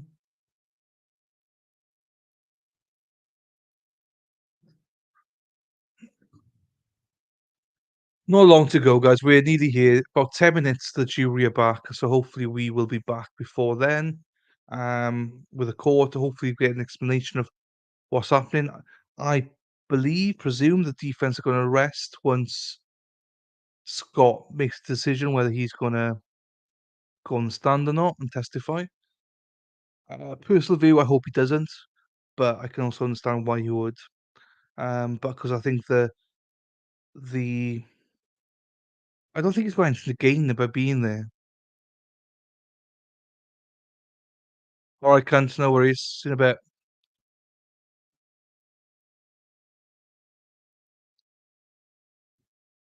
Enjoy the garden centre, Yang. All right, love.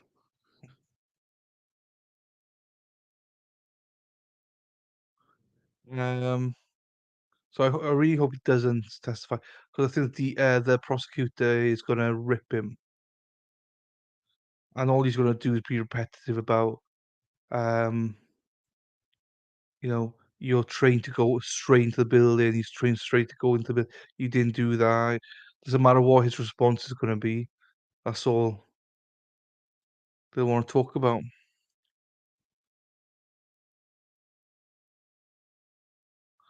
Yeah, I did. I commented. It was Ricky Gervais and Carl Pilkington. Knobhead.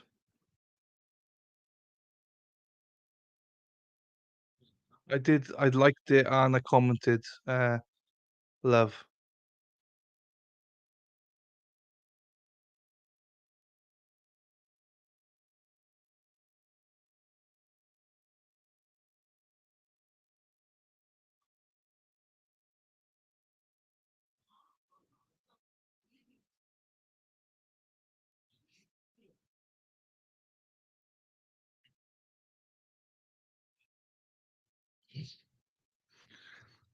We're on the final countdown. Da-da-da. Oh, I didn't see that. I didn't see that. I didn't see that, love. Didn't see it.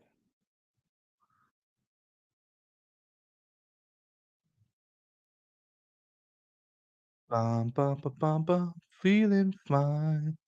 Now go to your garden centre and buy yourself some flowers. Yeah, yeah, young.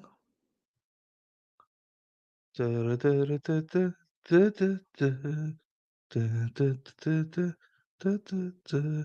Hey, love. How old are you then, young? Young. How old are you, young? Are you young or are you old? Do, do, do, do, do, do, do, do, do.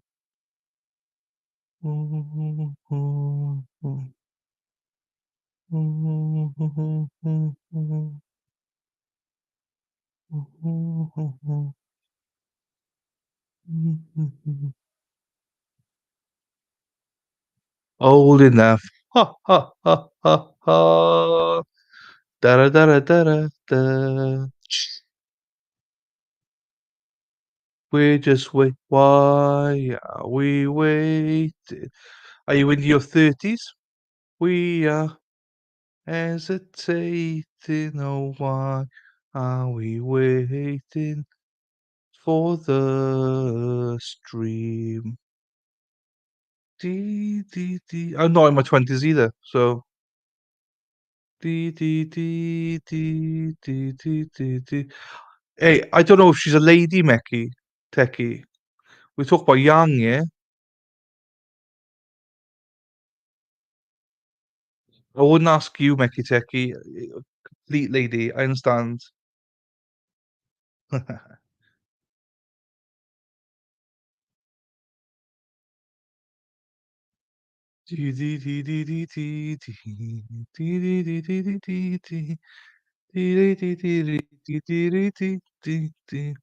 What's your lady at times? Okay, it's got the parts. She's lady. Well, I don't even know if she got the parts. Meki Teki. Do you know what I mean? So I believe she does, but.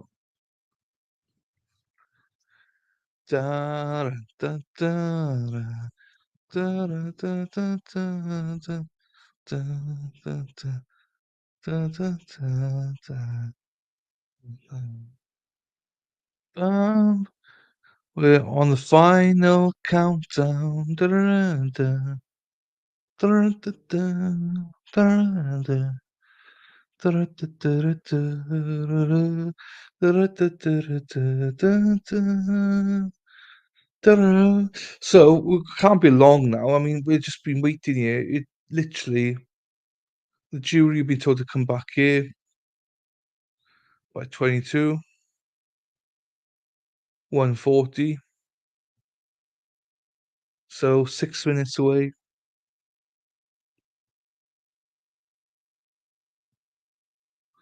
Feels like a sailor to others.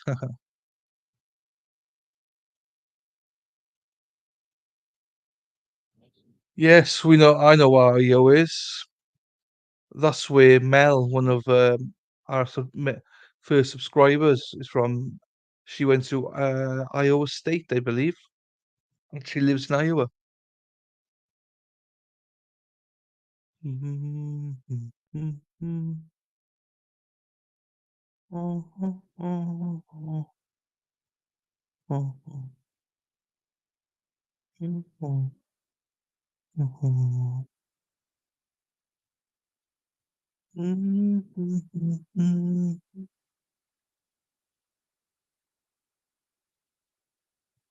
Nope, not long to go. I've had a big meal for dinner, takeaway, and I'm struggling to keep my eyes open.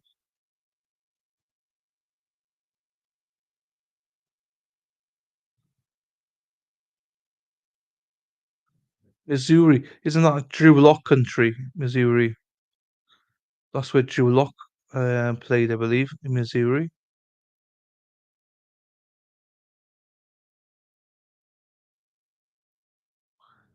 Years ago, love, years and years ago, love. I have seen it, yes.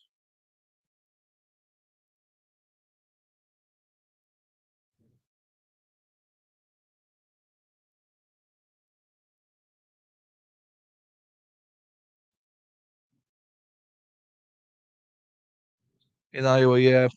I didn't know it was made in Iowa. I knew it was up there somewhere. I didn't know where.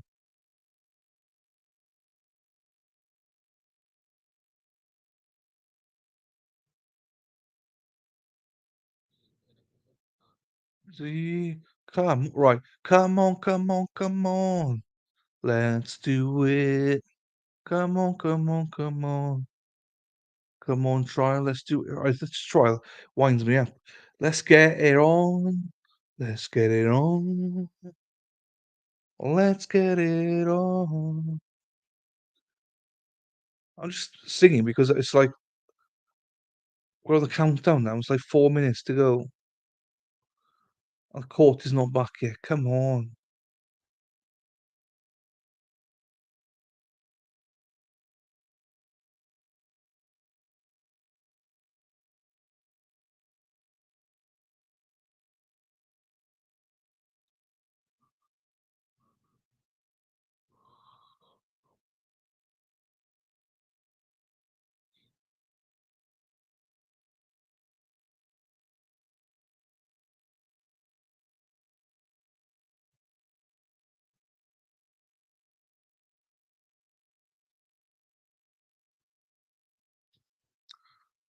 I don't feel like I'm a great host this evening. It's just I'm lethargic.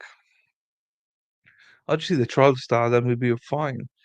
To Oregon 1 year, actually. Dave's from Oregon. Oregon.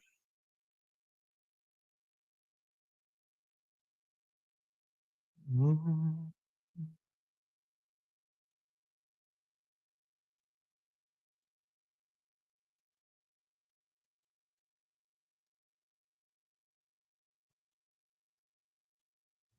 Oh, that's nice, see, Shelley. I thought you were going to do something like that. That's lovely of you to do that.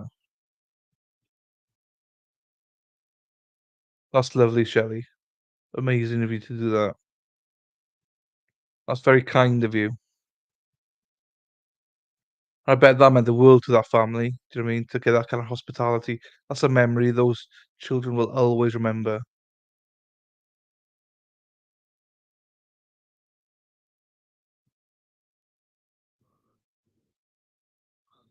Ah, that's what I mean. That's lovely, Shelley. That's lovely.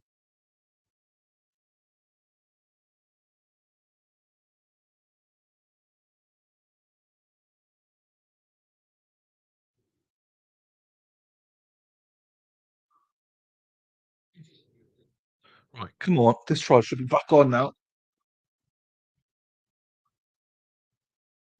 This trial likes to come on, like, literally, without giving us any warning.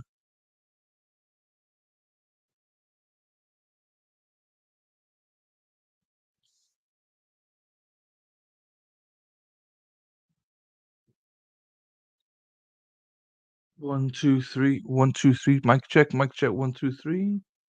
1, 2, 3, 4, 5, 6, 7, 8, 9, 10. Bum, bum, bum, bum, bum, bum, bum, bum. Let's go, girls. Do, do, do, do, do, do. Right.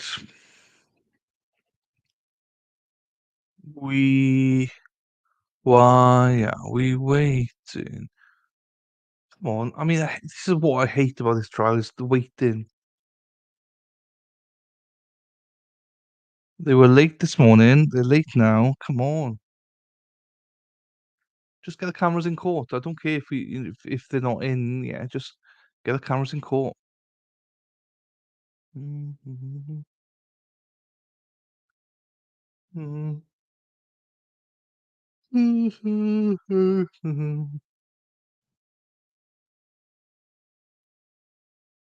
Bum, bum, ba-dum, bum, bum, bum, bum, bum, bum, bum, bum. Who else is here? Who else is in chat? Anyone else in chat? Or just the troublesome Mecky, Suzanne, Shelley, Young?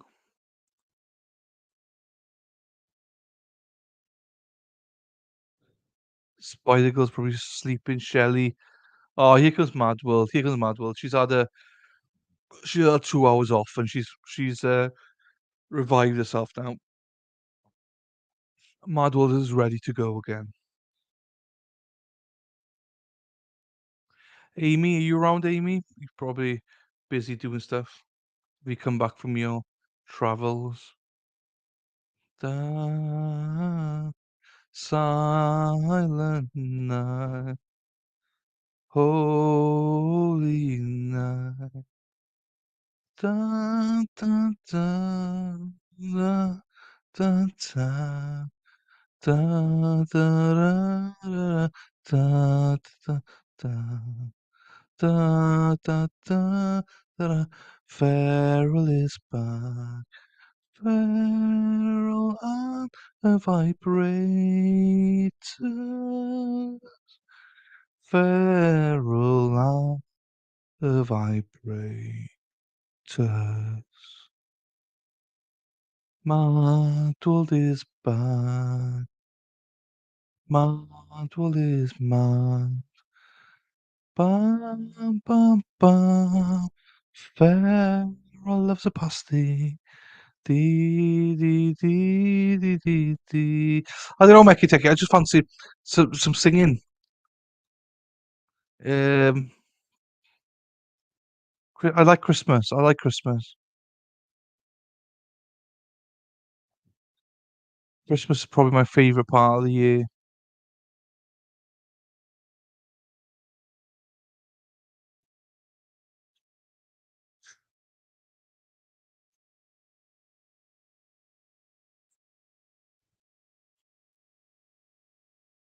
We're late again. Oh, late again. Da-da-da-da-da-da. Da-da-da-da-da-da. Madwell, not Madwell, Pharaoh's gonna cut some cake with that knife. Da-da-da. Bare necessity, but necessity. Da-da-da-da-da-da-da. I love it. I started listening to the music probably mid-November.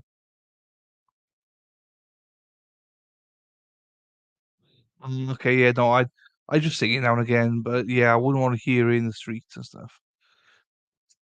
Let me refresh this then just to make sure.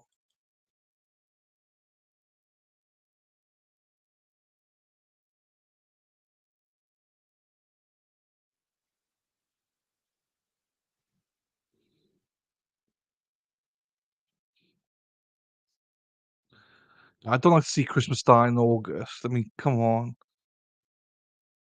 November time, mid-November, I don't mind, but anytime before then, no thank you.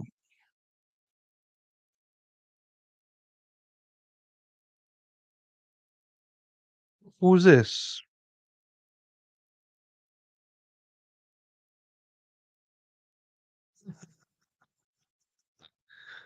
Mad World. Mad World just sent me a PayPal. Thank you, Mad World. Thank you very much for the PayPal payment. That is very much appreciated. You're a star. Thank you very much. Very generous of you. I'll be nice for you now for the next 10 minutes. And then we're back to usual. I will stop singing. So Mad World sent me a tenner to stop singing, so I will stop singing because of it.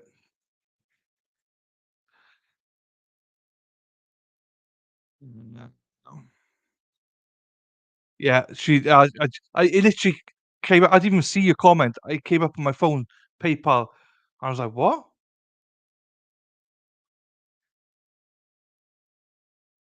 That's fine, make it techie, put it on there. So because you sent me 10, I've got to stop singing. So I will stop singing for a little bit at least. Danish pastry shop. Ooh, I wouldn't mind that, make it. I suppose you get sick of the songs, though, wouldn't you?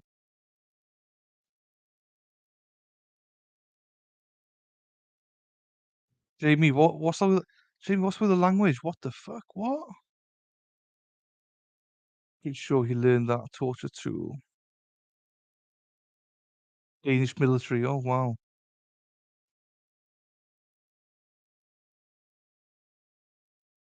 Oh, have I got?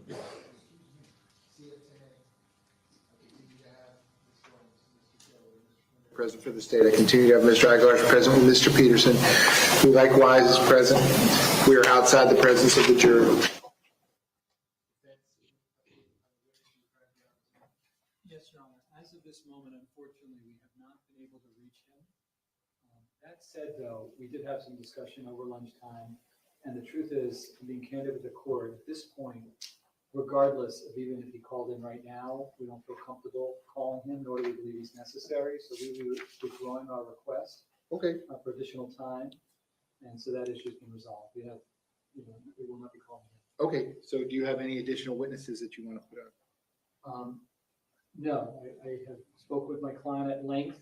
He has a strong desire to speak with the jurors, but will be taking my advice and not testifying, believing as I do that the state has failed to meet their vote. And so you have no other witnesses in addition to your client not testifying, you have no other witnesses? That's correct. We are ready to rest in front of the jury. Hey, Okay, so I guess, let me finish my conversation with Mr. Peterson. And then in fact, if you're gonna rest, I'll bring the jurors in. I'll let you do that in front of them. I'll send them out of here. Again, I have their phone numbers. If I had to call them off for Monday, I can do so. I'm not prejudging anything. I can hear any renewed motions. And if the case goes forward after that, we can have a charge conference this afternoon. And I would be asking the jurors to be back, say, State, would you have any problem being back here Monday at 9:15? That's 9:15. That's fine. I'll talk to you again if we get to that point. I'll talk to you all about how much time you might be asking for closing arguments. We could do all that on Monday. So, Mr. Peterson, let me put you under oath. You swear to tell the truth, whole truth, nothing but the truth? Okay, you can put your hand down. Please state your full name. Scott Ralph Peterson, Peterson. Right, and Mr. Peterson, everything remains the same regarding prescription drugs, any mental health, alcohol, any of those issues since my last discussion with you, which I think was yesterday. Yep. All the answers are still the same. Yes, Your Honor. Okay. So your lawyer is telling me that based on the, what's been presented so far in the defense presentation, that I'm gonna have the jury come back in and you're gonna rest in front of the jury. So let me finish the conversation I started with you yesterday about your right to testify. You've had enough time to think about it, to talk to your lawyer about it. He's answered all your questions, talk to your family about it regarding your decision about whether you want to become a witness or not. I have, Your Honor. Okay. And again, I'll repeat, you understand, even if it's your lawyer's advice for you not to testify, if you wanted to testify and be a witness, you get to testify. It's one of the fundamental decisions that you get to make. Do you understand that? I do, Your Honor. Okay. So understanding all of that and also what we discussed yesterday, have you come to a decision about whether or not you want to become a witness in the case? I have. And what is that decision? I will not testify. So I'm going to read the standard jury instruction to them. Then if we get to that point, both paragraphs regarding the fact that they're not to put any weight in that decision whatsoever, that they will decide whether the state has met its burden of proof based only on the evidence, witnesses, and testimony that they have heard. So my intention would be to bring the jury back in. I'll ask the defense to call their next witness. The defense can rest in front of the jury. I'll then send the jurors home, asking them to be back here on Monday, June 26th. I'm gonna ask them to be back at 9 o'clock, and hopefully we can get going right at 9:15. State anything else I need to address before we send the jurors home for the day, and we'll keep working, but they won't be here, or any objection to proceeding in that manner. Yeah, so he's not testifying, and they pulled out of. They did request another witness who couldn't be here, so they wanted extended time, but now they pulled that witness out, and now he's not testifying. Sure. Oh, one rebuttal witness. Fuck me. No, guys, come on. Come on. No rebuttal witness. Don't need it.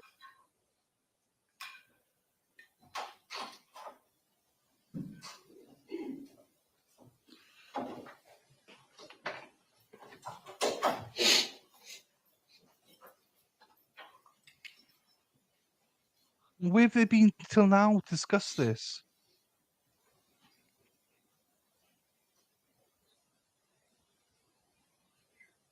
Monday is closing, yes, Monday. Okay, so any objection to proceeding in the manner I announced or anything else you need me to address before I bring the jury back in at this point? Defense, anything else I need to address? Okay, please bring the jurors back in. So the state arresting as well. So both sides arresting, and then closing is going to start at 9:15 on Monday. So they're going to stay on now. I think there's some motions they need to discuss. Because the judge said they'll be back at 9:15 if required, which means that they're obviously going to put a motion to dismiss this case, I imagine, after the jury have gone home today, and the judge is never going to allow that to happen. So it will be Monday, yes.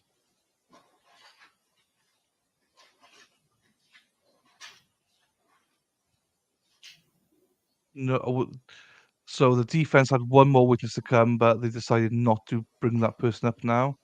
It's probably the sheriff at the time who was declining to do it.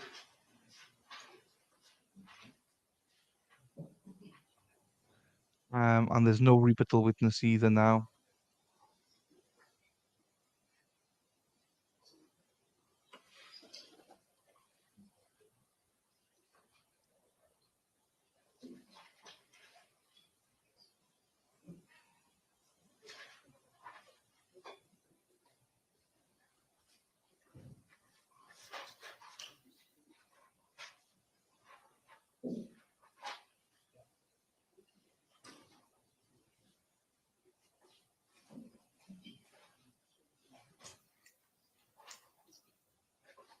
And thank you to Mad World for PayPaling me £10, which is about, I don't know, $14, something like that. But with the necessary instructions of I have to stop singing. So the reason I'm not singing at the minute, guys, is because of well, so blame her.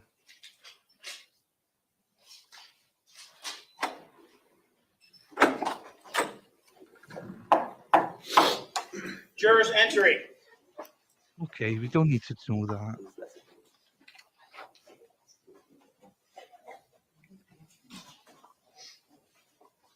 Ladies and gentlemen, welcome back. Come on in.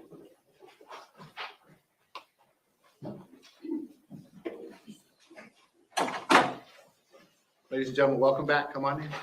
Once you're back in those seats, you may be seated. All the parties may be seated. Ladies and gentlemen, those of you using the notepads, I'll give you a moment to get those notepads back out.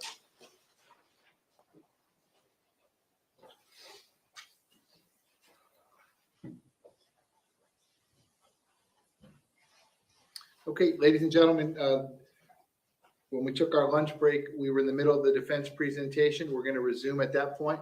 Defense, when you are ready, you may call your next witness. Thank you, Your Honor. At this time, we rest our case.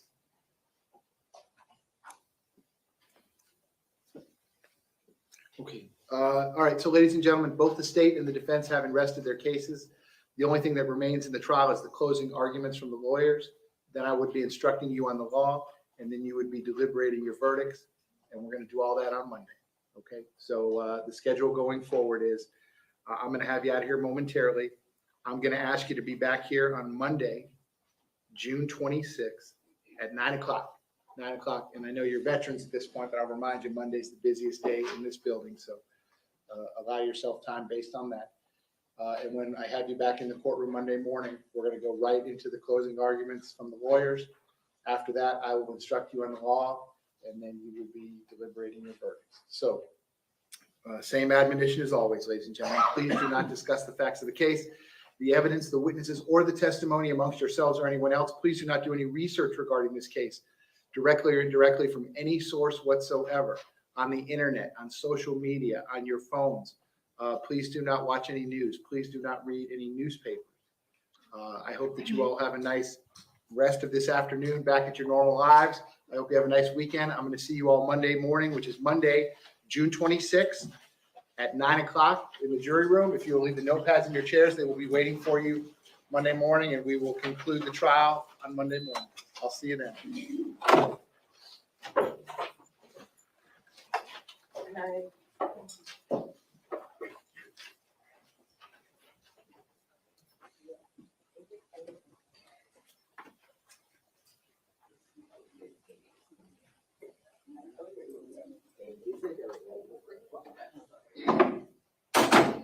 Okay, we're outside the presence of the jury. Everyone can be seated. Both the state and the defense having now rested their case, and that's the close of all the evidence. Any renewed motions on behalf of Mr. Peterson? Yes, Your Honor. First, we would renew all motions that we have made throughout this trial and pre-trial, including the motion to dismiss. And now we would move for a judgment of acquittal. Now that the burden is different, it shifts to looking at this case in the light most favorable to the defense. We would renew our motions, and we would maintain again that the state has not met their burden, and they didn't prove each and every element in each and every charge, the 11 counts and the information, and ask that you dismiss this case. State, I'll count anything you argued with the previous judgment of acquittal argument. If there's anything in addition you'd like me to consider, go ahead. Sure.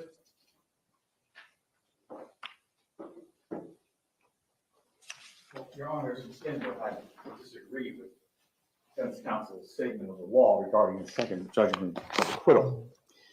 Basically, a second judgment of acquittal, the law is just standard. It's just about the same as the first judgment of acquittal, and that is, once again, looking at the evidence in the light most favorable to the state.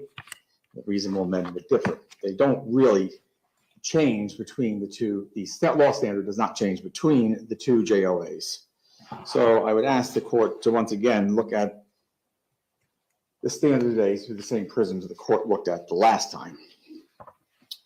In addition to the argument that I made the other day, Your Honor, I want to go back to a case that this court cited in its Oh. order on the motion, on defense motion to dismiss, and that was State versus Christie, CHRISTIE, 939 Southern Second, 1078. Now, this court, for the most part, cited that case in order to say that the court was going to go with the standard language of that any other person would be the definition used for culpable negligence for a caregiver versus the defense had wanting the court to use read it in pari mutual with another chapter, and the court said no, and the court listed 4 cases where it said in its order, this is why I am going to rule for the state and deny the motion to dismiss. And if you just give me a second, I'll get to your order. And this, this court finds it is not required to determine the disputed or undisputed facts of this case. The determination will be made by the jury based on the evidence presented at trial. In support of this conclusion, this court notes standard jury and criminal instruction 16.5 and 16.6, as published by the Florida Supreme Court. Each require as an element of each crime a determination by the jury as to if the defendant was, quote, a caregiver for the victim. In further support of the conclusion, this court notes both jury instructions also include the verbatim definition of a caregiver as defined in 82701, and a copy of which the court attached both the instructions to its order.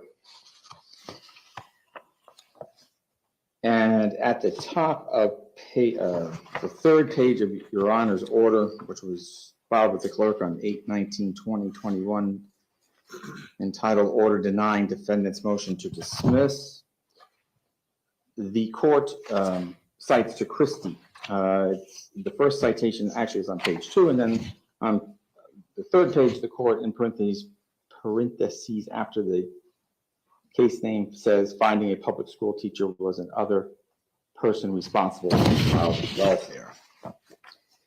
So, Judge, if we go into Christie, there's an interesting paragraph to be found inside that case, which reads as follows. We further agree with the state that teachers stand in loco parentis to the students during school hours. A public school owes a general duty of supervision to the students placed within its care. Case law is replete with instances of schools, principals, and teachers being required to reasonably fulfill their duty to supervise students.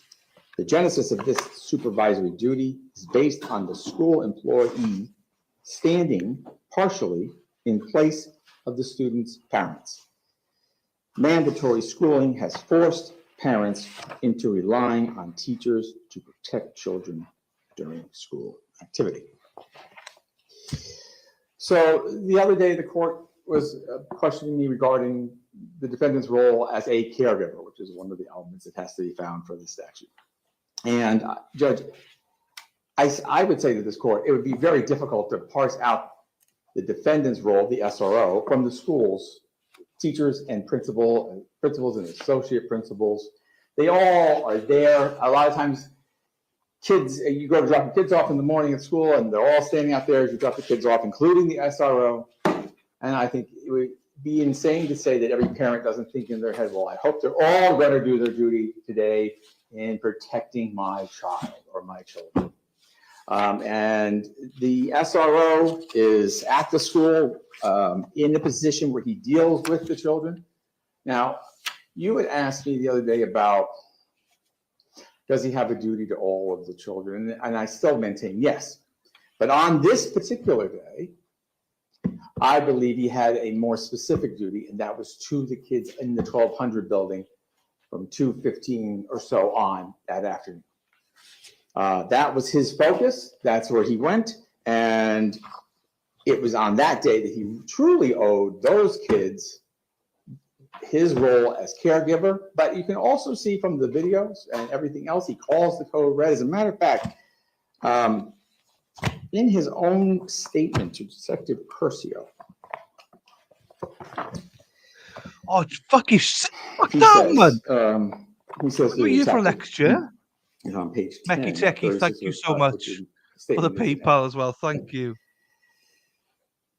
At the same time, I'm telling Mr. Greenleaf, get out, get away. He's not armed. He's an unarmed person. So I wanted him away from there. So I started to tell him, get out at the same time. Google it. I then hit, I'm on school radio screaming, or I'm sorry, school radio scream, yelling lockdown, lockdown, code red 2. So you know, so the school was aware to put the school on lockdown, that we possibly have an active shooter.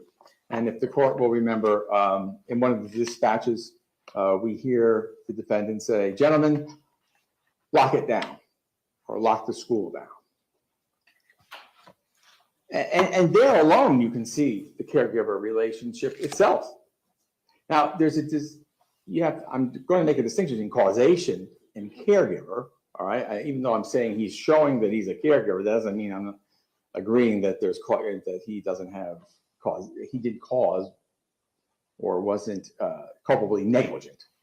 But for the purpose of just caregiver, he's fulfilling his role. Now, earlier, and also in the defendant's statement, we find that Detective Curcio asked the defendant, what were you doing in that time period just before you got the first notice that something was wrong at MSD? Oh, not yet. Motion to dismiss. What he was doing was actually waiting for the father of a student to arrive at the school. During the lunch break that day, there were some girls in the parking lot. They were in an area they weren't supposed to be in. Defendant wasn't there, but some of the other monitors were. They went over, they looked into the situation, and inside one of the girls' cars, they found a fraudulent ID. And so that was then given to the defendant, and for him to deal with when he had time to deal with it. So he had already called the girl's father and had set up a meeting at the end of the school day with the father and with the girl, because that's one of the things he does. He handles when things go wrong on the campus criminally or crime-wise. That's his duty to investigate and find out what's going on, but he also works along with the students. And that takes us back to that contract that I believe it was it was Lieutenant Colonel Samaru, who went over the contract between Parkland and the Broward Sheriff's Office concerning SROs. And that, of course, is also in evidence. And what I was just speaking about is in the contract. And I want to go through it in order, so I don't want to jump around, but in the contract under Article 2, Section 2.05, duties of SRO, an SRO shall not function as a school disciplinarian or a security officer and shall not intervene in the normal disciplinary actions of the participating schools. Each assigned SRO shall act at all times within the scope of authority granted to the SRO by applicable law. Each SRO shall perform duties including with A. Oh, that's not me. That's not me. That's not me. That's not me. That's not me.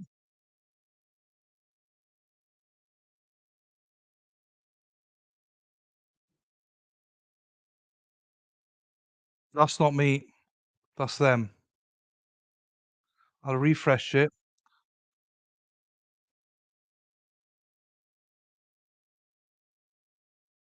Still blank. Well, it's not there, so we're just going to have to wait. Mecky Techie, thank you. I'm not sure how much it was in dollars, but it's $14.95 I received, so I imagine it's $20. So thank you very much for that. I don't know the song, but I will Google it and stuff. I just got to be careful that I don't pick it up here. I don't know what's going on here. It's on their side, not my side.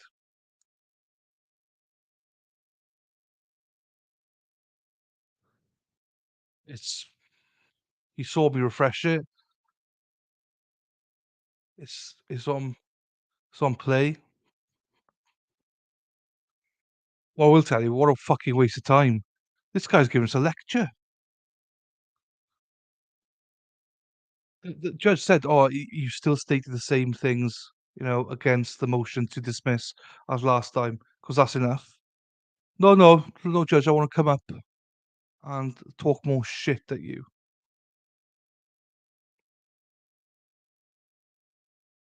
So I don't know.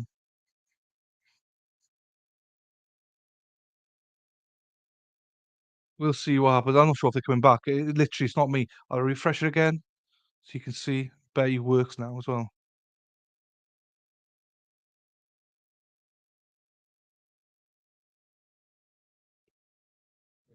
Nope. Hang on then. Let's see if there's another stream.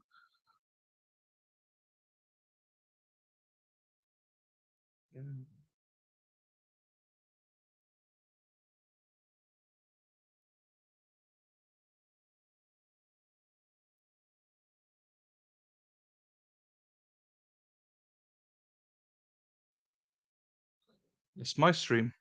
Right, there.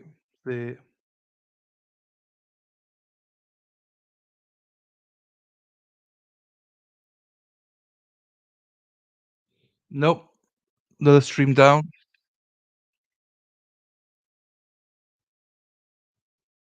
Last stream is down.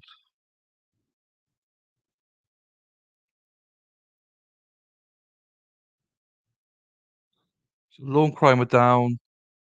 WSVN are down. Yeah, everyone's down. Oh, hang on. I'm not checked. No, live.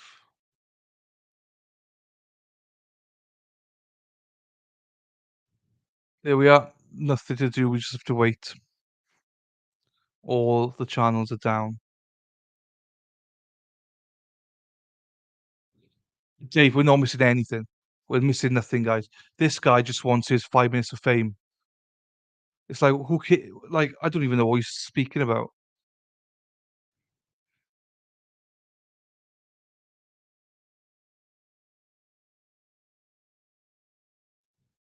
It's 100% done. Yeah, no, I totally agree, Spider Girl. What a wombat. Do you know what I mean? The judge gave them all out and was just like, look, do you want us to just take on board everything you said in the past? As the defense have done. Yeah, no, I want to come up and, show my face to the world so they can see I'm a hero for prosecuting this poor guy. Yuki Tiki as well. I'm not sure if you heard me. Thank you very much as well for the money. I need to look up that song. Mm,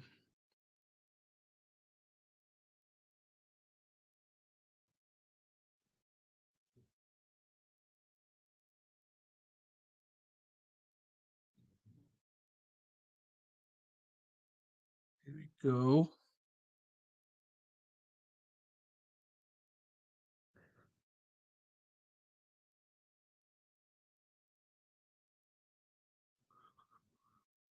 Right, I need to play this on my own now.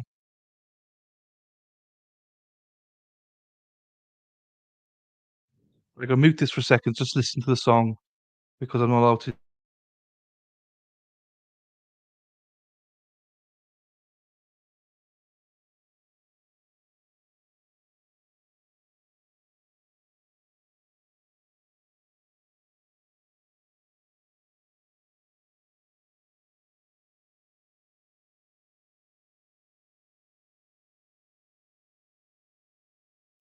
That south end of the school seems to be well secured. No one seems to be indicating that there's anything wrong south of his position. It's all the problems north of it. So since the court has already ruled that the caregiver needs to be found by the jury, and the state has put out evidence that shows that he is a caregiver, we would ask that the court then go ahead and deny the motion for judgment of acquittal in regard to that area and allow the jury to make that determination. They've got the facts in front of them. They're the ones who will make that determination, and that's how, if you read your own order, that's how it sounds how the court wants it to be. You know, I know the other day the court also had ask questions about cause. So again, if you look at Christie and almost a lot of the cases that have to do with child neglect, what happened in Christie? What were the facts in Christie? Well, it was that a teacher was charged with child neglect, and the teacher had a teacher's aide, and the teacher's aide was bounding, tying up the kids, and I don't know, doing stuff to the kids, and the teacher didn't do anything. Just sat there and let the teacher's aide have a field day. Go ahead, do what you're going to do. And so, sure, when you abuse a person or a child directly, then you get charged with child abuse. But when you have this sort of indirect, this culpable negligence, which you had in Christie, they charge the teacher also with culpable negligence. It was without harm, I guess. It wasn't as bad. The children were injured, but nonetheless, that's how it can be through, I don't know if this is the right way to say it, but it's be through a third party in the sense that you don't actually do the abuse, you don't actually do the injury, but in the background, you're culpably negligent, you're a cause of that injury, you're willful, a disregard ends up in that particular child being injured, and you've done nothing about it. It would be almost as though it's a little bit of an extreme example, but if you're at the beach and your child is out there and in the water, gets caught in a rip current, and you see that, and you see your child struggling, and you stand at the edge of the water and you just don't do anything. You go back and sit down on the sand and sort of just sit there and you don't do a thing. You don't run for help. You don't try to go in the water. You don't do anything. That's a problem. You need to react. And so if the court's initial problem, I think he's scared. I think he thinks the court might overturn it because he's read the comments. I think he's shitting a brick. I know he's in the wrong to take this forward. The only chance he's got is to go to the jury. with causation, I think Christie at least helps to answer the fact that, look, you can charge somebody who didn't actually do the injuries. And here in the information, it reads,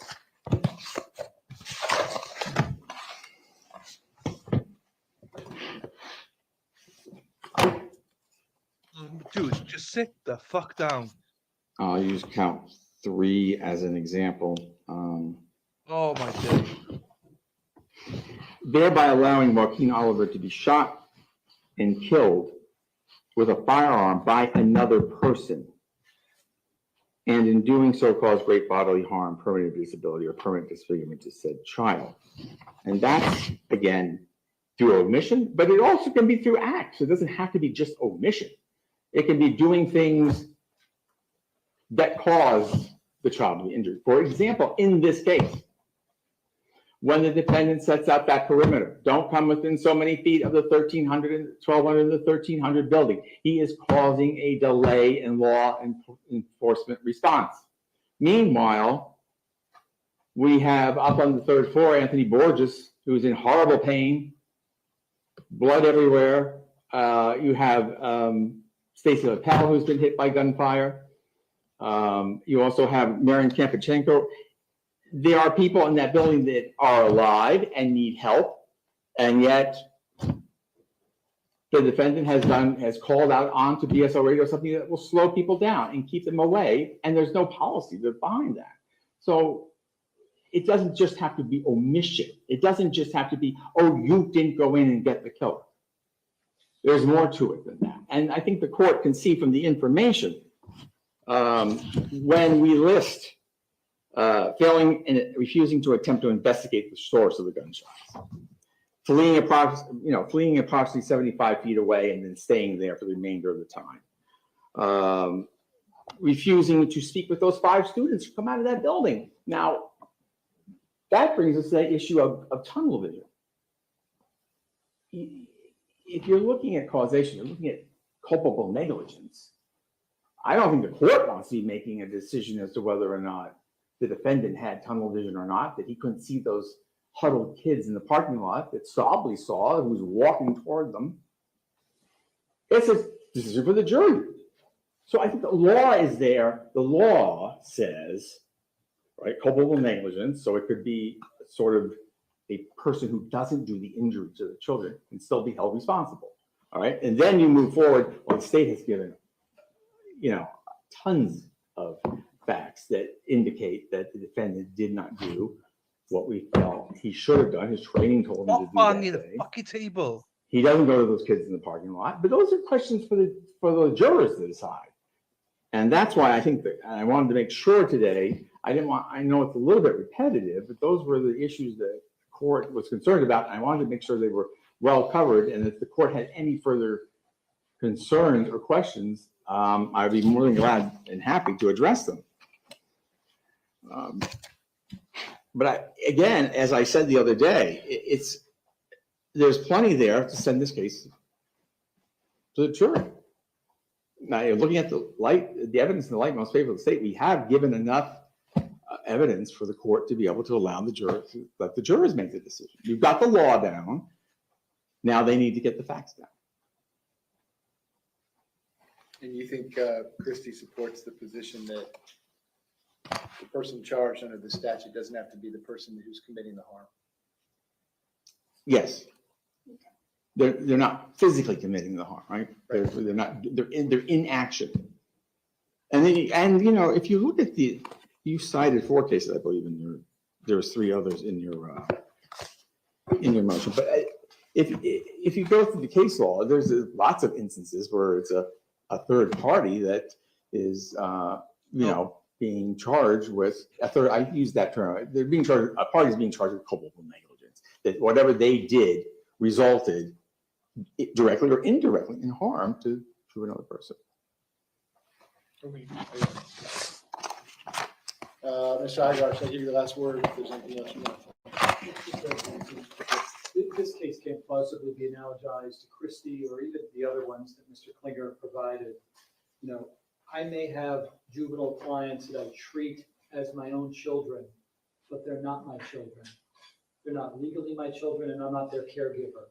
So merely being as wonderful as my client was as a school resource officer and acting as if they were his children doesn't make him his own and doesn't make him a legal caregiver. And secondly, the court heard the facts of this case. It fell way short of the causation that is required to let the jurors hear this case. I'm asking that you do grant this motion. Okay, well, understanding at this point in the proceedings, all the evidence is closed. I'm well aware that it's a different standard. Again, I don't know what part of the evidence, witnesses, or testimony the jury's going to believe or not believe. They certainly, I think, could find that the state has proven Oh, you the chicken elements shit. of each charge beyond a reasonable doubt, or they may in fact find that the state has failed to do that, but that's going to be their decision to make, not mine. So respectfully, the renewed motion for judgment of Chicken acquittal shit. is going to be denied. What a fucking pussy. I will enter the appropriate written order. Get Next. the fuck out. I'd have so much respect to it with him if you We can check do the this out. charge conference now, then I could send you out of here today with the final set of the jury instructions you would have over the weekend to prepare your closing arguments. I previously emailed each side preliminary jury instructions. But if you don't have them, we got a paper copy. Thank you. State, do you need a paper copy? I have. Okay. Okay. Did the court receive our motion? Yes. Yeah, I'll get to that. I'll just take them in order. I know that I thought so as defense well. did file yesterday, June 22nd, a motion to include additional jury instruction regarding the definition of a caregiver. I'll just handle it like any other charge conference. Each side's got the instructions in front of them. We'll just go one page at a time, one instruction at a time. I'll ask either side if you have any Complete objections or any additional pussy requests, shit. anything that needs to be changed. If you bear with me 1 minute, I will print out a new version of it and give it to you so you can Not leave sure. it today with what the That's final spineless. instructions will be. So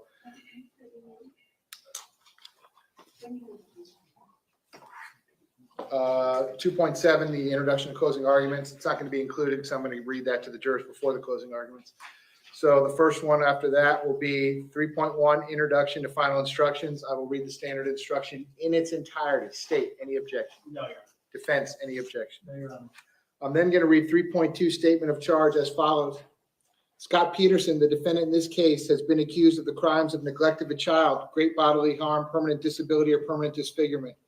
Neglect of a child, great bodily harm, permanent disability, or permanent disfigurement. Neglect of a child, great bodily harm, permanent disability, or permanent disfigurement. Neglect of a child, great bodily harm, permanent disability, or permanent disfigurement. Neglect of a child, great bodily harm, permanent disability, or permanent disfigurement. Neglect of a child, great bodily harm, permanent disability, or permanent disfigurement. Neglect of a child without great bodily harm, permanent disability, or permanent disfigurement. Culpable negligence, culpable negligence, Yes, culpable sorry, Scott. negligence, and perjury not in an official proceeding. State, any objection? No, Your Honor. Defense, any objection? No, Your Honor. I'm then going to read 16.5, neglect of a child, great bodily harm, permanent disability, or permanent disfigurement. This relates as to count one as follows. To prove the crime of neglect of a child causing great bodily harm, permanent disability, or permanent disfigurement, the state must prove the following four elements beyond a reasonable doubt. One, Scot Peterson willfully or by culpable negligence failed or omitted to provide Anthony Borges with the care, supervision, and services necessary to maintain Anthony Borges' physical or mental health, or Scot Peterson failed to make reasonable effort to protect Anthony Borges from abuse, Grab a neglect, coffee, I'll be back or now. exploitation by another person. Two, in doing so, Scot Peterson caused great bodily harm, permanent disability, or permanent disfigurement to Anthony Borges. Three, Scot Peterson was a caregiver for Anthony Borges. Four, Anthony Borges was under the age of 18 years. Neglect of a child may be based on repeated conduct or on a single incident or omission that resulted in or reasonably could have been expected to result in serious physical or mental injury or a substantial risk of death to a child. Caregiver means a parent, adult household member, or other person responsible for a child's welfare. I will now define what is meant by the term culpable negligence. Each of us has a duty to act reasonably towards others. If there's a violation of that duty without any conscious intention to harm, that violation is negligence. But culpable negligence is more than a failure to use ordinary care for others. For negligence to be called culpable negligence, it must be gross and flagrant. The negligence must be committed with an utter disregard for the safety of others. Culpable negligence is consciously doing an act or following a course of conduct that the defendant must have known or reasonably should have known was likely to cause death or great bodily harm.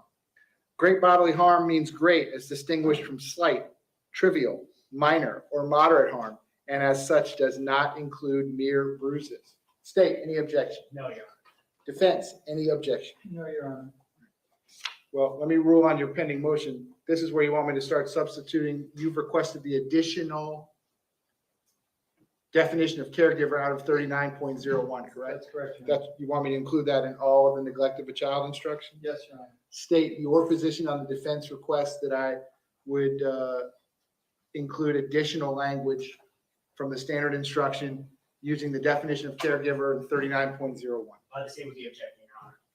Relying upon the district cleaner stated, Stacy Christie, which is 939 Southern Second 1078. Stacey Nowlin, which is 57. Oh, I'm sorry, Nowlin, Nowlin. 50 Southern Third 79. Grady, which is 111 Southern Third 810, as well as the Durand case, which I think it's Your Honor. Your Honor, I can supplement, I can find that. But yes, the state would object to this, Your Honor. It's actually been promulgated through the cases that 827.03, as it stands, the jury instruction with the language of any other person responsible for welfare is. How about a cheesecake? Jury instruction should be the jury instruction for child neglect cases. Chapter 39, as the defense is requesting, is include a separate chapter. Cheesecake. Separate allegations more along the lines of DCF investigations and when law enforcement shows up that they're not responsible if they don't do what's necessary. These particular cases say that Like you have that. to look at those two different chapters. I love cheesecake. and that they're separate, and that this specific cases say that the jury instructions that should be utilized when this count is Chocolate toffee cheesecake. puts there by the state is the jury instructions that are promulgated by the Florida Supreme Court, just as you put together, Your Honor. And as such, this is the objection to including 39. Oh, and then for Duran, it's 820 Southern Second 381. Okay, well, actually, I think this was, it's in the language expressly in Christie. Chocolate And I toffee. think it's referenced in the other cases, but chapter 39 has to do with dependency proceedings. That gives a definition for caregiver. Chapter 827, which is what the state's traveling under in this case, 827.01 gives us definition of caregiver. That's the definition that the Supreme Court has included in the standard instruction. So over the defense objection, which would otherwise be preserved as to each of those counts, I'm not going to give the additional definition of caregiver. We're going to stick with 827.01, which is what the legislature included in the chapter that includes neglect of a child. That's over the defense objection, which is otherwise preserved. Defense, any additional objection as to the definition neglect of a child as to count one. Okay. So count two is verbatim the exact same language as count one. I will read 16.5. Again, the only difference is Anthony Borges' name is removed and replaced with Kara Loughran. Besides that, the instruction is otherwise identical. State any objection. No. Defense any additional objection. Well, I have a suggestion. Yes. Does the court have to read all 7 counts, the exact same language, back to back to back? Can we come up with a way to say it's identical except for the number 3, it's a different victim? Well, why read 7 full pages of instructions to the jury, especially when they're going to likely get a copy of it? Well, they are going to get it. Each one of them will have a copy of this. What is your request? What do you want me to do? My request is that the court reads it one time, and the additional 6 counts, the only difference is that the number 3, the only change is number 3, and then you read and count, second count, Scot Peterson is a caregiver for Kara Loughran. It's alleged that Scot Peterson is a caregiver for Joaquin Oliver, and you just read the only difference. No reason to read 7 full pages of the same exact language. State your position on the defense request that I somehow abbreviate the standard instructions. Again, Your Honor, I'm certainly not asking, making the court have to go through extra work, but I do believe, I do object. The court needs to read all the counts in their entirety to the jury. Okay, over the defense objection, which is otherwise preserved, I'll read each standard instruction as it's printed. Defense, any additional objection? No, Your Honor. All right. It is Loughran. I was just going on, I think someone told me that was how her name was pronounced. Kara Loughran, not Loughran. Yes, I mispronounced it. Okay. Yeah, Hold on. that's And my motion to include a definition that we have provided that we believe defines precisely what a caregiver is, which excludes law enforcement. I'm requesting that be read for each and every of the 7 counts. Yeah, no, I consider that preserved. That's your, that you've made that same request as to counts 1 through 7. I consider it to be a contemporaneous Thank you. objection and preserved as to each. All right, so that's count 2. Then I'm going to read 16.5, neglect of a child with the name Joaquin Oliver. The other verbatim instruction will be read as is. State any objection. No, Your Honor.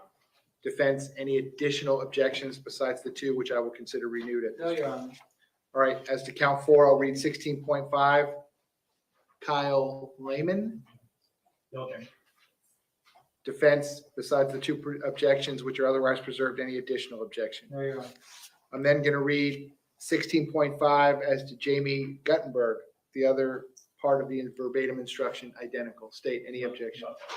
Defense, besides your 2 objections which are otherwise preserved, any additional objection. No, Your Honor. I'm then going to read 16.5, Peter Wang, otherwise the verbatim instruction. No objection. Defense, besides the 2 objections which you have preserved, any additional objection. No, Your Honor. I'm then going to read 16.6, neglect of a child without great bodily harm, permanent disability, or permanent disfigurement as follows.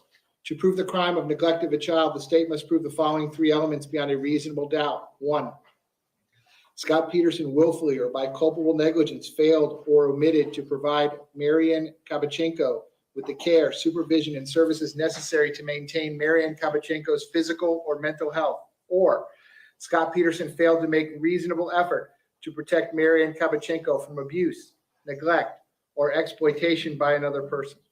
Two, Scot Peterson was a caregiver for Marian Kabachenko. Three, Marian Kabachenko was under the age of 18 years. Neglect of a child may be based on repeated conduct or on a single incident or omission that resulted in or reasonably could have been expected to result in serious physical or mental injury or a substantial risk of death to a child. Caregiver means a parent, adult household member, or other person responsible for a child's welfare. I will now define what is meant by the term culpable negligence. Each of us has a duty to act reasonably towards others. If there's a violation of that duty without any conscious intention to harm, that violation is negligence. But culpable negligence is more than a failure to use ordinary care for others. For negligence to be called culpable negligence, it must be gross and flagrant. The negligence must be committed with an utter disregard for the safety of others. Culpable negligence is consciously doing an act or following a course of conduct that the defendant must have known or reasonably should have known was likely to cause death or great bodily harm. State, any objection? Defense, besides your two objections which are otherwise preserved, any additional objection? I just want to interject, and I don't have an objection, because I've always believed that the court should read the standard jury instructions as they are given from the Supreme Court. I just, for the record, would note that the definition of culpable negligence given for the child neglect count is slightly different from the definition of culpable negligence given. You are correct. It is slightly different.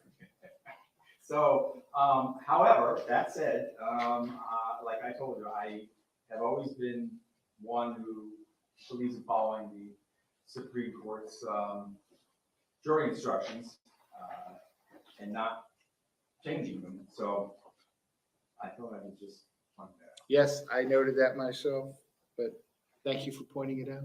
That's what I'm going to read. Okay, next, the next count, I'm going to read 8.9, culpable negligence as follows. To prove the crime of culpable negligence, the state must prove the following two elements beyond a reasonable doubt. One, Scot Peterson exposed Scott Beagle to personal injury. Two, he did so through culpable negligence. Actual injury is not required. I will now define culpable negligence for you. Each of us has a duty to act reasonably towards others. If there is a violation of that duty without any conscious intention to harm, that violation is negligence. But culpable negligence is more than a failure to use ordinary care for others. In order for negligence to be culpable, it must be gross and flagrant. Culpable negligence is a course of conduct showing reckless disregard for human life or for the safety of persons exposed to its dangerous effects, or such an entire want of care as to raise a presumption of a conscious indifference to consequences, or which shows wantonness or recklessness, or a grossly careless disregard for the safety and welfare of the public, or shows such an indifference to the rights of others as is equivalent to an intentional violation of such rights. State, any objection? No. Defense, any objection? No, but I did want to renew a very specific notion, Judge. I was focused so much on felonies that I didn't look at the culpable negligence as closely. There is zero evidence that the state proved that my client exposed anyone, especially Scott Beagle, Stacy Lapel, and Meadow Pollock, to personal injury. This is not omission in this statute. We're talking about he exposed these three people to personal injury. Well, yeah, I mean, you're going to say he didn't, and the state's going to say he did by either what he didn't do or what he did do. But again, that's a jury determination. Well, in the felony, it talks about omitted, that negligence, like culpable negligence failed or omitted. There's the omission language in there. In this culpable negligence, it says exposed him to personal injury. There's no element that says by omission. So the question is, how did the state prove that my client intentionally exposed anyone to personal injury? Well, it doesn't say intentional. Okay, he exposed. How did they prove that he exposed? I'm quite sure that they're going to talk about that in their closing argument quite a bit, just like you can talk about it in your closing argument that they didn't. But if you're making that part of a renewed motion for judgment of acquittal, I'll consider that part of your argument. I'll stick with the same ruling. Respectfully, it's denied. There's ample evidence, I guess, that the jury could find that he exposed Scott Beagle to personal injury, or they may find that he didn't do anything to expose him to personal injury, but that's going to be their decision. So over your objection. Okay, the next, I'm going to read 8.9. It's the exact same verbatim instruction, culpable negligence, except with Stacy Lapel. State, any objection? No objection. Defense, any additional objection? No addition. I'm then going to read 8.9, culpable negligence, the exact same verbatim instruction, except with Meadow Pollock. State, any objection? No objection. Defense, any additional objection? No, Your Honor. I'm then going to read 18.1, perjury, not an official proceeding, as follows. To prove the crime of perjury not in an official proceeding, the state must prove the following 5 elements beyond a reasonable doubt. 1, Scot Peterson took an oath or otherwise affirmed that he was obligated by conscience or by law to speak the truth during a sworn statement. 2, the oath or affirmation was made to Broward Sheriff's Detectives John Curcio and Jeffrey Curtis. 3, Scot Peterson, while under oath, made the statement. Question, okay, all right, once you get closer and you hear those guys, how many rounds do you think you heard? Answer, it wasn't many. 2, 3. Question, okay. Answer, so I'm right there, I'm on the radio. I can hear the units coming. And the next thing while I'm keeping an eye on the door in the building, no shots, nothing anymore. It's quiet. Question, all right, what happens from there? Answer, and Officer Tim Burton, runs up by the tree, and I'm just telling him, you know what I heard. I heard a couple of shots, haven't heard anything since, and he's just taking cover by, behind the tree. I'm taking cover here, and units are now starting, no more gunshots, and units are starting to come in. Question, okay, now, did you ever see, while everybody is starting to arrive, did you ever see any of the students leave building 12 at all? Answer, yes. Question, which were they all the doors, or answer, no. They were evacuating, and they were telling them they were taken out, and the kids were going out toward the parking lot. Question, okay, but that's when officers answer, when the officers came. Question, inaudible. Answer, but we didn't see any kids. No. When I was on the scene there were no individual kids running out. None. Question, okay, so there was no kids that ran out to say to you guys, hey, there's a guy up there, or anything of that? Ridiculous. Answer, no. Question, you didn't see any kids until people started being evacuated by the police? Answer, yes. 4, the statement was false. 5, Scot Peterson did not believe the statement was true when he made it. Knowledge of the materiality of the statement is not an element of this crime, and the defendant's mistaken belief that his statement was not material is not a defense to the charge. State, any objection? No, Your Honor. Defense, any objection? No. All right, next I'm going to read 3.4 when there are lesser included crimes or attempts as follows. In considering the evidence, you should consider the possibility that although the evidence may not convince you that the defendant committed the main crimes of which he is accused, there may be evidence that he committed other acts that would constitute a lesser included crime or crimes. Therefore, if you decide that the main accusations have not been proved beyond a reasonable doubt, you will next need to decide if the defendant is guilty of any lesser included crimes. The lesser crimes indicated in the definition of neglect of a child, great bodily harm, permanent disability, or permanent disfigurement are neglect of a child without great bodily harm, permanent disability, or permanent disfigurement, and culpable negligence. The lesser crime indicated in the definition of neglect of a child without great bodily harm, permanent disability, or permanent disfigurement is culpable negligence. State, any objection? No, Your Honor. Defense, any objection? Is the court going to necessarily read lessers regardless of whether we want them or not? Well, I'm asking if you have any objections. That's what I'm asking. Okay. I just didn't know if I can have a discussion with my client. We haven't discussed it yet, but is the court Now's the regardless? time to discuss it. What's that? This is the charge conference. Now's the time to discuss it. Is it an option before I talk with my client? The court if we didn't want them, would the court consider not including the lessers? Well,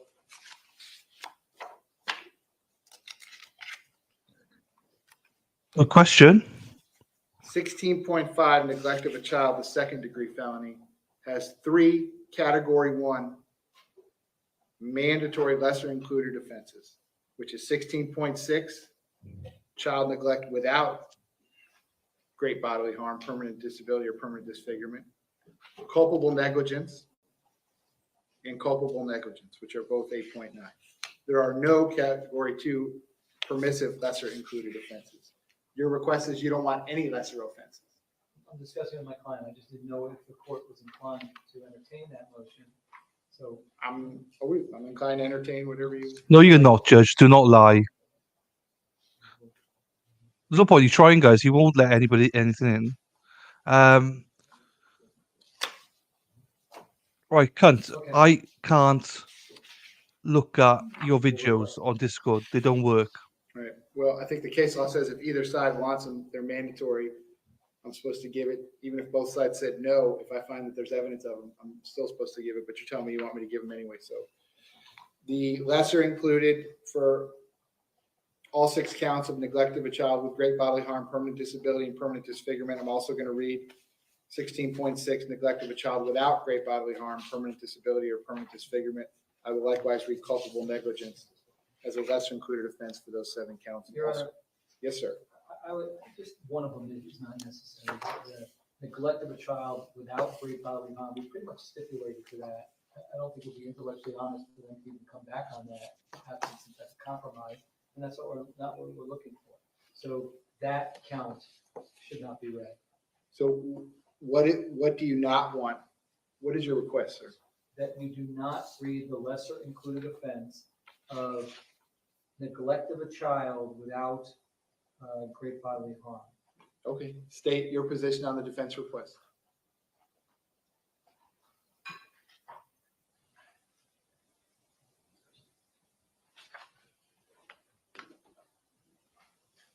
That's okay, love. Well, again, understanding the case law tells me if the mandatory category 1 lesser included offense, if either side requests it, and I think there's evidence to support it, there's certainly evidence to support it. So over the defense objection, I will grant the state's request. Those will be Fuck. included as mandatory category 1 lesser included offense. Get the fuck out. All right, I'm then going to read 16.6, neglect of a child without great bodily harm, permanent disability, or permanent disfigurement. The exact same 16.6 verbatim instruction I previously read, except now will be with Anthony Borges. State any objection. No, Your Honor. Defense, besides your 3 objections, which Say be here, Amy. I don't like him. contemporaneous, any additional. Oh, hi, Erin. Hi, Erin. I'm then going to read 16.6, neglect of a child without great bodily harm, permanent disability, or permanent disfigurement. The verbatim instruction for Kara Logren. Did see you, State Erin. any Hiya. objection. Defense, any additional objection besides the 3 which are already preserved. No, Your Honor. I'm then going to read 16.6, neglect of a child without great bodily harm, permanent disability, or permanent disfigurement for Joaquin Oliver. State any objection. No.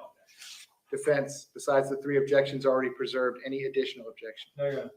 I'm then going to read 16.6, neglect of a child without great bodily harm, permanent disability, or permanent disfigurement for Kyle Lehman.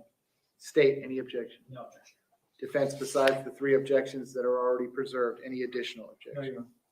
I'm then going to read 16.6, neglect of a child without great bodily harm, permanent disability, or permanent disfigurement. Jamie Gutenberg. State any objection. Defense, besides the 3 objections already raised and preserved, any additional objection. No, Your Honor. I'm then going to read 16.6, neglect of a child without great bodily harm, permanent disability, or permanent disfigurement. Peter Wang. State any objection. No objection. Defense, besides the 3 objections already raised and preserved, any additional objection. No, Your Honor.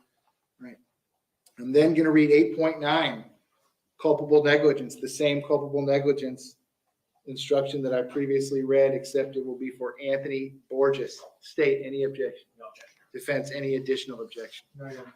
I will then read 8.9, culpable negligence for Kara Logren. State any objection. Defense, any additional objection.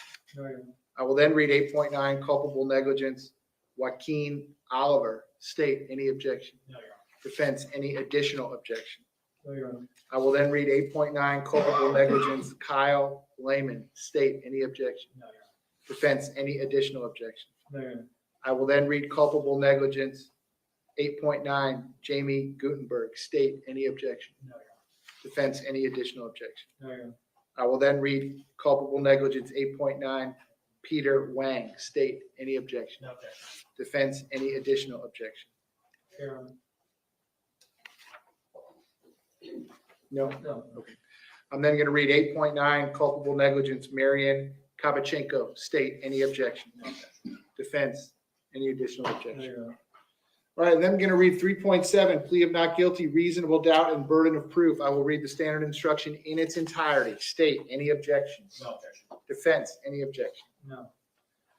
I'm then going to read 3.9, weighing the evidence. This one will have to be edited in some form or fashion. I always read paragraphs 1, 2, 3, 4, and 5. State, let me ask you first, are you requesting that I read paragraphs 6, 7, 8, 9, or 10? All of them. Not 6, Your Honor. Not 7. I think 8 applies, Your Honor. No to 9 and no to 10. All right, defense, the state's asking me to read paragraphs 1 through 5 as well as number 8. Are you requesting 6, 7, 9, or 10? No. Okay, so I'll take out 6, 7, 9, and 10. They'll be renumbered paragraphs 1 through 6. I will then read Doesn't matter what they want. the You'll just remaining overrule it. paragraphs on the bottom of that page, including the bottom paragraph, which starts with expert witnesses, or like other witnesses, we did have expert testimony. Going on to the second page, the first full paragraph on the second page talks about accomplice or co-defendant testimony. I don't think we hit any of that. State, any objection if I take that out? No. Defense, any objection if I take that out? No, Your Honor. The next paragraph talks about the testimony of a child. I don't think we had any child testimony. State, any objection if I take that out? No, Your Honor. Defense, any objection if I take that out? No, Your Honor. The next paragraph talks about the defendant becoming a witness. The defendant is not going to be a witness in the case. State, any objection if I take that out? No. Defense, any objection? No. And then the last two paragraphs will stay in as part of the standard instruction. If you give me one moment, I will give you a amended version of 3.9. It's just confuse the jury. Like, fuck. Like, why does it have to be this complicated? They should simplify the bloody thing. Hi, David. Welcome back. Erin, I didn't see you earlier on. Sorry, Erin.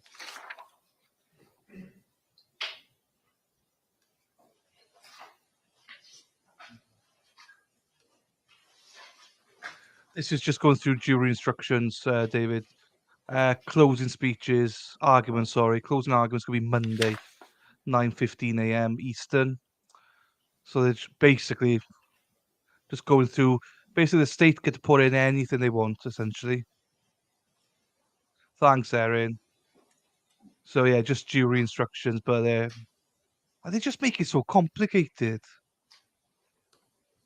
Well, in my opinion, anyway. I'm with you, Amy. I'm a bit worried that they're going to come back with some sort of guilt here. Some sort of guilty version. They shouldn't be. Literally, defense put a motion in to dismiss the trial. Like they just said, dismiss it. The prosecutor went up and spent about half an hour, 40 minutes, arguing why it should not be in. It was pointless. He was saying case law that didn't make sense for this case. And the judge was straight away, nah, jury can have it. Grow some balls, you fucking army cunt. Oh, I hate that.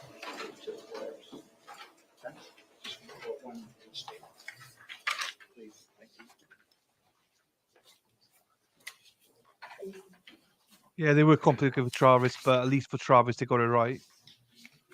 All right, state, any objection to the amended 3.9? No, Your Honor. Defense, any objection to the amended 3.9? No, Your Honor. All right, I'm then going to read 3.9A, defendant not testifying, the standard instruction in its entirety. State, any objection? No, Your Honor. Defense, any objection? No, Your Honor. 3.9B, defendant statements. There are statements alleged to be made by the defendant outside the presence of the jury. Defense, I'll ask you if you want me to read the standard instruction in its entirety. I will be more than happy to do so. I'm sure you would. I'm sure you would, Judge.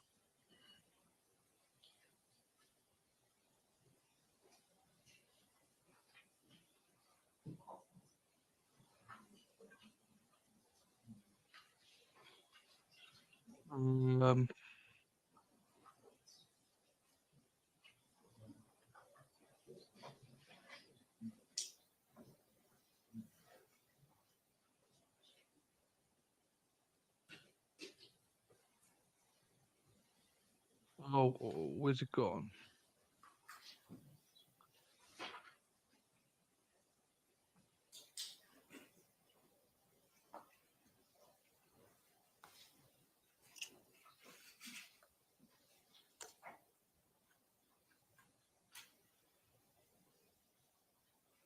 I don't know where that is. No, I'm asking you first. But do you, if you want me to read it, I'll read it. No, it's. Yeah, thanks for yesterday, David, with the court and everything. Appreciate that.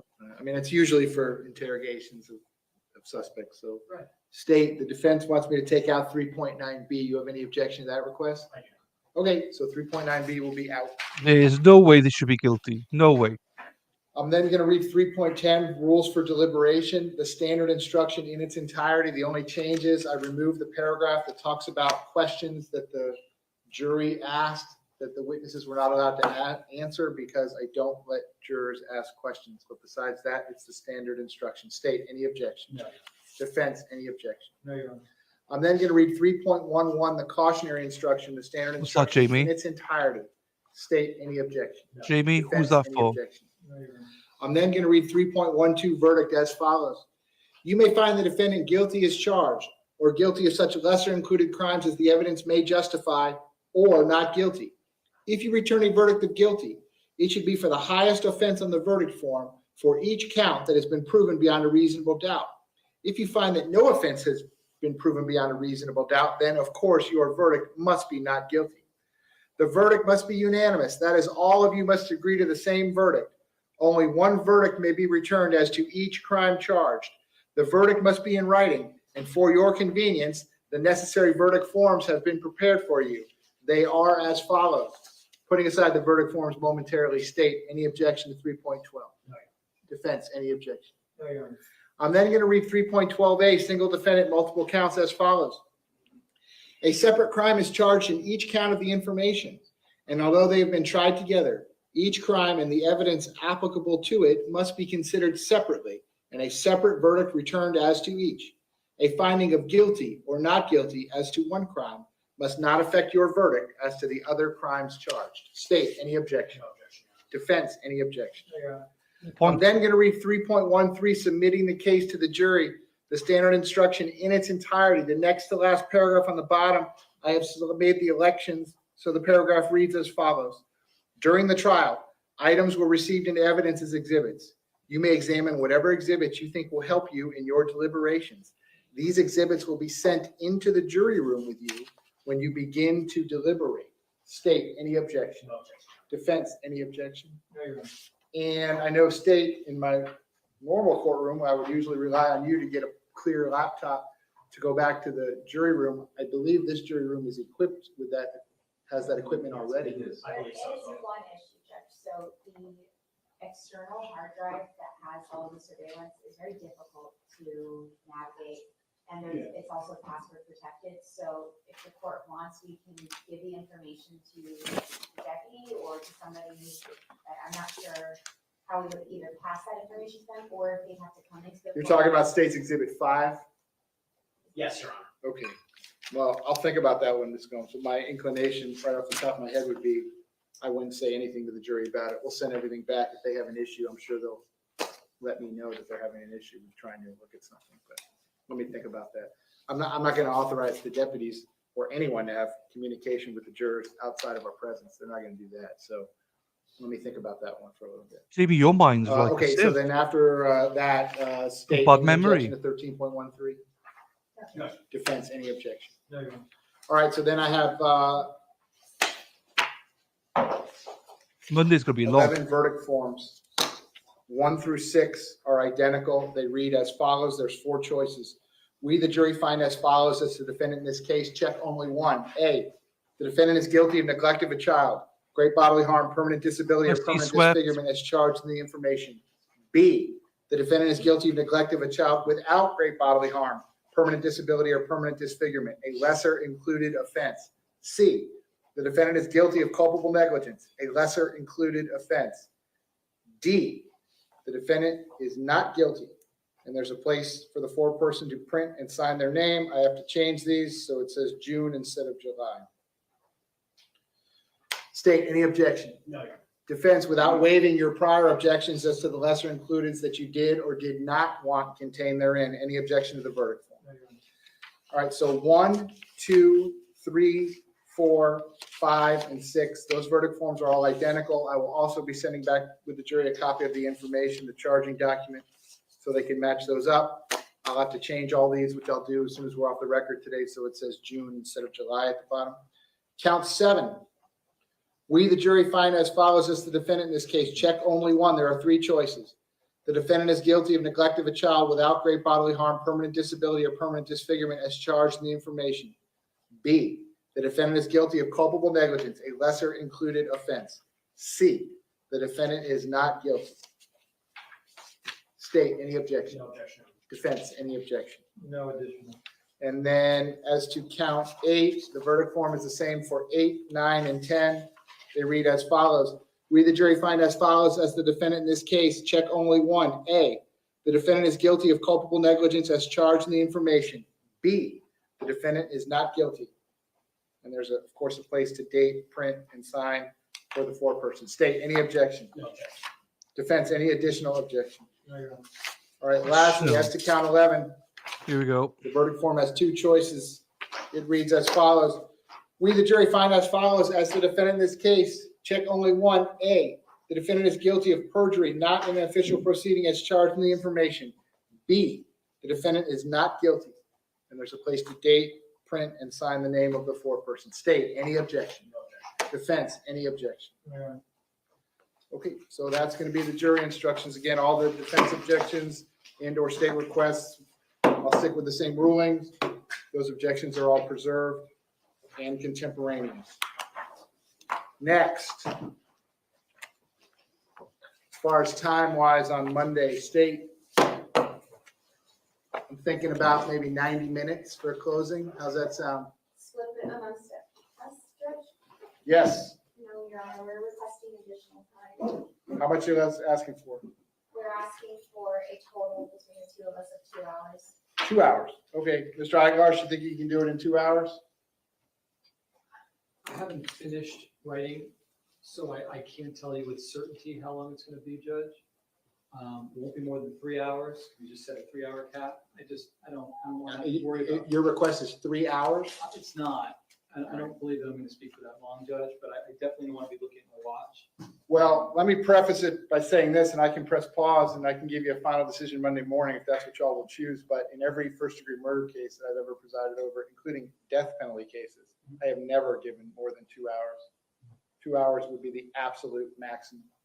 So the state's asking for 2 hours. If you're asking for more than 2 hours, I would probably deny that request. It would be preserved, and I'll give you the 2 hours. But No way. I don't think it's fair to, I'll send the jurors out for restroom breaks in between, but to break up the arguments over the lunch break, I just don't think that that's fair. I think all the closings have to be Yeah, I don't. given in one shot. I never intend to speak any longer than necessary to cover all the issues. Sure. And I very well may be way short of that kind of time. Mhm. I definitely don't want to have to be looking at my watch. And if I still have new material, again, I still haven't written, everything yet, so I just. I understand. So I'm going to say 2 hours now. You both can renew, both sides can renew whatever request you might have Monday morning. State, who's giving the initial closing argument for the state? I am, Judge. Ms. Gomes. And then who's giving the rebuttal argument for the state? I am, Your Honor. Ms. Gomes, let's say it's 2 hours. How do you want to divide that up? Judge, I don't believe that I'll go the entire time, but an hour and 15 for me. You want 75 minutes? Yes, please. Okay. And then would you like some type of warning as you're approaching the 75 minutes? Yes, I'd like a 5-minute warning. And Judge, can I ask for an additional 1 minute warning if I'm still talking? But As many as you would like. That's better than my call. Okay, so once you get to 70 minutes and then once you get to 74, I'll give you a tap. If you exceed the 75 minutes, I'm not going to stop you. Whatever is remaining, that would be the time remaining for the state's rebuttal argument. Okay, and I'll write that down on a Post-it note and tell you the time. Mr. Igarsh, regarding your 2 hours, let's just say it's 2 hours, but I'm not foreclosing myself to entertain anything further. I can give you one or multiple warnings. Would you like me to do that at any point in time? There's 10 minutes. Just 10 minutes? And that's it? All right, so again, at 10 minutes, I'll give you one of those. If either side reaches their allotted time, I'm not going to cut you off in mid-sentence. When you get done making your point, I'll tell you that I'm going to need your final word at that point because your time has expired. State, is there anything else that you need me to address before we recess the trial until Monday morning? No, Your Honor. Defense, anything else you need me to address? No, Your Honor. So I would also ask you all, I know we're going to try to get started a little earlier, but if anyone's putting anything up in their closing, obviously anything that's in evidence can be up in the closing, but if you're going to put something else up in additional as part of your presentation, which you're certainly entitled to do, if you'll just show the other side, in case there's any objections from either side, I can rule on those in a timely manner. We can get going in a timely manner on Monday. Your Honor, Yes, sir. I know that I'm going to be showing a PowerPoint, and there was technology in opening that was there. It was a device that I can put onto my computer. Okay. I can make that don't see same it. request. Can you make that available? Yeah, Mr. Spitz, you got it? I believe it's in your desk up there. It's a little dongle. It's a wireless device that can transmit. That was loud. Monitors. Not my desk. Well, the chief judge's desk. Is this- Yep, that's it. Okay, Yep. all right, yeah, we can get that set up for you. Not a problem. Thank you. Defense, anything else? No, Your Honor. Okay. All right, so the trial then otherwise is going to be in recess until Monday, June 26th at 9:15 a.m. Division FX will be in recess until Monday, June 26th at 8:45 a.m. I hope you all have a good rest of your afternoon. I'll see you Monday morning. Jesus, poor guy. All right, Madam Court Reporter, that is it. Good. David, you must be keeping account. How many objections now? How many, no for the defense? Bloody hell. Defense have had zero luck with this judge for anything. I'm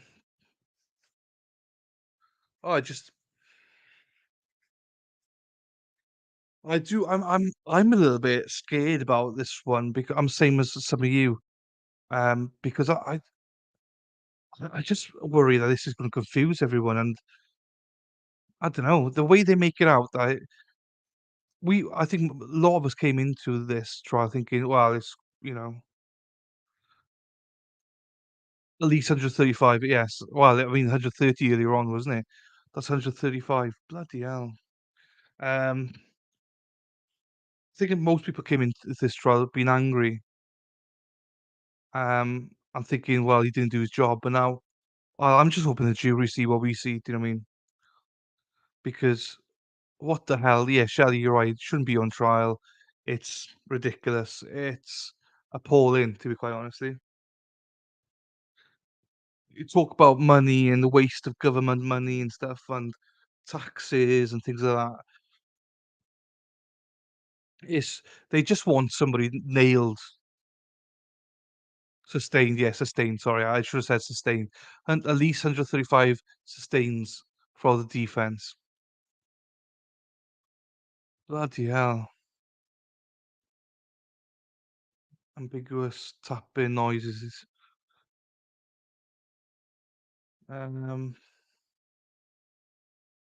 just don't understand it. I don't understand what the judge is seeing either. I just don't get it. Maybe some law or some motions or something. Like I don't understand it. Why It's very political. Amy has always said this is a political case, and it seems like it. Also, just to give Mark credit, he's doing all this on his own. As in, what I mean by that, with all the witnesses and stuff like that, where they've split it up themselves and stuff. So fair play to Mark, give him credit. He's pushed the boundaries a lot. I wasn't sure what I was thinking about him at the start, but I totally think he's done a great job. Um, it's just what lies are the state going to say in their closing? Do you know what I mean? Thanks, Mad World. Yeah, I don't know. What am I doing here now? Right. Oh, one of my best friends just had a baby, just had a son. 9 pounds 4 ounces. They're still thinking of the name. That's nice.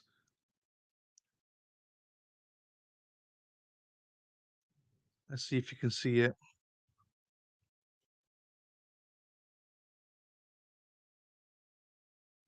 That's the baby. Just born literally today.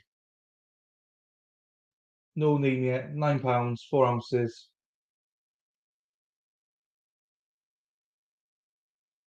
So that's good. That's them together. Father and daughter. I'm doxing them. I shouldn't dox them. Yes. So that's why I was still a little bit distracted. I was trying to text him back and forward, say well done, congratulations. Uh, just texting him back now. Um,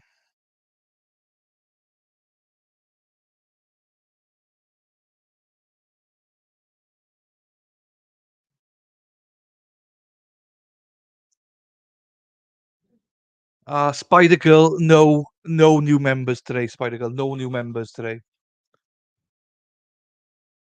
Yeah, I mean, yeah. So that's his second child now. He's got a daughter who is about, I think, 4 now, and then a son now, which is quite nice to have one of each. Do you know what I mean? And he's a great father, so um, he's an exceptional father, to be fair. And we've always been brought up together. We've known each other for 41 years, so it's always special when it's one of your friends from childhood, really. So it's nice. Um, or lose here, lose working and stuff as well. Right, see or no, where's it gone? Meki Teki. I can't find. Uh, everyone in the chat is either green or blue anyway. Yeah, most people are. Most people are. You're right, Mad World. There are a few new people today that aren't members that I thought may become members. There's people like Luna and Carowin who are not members, but most people here today are members. You're right. But there are lurkers here. We've seen 4 lurkers today, Rachel and I don't remember everybody now. That they wanted to consider being members, they could. Yeah, Mekiteki, I need to look up those words and the song. I don't know the song, you see, so I can't sing it because I don't know what the song is. So I will sing it for you, Mekiteki. You just need to remind me. And over the weekend, I'll look at what the Kitkan, the chorus is, because I don't know what the chorus is, and I'll give you a sing song maybe tomorrow or Sunday or Monday or something, if that's okay, Mekiteki. And also then don't break my promise to Madworld about singing today. Mekiteki, it won't play. It won't play Mekiteki. I tried it. You and the cunt. I tried both of them. They don't do it. It doesn't work. What's that? Did I miss something? What you got to learn is, oh my god, you guys. Oh my god, you guys. Oh my god, you guys. Is that it?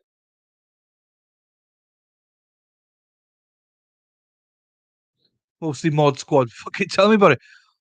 I've been like, hey, I'm not in charge of the mods. That's Mad World domain. She can, you know. So yeah, so I've done it. Oh my god, you oh no, I wasn't supposed to do it today. Sorry, Madwell. So sorry, Madwell. I wasn't supposed to sing. Sorry. Sorry.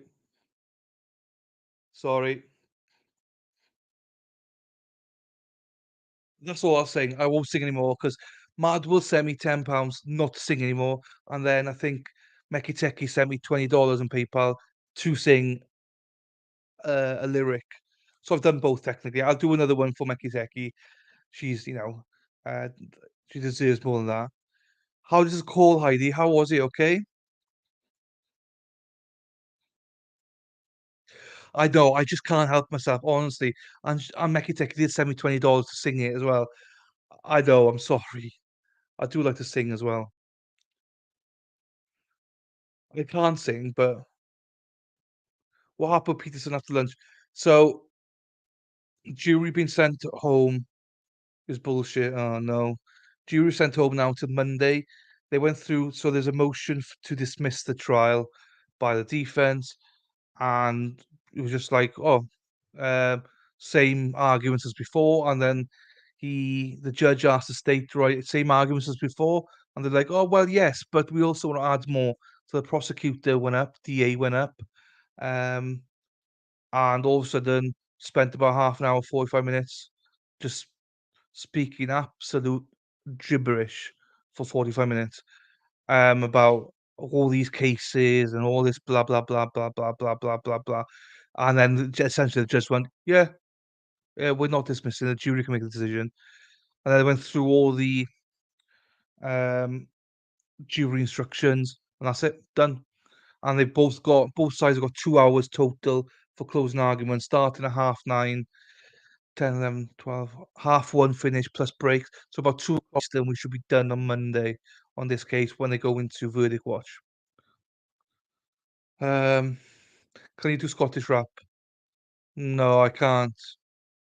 I lived in Scotland for a year, but I can't speak Scottish. I was Lawyer Kid here. I didn't see Lawyer Kid. I thought that was a Lawyer's Kid. Is Lawyer Kid here? I might have missed it. I don't know. No, I don't see Lawyer Kid here.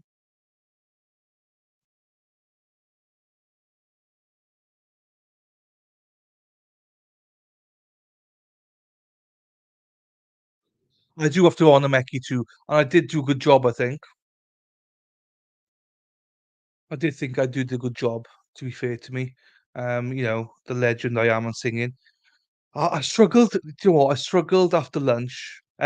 During lunch, I had my sausage and chips, and I had cheesecake. But my sausage, I felt so lethargic. I came back here for 40 minutes, and I could have fallen asleep. So thank you to chat for keeping me going. Well, I have to do it again, the Meki Teki. I mean, I've never seen it. I don't. Right, hang on. I don't like that, Meki Teki. So, hang on. Right, let me mute myself for a sec.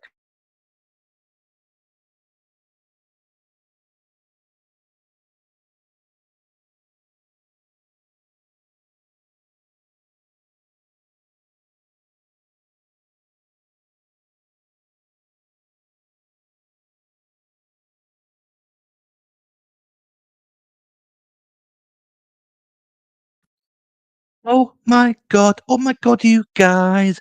Oh my god, you guys. Oh my god, you guys. Oh my god, you guys. Let's go. Is that better, Meki Teki? Was that better? Was that fucking better? I got that. I nailed it. Fucking nailed it, Becky. Nailed it. Let's fucking go. Um. Oh, okay, Madwell. I get it. I thought Lloyd's kid was here. Um.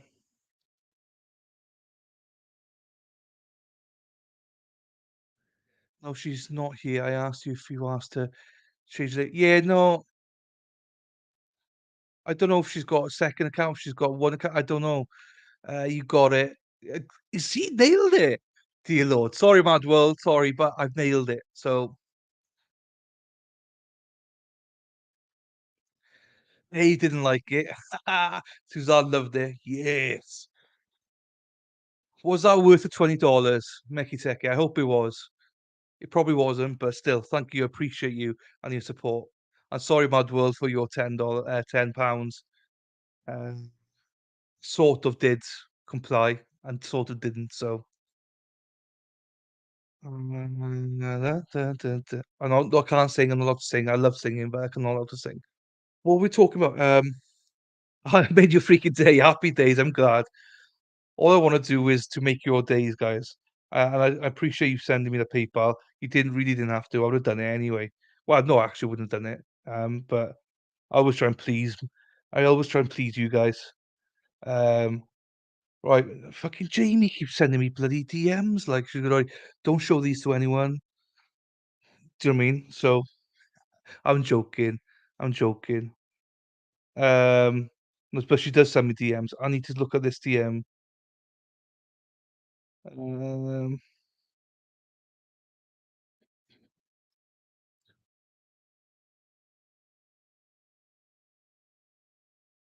okay, where's she at here? Here she is. Here she is, Jamie, right. Get your tits out for the lads. No, Jamie, I'm not doing that. So Jamie sent me a case for Monday, potentially. Border Patrol agent Ronald Anthony Burgos Aviles is accused of killing Giselda Hernandez and their 20-month-old son, Dominic Alexander Hernandez. Open statements Monday, June 26th. So that might be a trial for Monday, guys. If it's on Law and Crime. Obviously, we're going to be streaming Peterson trial. Oh my God, here we go. How long's the drive, Spider Girl? Spider Girl goes like 4 hours one way just to get pizza. Head down for a long drive for pizza. Talk to you tomorrow. See you tomorrow, Spidey. Thanks for everything as always. Literally, that girl's bonkers. 4 hours one way just to get pizza. I don't think she's going 4 hours now. I think she's going like 2 hours or something. But Jesus. Thing is, it's a catchy tune. I've never heard of it before. Never heard the tune before. Due to singing from time to time. That's fine. 45 minutes-ish. That means over an hour. That means it's over an hour. See you, Suzanne. Actually, I was going to speak about you now, Suzanne. So, but it's fine. I can do it behind your back. It's all good. So this trial,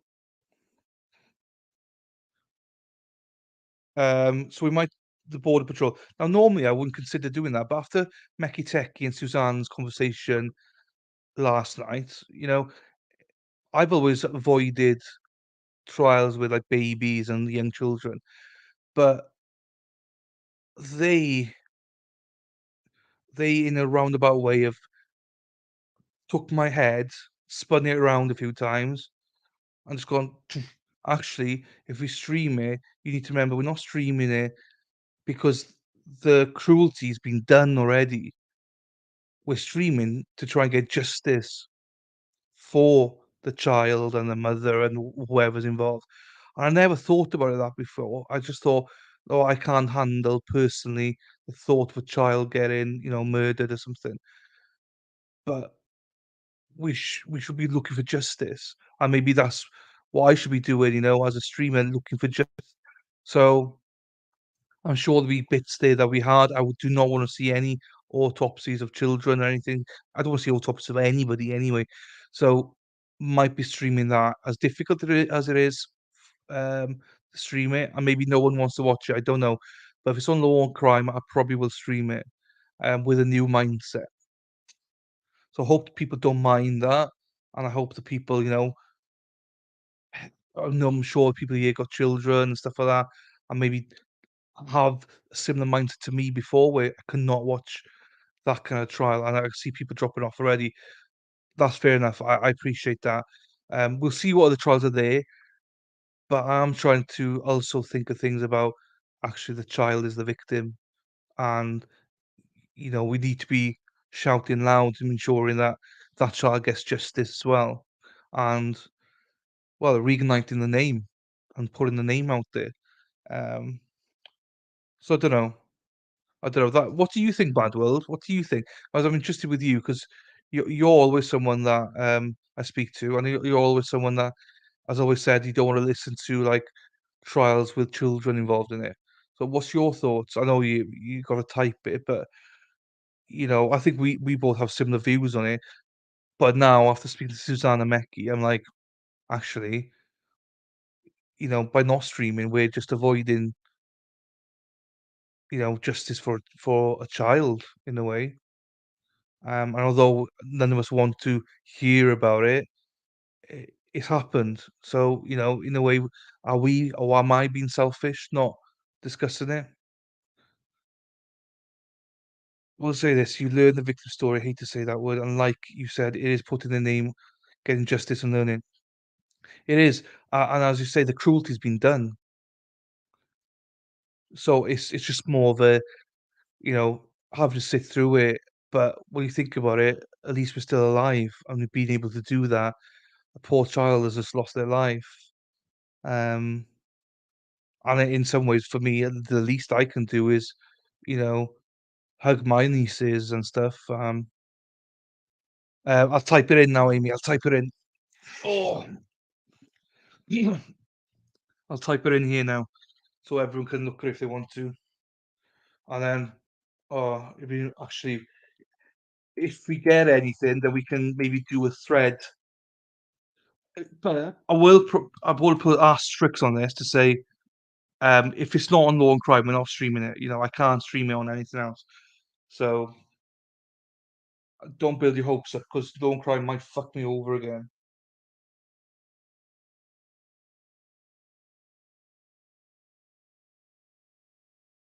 Burgos.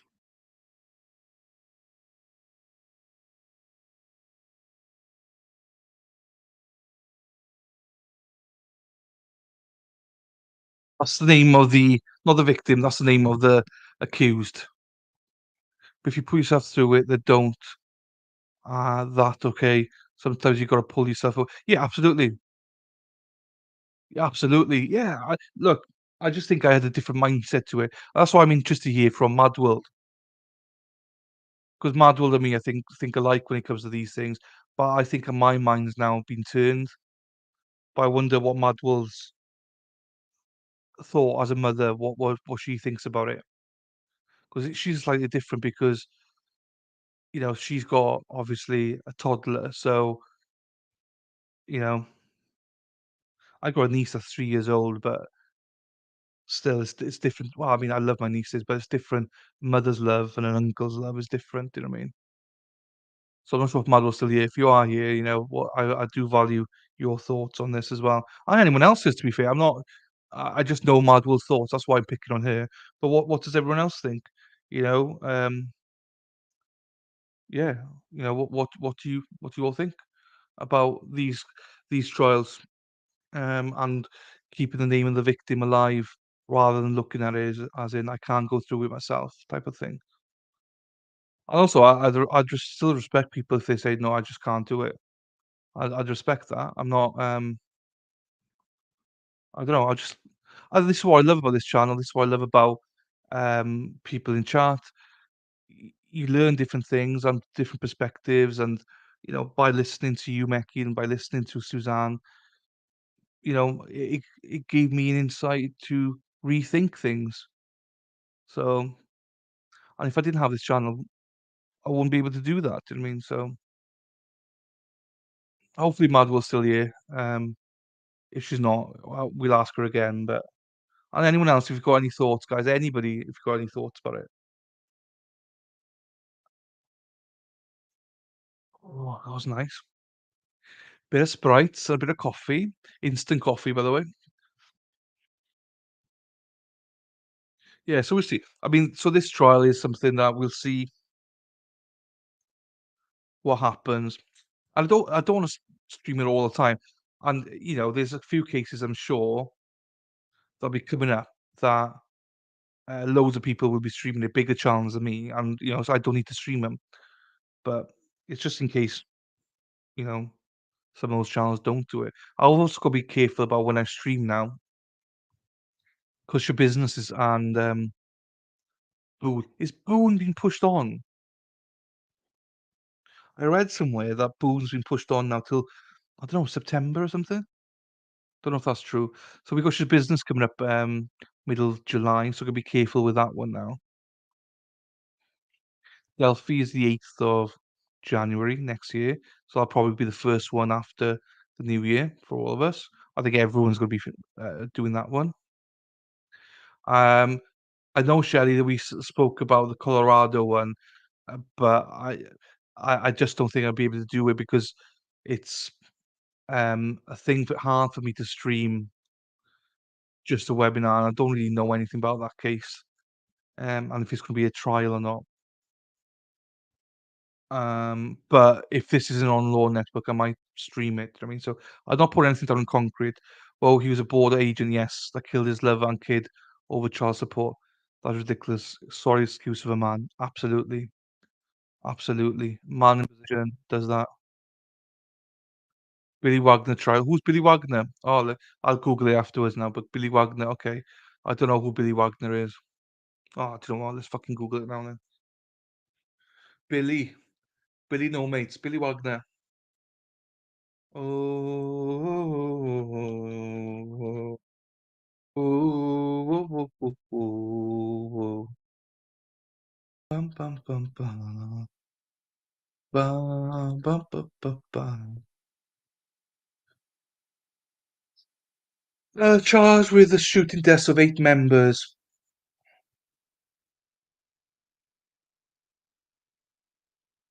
Right, hang on. I got a baseball player.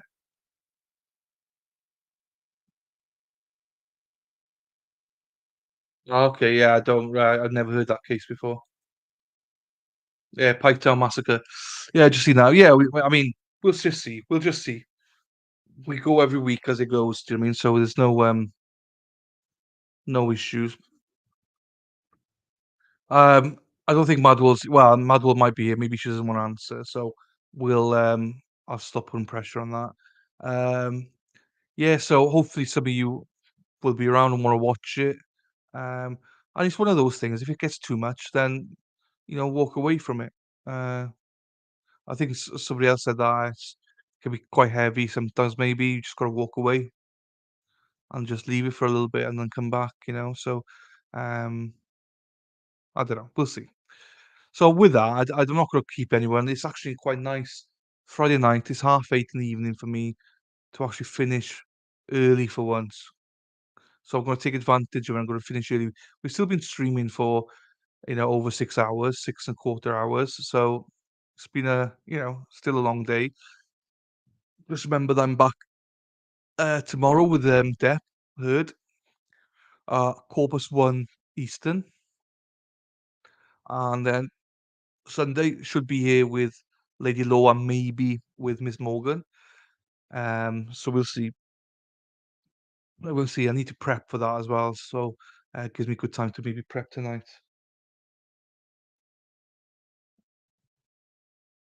So 8 members were acceptable Wagner's over trial. Oh, okay.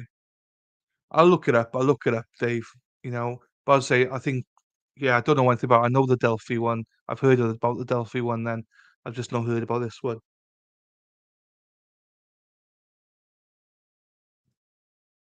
Mm, I think Google's your friend, Mecky. I saw it happen in 2016, I believe, didn't it? I think Google, because the rest of his family was already sentenced, correct?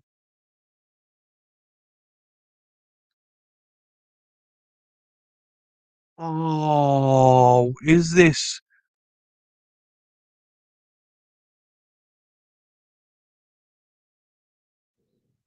the one that um literally the family?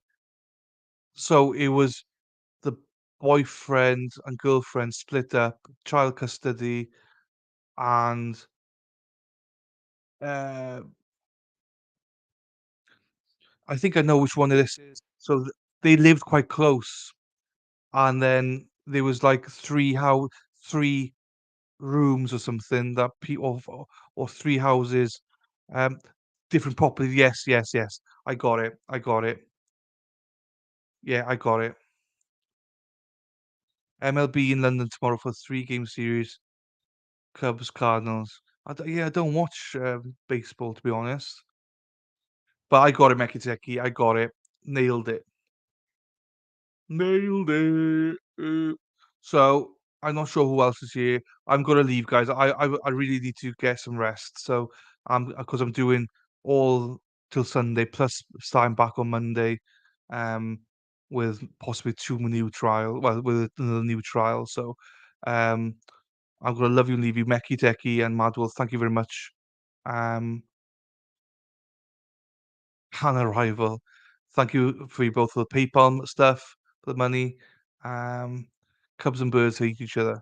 I don't even know what that is. So, um, I'm not gonna get into Mekiteki because otherwise I'll be here all night. Right. Thank you, Amy. Hopefully see you tomorrow some point, Amy, if you're around, 1:15 Eastern for Dep. Thanks as always, Amy. And thank you to you all, as always. Take care, have a great evening, or whatever time it is, morning for you, David. And I'll see you, some of you tomorrow, some of you Sunday, maybe 3 o'clock Eastern. No, 4 o'clock Eastern. No, 3 o'clock Eastern. Oh, fuck knows. Sometime in Eastern anyway, on Sunday. And then if not, I'll see some of you Monday, 9:15 Eastern. I'll set it up. So we got this and maybe another trial. And if not another trial, we'll sort something out. Thank you guys. Take care. Love you all. Ta-ra now. Ta-ra. Bye all.